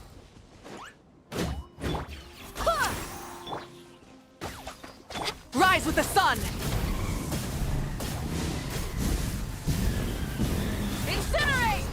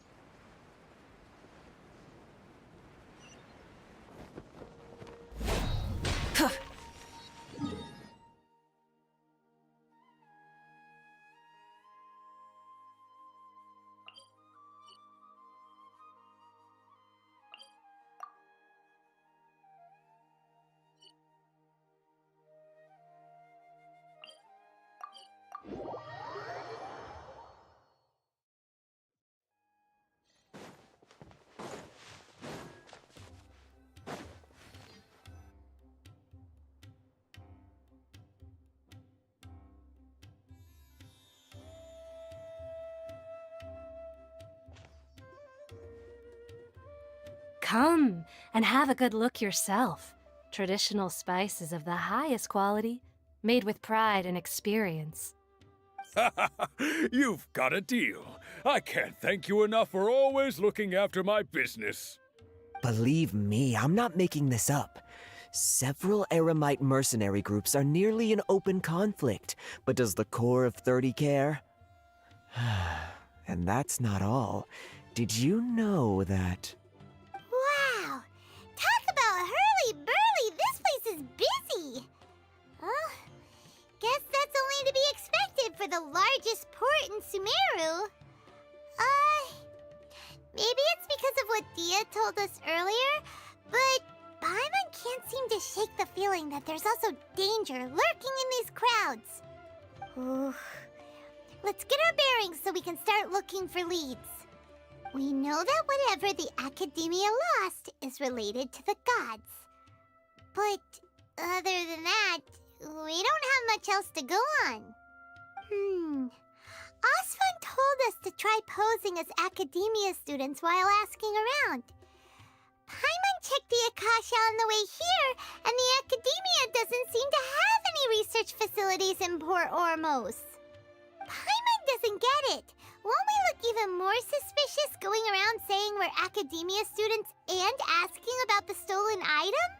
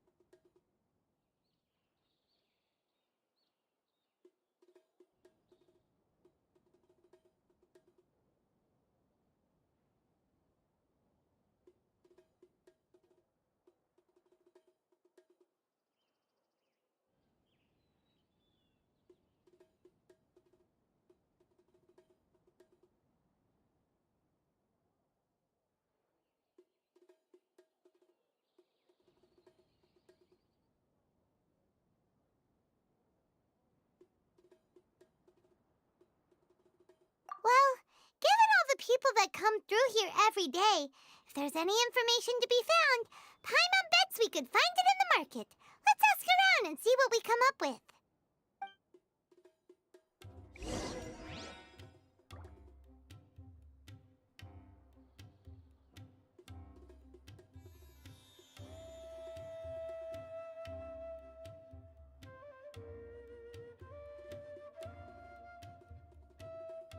Life is full of possibilities. Welcome. Welcome. How can I help you two? Hi there. We would like to ask you a question. Do students from the academia ever come to Port Ormos? Of course. Especially around this time of year. Students from Sumeru City that are about to graduate often come to Port Ormos to cut loose a little. Many people often talk about how hard it is to get accepted into the academia, let alone graduate. But those who finish their studies and go on to become full-time researchers at the academia have it even harder. Sure, we may not be Sumeru City, but Port Ormos offers beautiful scenery and a stress-free environment. Some even say it's good luck to come to Port Ormos, so students and researchers come flocking here when things get to be too much at the academia. Ah, you see over there? Those are students from the academia.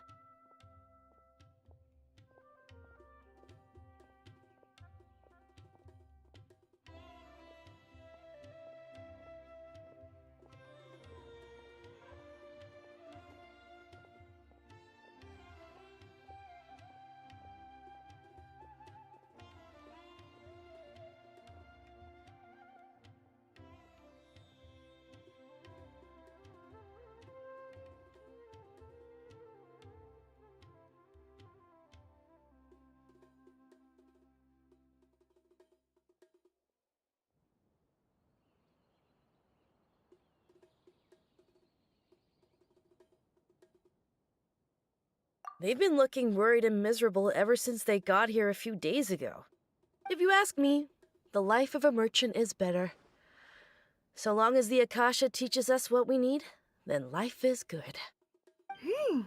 Those students seem to be discussing something. Let's see if we can listen in.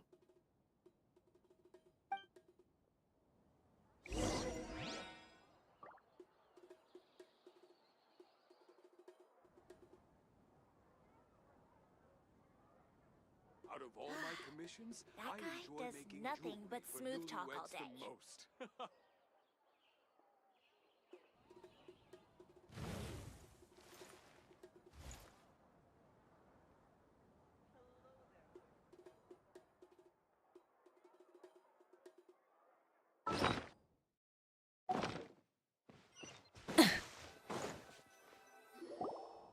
It's no good. I've tried asking around, but I haven't been able to learn anything useful. Not to mention that a bunch of scary-looking Eremite mercenaries have been posted along the streets now. There's been a lot of fighting between the different Eremite factions in Port Ormos. If we choose to move on our own, then it would be wise to steer clear of them. Especially the group that's constantly shouting some stuff about King Deshret and some resurrection. I've even heard that the Citadel of Regzar is starting to get fed up with them. What was that group called again? Ein something or other? They're called Ein El Akhmar. Today, I heard that the thing we're after might be in their possession at the moment. Wait, come again? Don't you see? Many of the Eremites in Port Ormos deal with trading this kind of thing. They're usually pretty wary of outsiders, but not so with students of the academia. It's because the kind of goods that students are looking for aren't the kind of goods that Eremites are after. As long as they know you're a student, then deals can be made. I've heard that Ein El Hakmar likes to set up shop at the Jafar Tavern. Supposedly, if you're willing to part with 500,000 Mora, they'll give you info on anything. Wait, did you say 500,000? If information alone costs that much, then how could we ever afford to buy what we're looking for? I guess we might as well give up on trying to graduate this way. I wouldn't worry too much.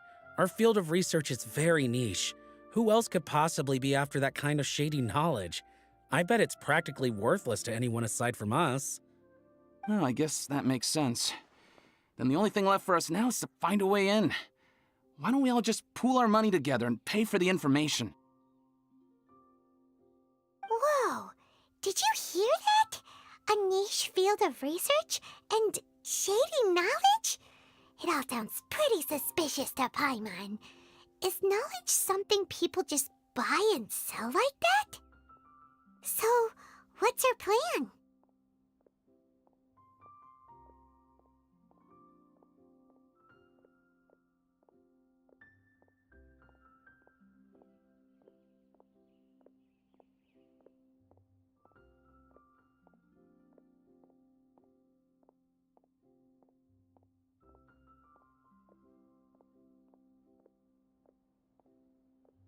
Wait!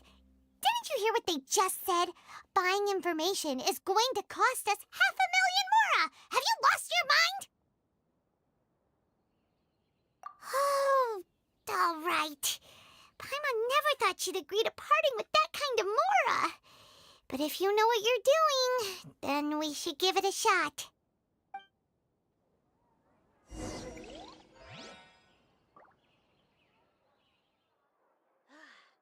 That guy does nothing but smooth talk all day.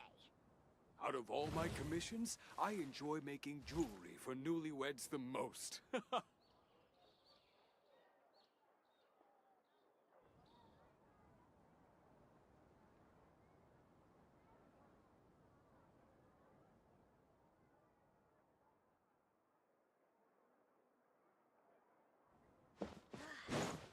guy does nothing but smooth talk all day.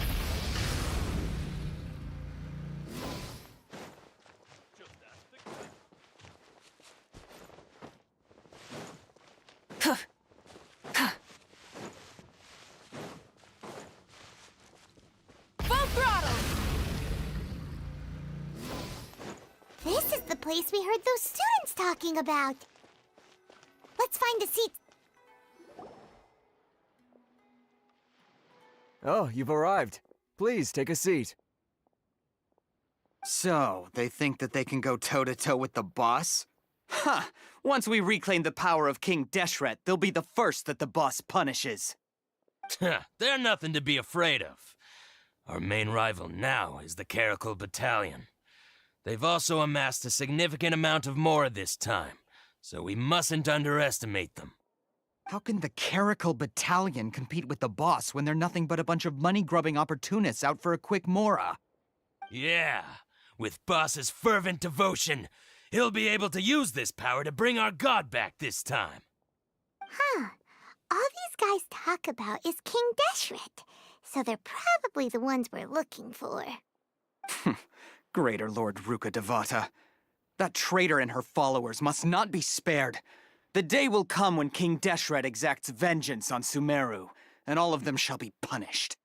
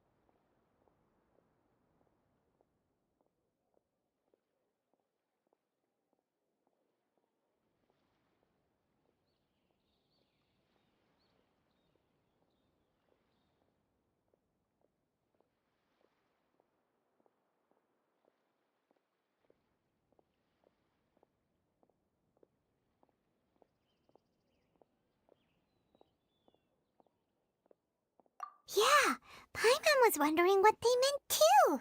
We should ask about that if we get the chance later.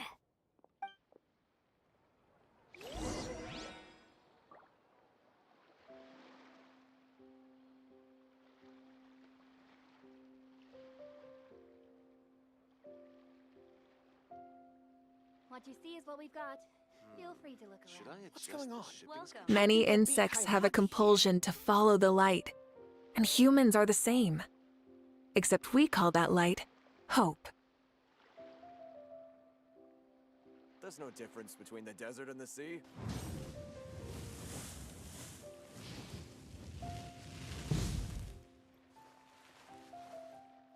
Welcome. What you see is what we've got. Feel free to look around. What's going on? How can there be Kairagi Should I here? adjust the shipping schedule?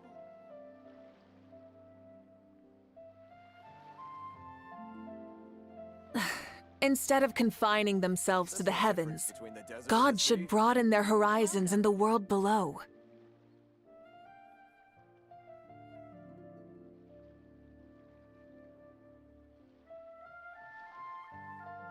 What you see is what we've got. What's going on? Feel free. How can there be Kairagi here? Got it, Should got I it. adjust the shipping Oh, schedule? so then what happened next? There's no difference between the desert and the sea. Welcome.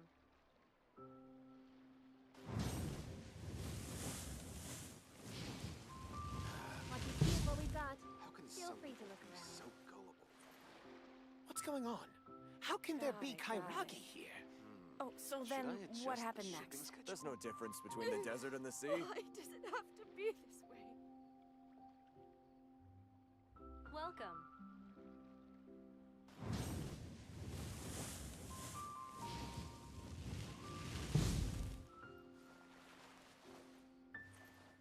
What you What's see is going what on? we've got. How can Feel there free be to look around. Kairagi here?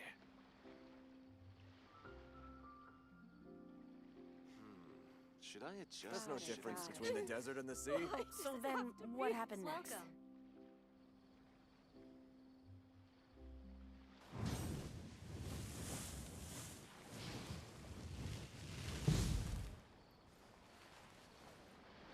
What's going on? How can there be Kairagi here? What you see is what we've got. Feel free to look around. Why does it have to be this way? Should I adjust the shipping schedule? There's no difference between the desert and the sea. Welcome. Oh, so then what happened next? What's going on? How can there be Kairagi here?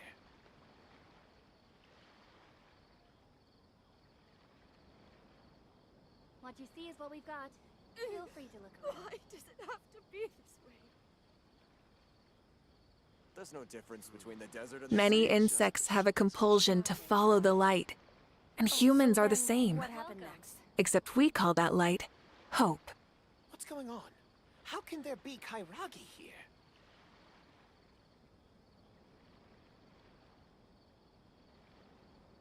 What you see is what we've got. Feel free to look around. Why does it have to be this way? There's no difference between the desert and the sea. Welcome. Got it, got it. Oh, so then what happened next? What's going on? How can there be Kairagi here? Exploration and trials. Adventuring is right up my alley. Feel free to look around. Should I adjust the shipping schedule? Welcome. Why does it have to be this way? There's no difference between the desert and the sea. Oh, so then what happened next? What's going on? How can there be Kairagi here? What you see is what we've got. Feel free to look around. Should I adjust the shipping Welcome. schedule? Why does it have to be this way?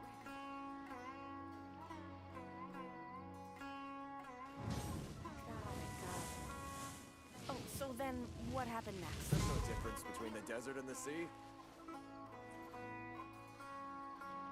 What you see is what we've got. What's going on? Feel free to look How can there be Kairagi here? Why does it have to be this way? Should I adjust the shipping schedule?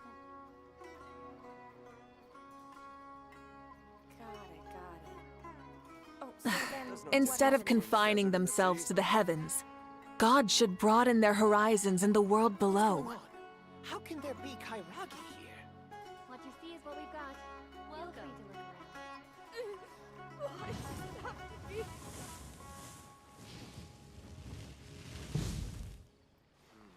Should I adjust the shipping schedule? There's no difference between the desert and the sea. Oh, so then what happened next?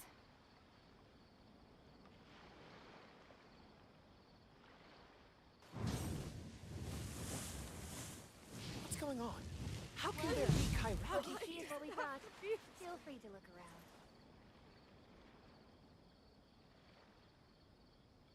There's no difference between the desert and the sea. Should I adjust the shipping schedule? Got it. Oh, so then what happened next? Welcome. What you see is what we've got. What's going on? Feel free to look How can there be Kairagi here? Why does it have to be this way? There's no difference between the desert and the sea. Should I adjust the shipping schedule?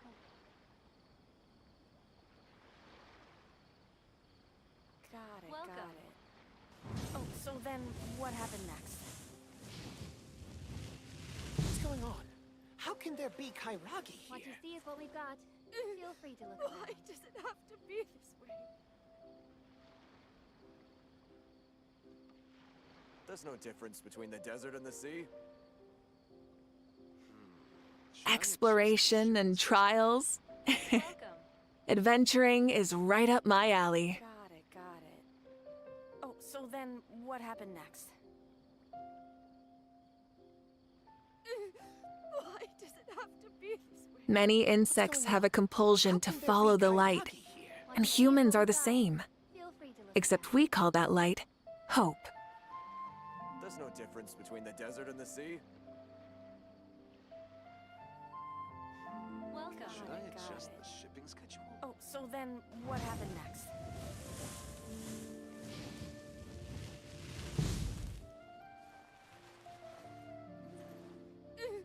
Why does it have to be this way? What you see is what we've What's got. going on? Feel free How to can look there around. be Kairagi here? There's no difference between the desert and the sea. Got it. Exploration and trials. Adventuring is right up my alley. Should I adjust the shipping schedule?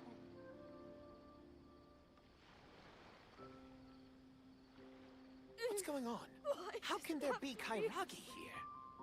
What you see is what we've got. Feel free to look There's no difference between the desert and the sea. Got it. Welcome. Oh, so then what happened next? Huh? Who are you? What do you want?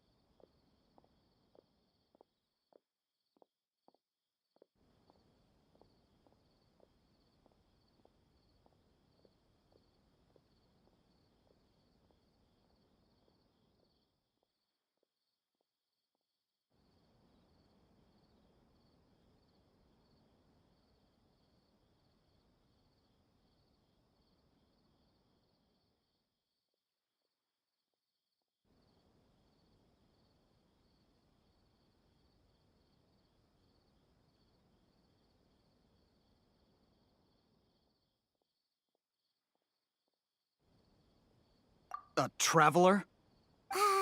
Now's probably not the time to talk about that. Didn't the students say Eremites are wary of outsiders?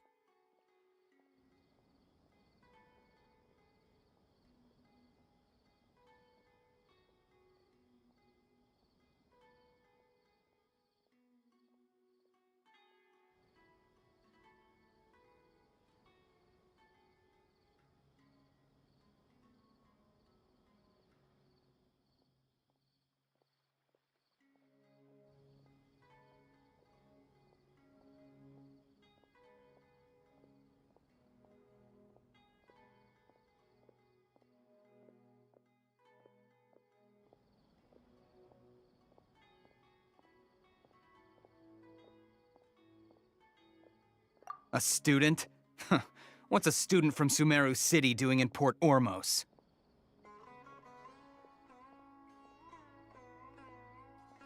Ah, well, if it's info you want, you've come to the right place. The question is, can you afford it?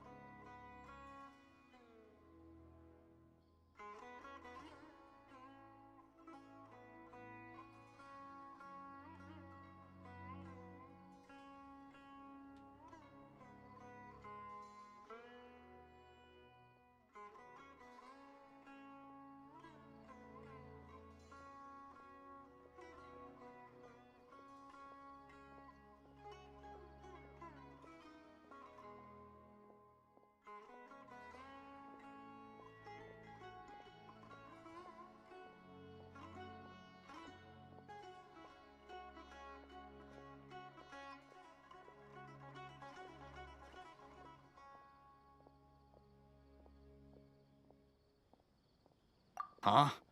What is this, some kind of joke? Oh! Sorry. She must have grabbed the wrong amount.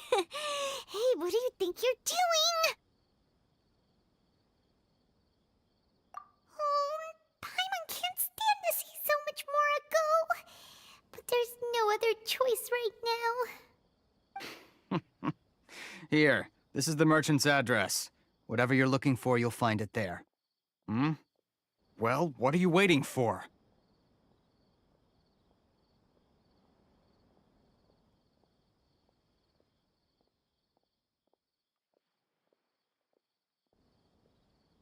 Oh, that's right! We heard you mention King Deshret just now. We're actually interested to know more because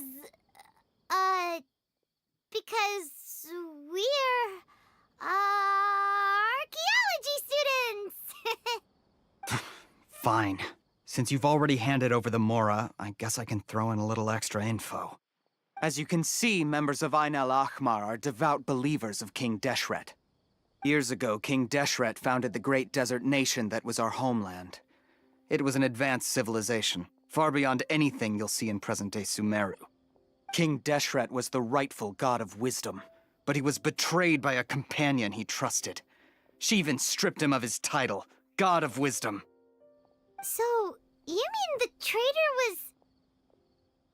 Greater Lord Ruka Devata, yes. That shameless wretch destroyed King Deshret's civilization, and our ancestors were forced to flee to this land where we were made to suffer the tyranny of our enemies. Furthermore, she conspired with the Academia to cover up the truth of her actions, and create the merciful and benevolent facade for which she is now known. Ugh, just thinking about it sickens me. But the story doesn't end there, oh no. King Deshret isn't truly dead. The voice of the Oracle has been heard in the desert, prophesying his resurrection. Mark my words, our god shall return. And when that day comes, all followers of the traitor and all the desert dwellers who have forgotten their true god will suffer retribution together. If what I'm saying makes you shiver with fear, it might not be too late for you to become a believer of King Deshret.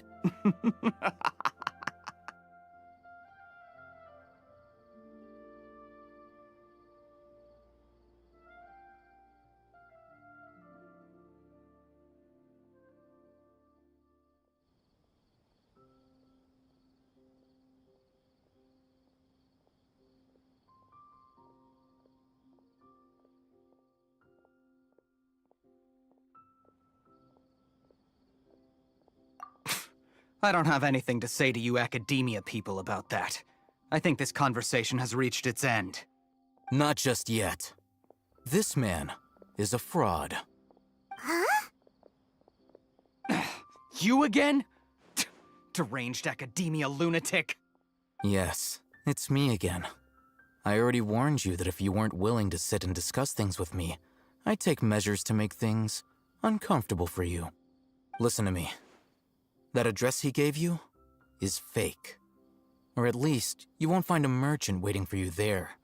This group has been boasting all around that they can provide information on a certain item as a means of luring people into their territory. Once you show up, they keep up the act until they have hard evidence that you want to purchase said item. Then they use that to squeeze you for all the Mora you're worth. Hey! Shut it all, Hatham! What are you playing at, trying to ruin our business like this, hmm? I told you the other day. I wish to discuss my terms with your boss.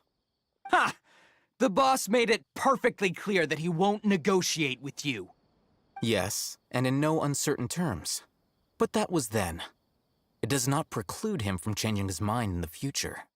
I'm warning you. Don't push us, or this could get ugly. We don't usually get rough with people from the Academia because it just complicates things. For a lunatic like you, though, we might just have to make an exception. If you're suggesting that we escalate this from a verbal exchange to a physical one, I accept. After all, even the Archons used war to negotiate the ownership of Teyvat. If, on the other hand, we can't agree on any means of negotiation at all, then I'm afraid my next course of action will sting a little more than the mere falling through of a few business deals.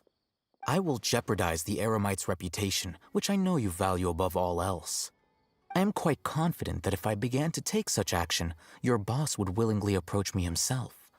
However, I fear that by then, some things will have happened that cannot be undone. Also, a word of advice. I suggest you tell your boss exactly what happened here today. Otherwise, he might blame you for not telling him in the future. What did you say? Consider this. Have I ever failed to follow through on my word in the past? This guy is really out of his mind. Okay then. If you really have a death wish, let's meet a week from today. The pier in front of the Pharos Lighthouse, 4 o'clock in the afternoon, sharp. Don't expect us to hold back. Not so fast. First, you return the 500,000 mora to them.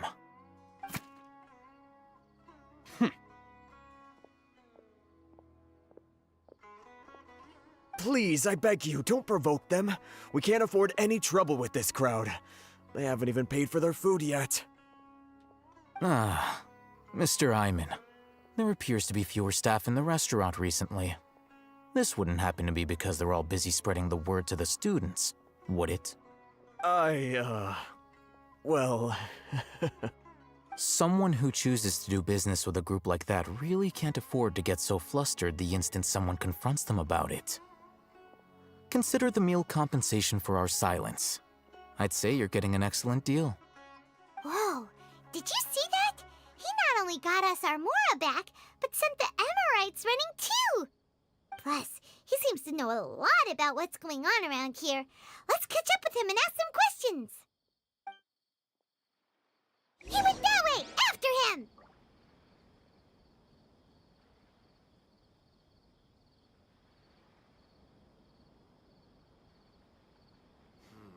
Should I adjust the shipping schedule? How can there be Kairagi here? Many insects have a compulsion to follow the light, and humans are the same. Oh, so then Except we what call that happened light hope.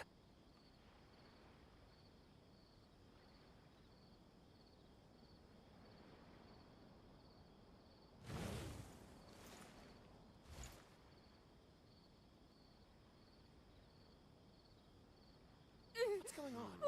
Should I adjust the shipping schedule? Talk to the bartender if you want a drink.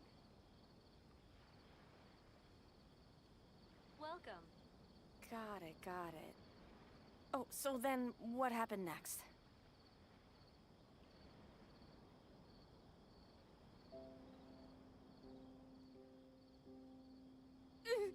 Why does it have to be this way? What's going on? How can Should there I be adjust the Kairagi shipping here? schedule? Talk to the bartender if you want a drink. Welcome. Got it. Oh, so then what happened next?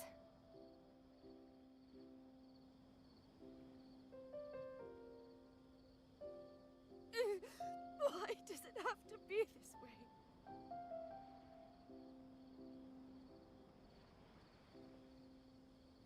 What's going on? Should I adjust How the can there shipping be schedule? Kairagi here?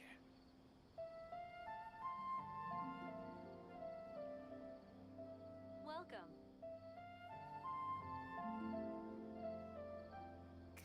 Got it. Oh, so then Why does what it happened have to next? be this way?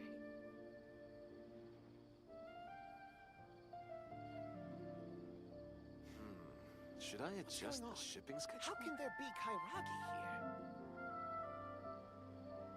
Talk to the bartender. Welcome.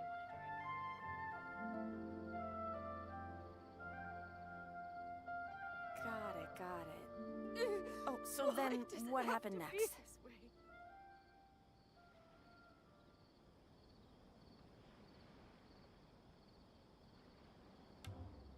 What's going on? How can there be Kairagi? Should I adjust the shipping schedule?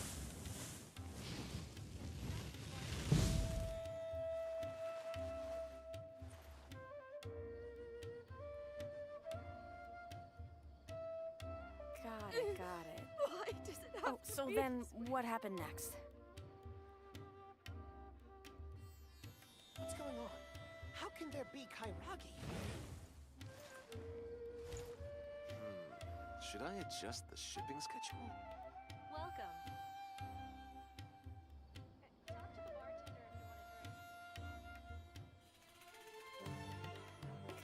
Got it. Oh, so then what happened next?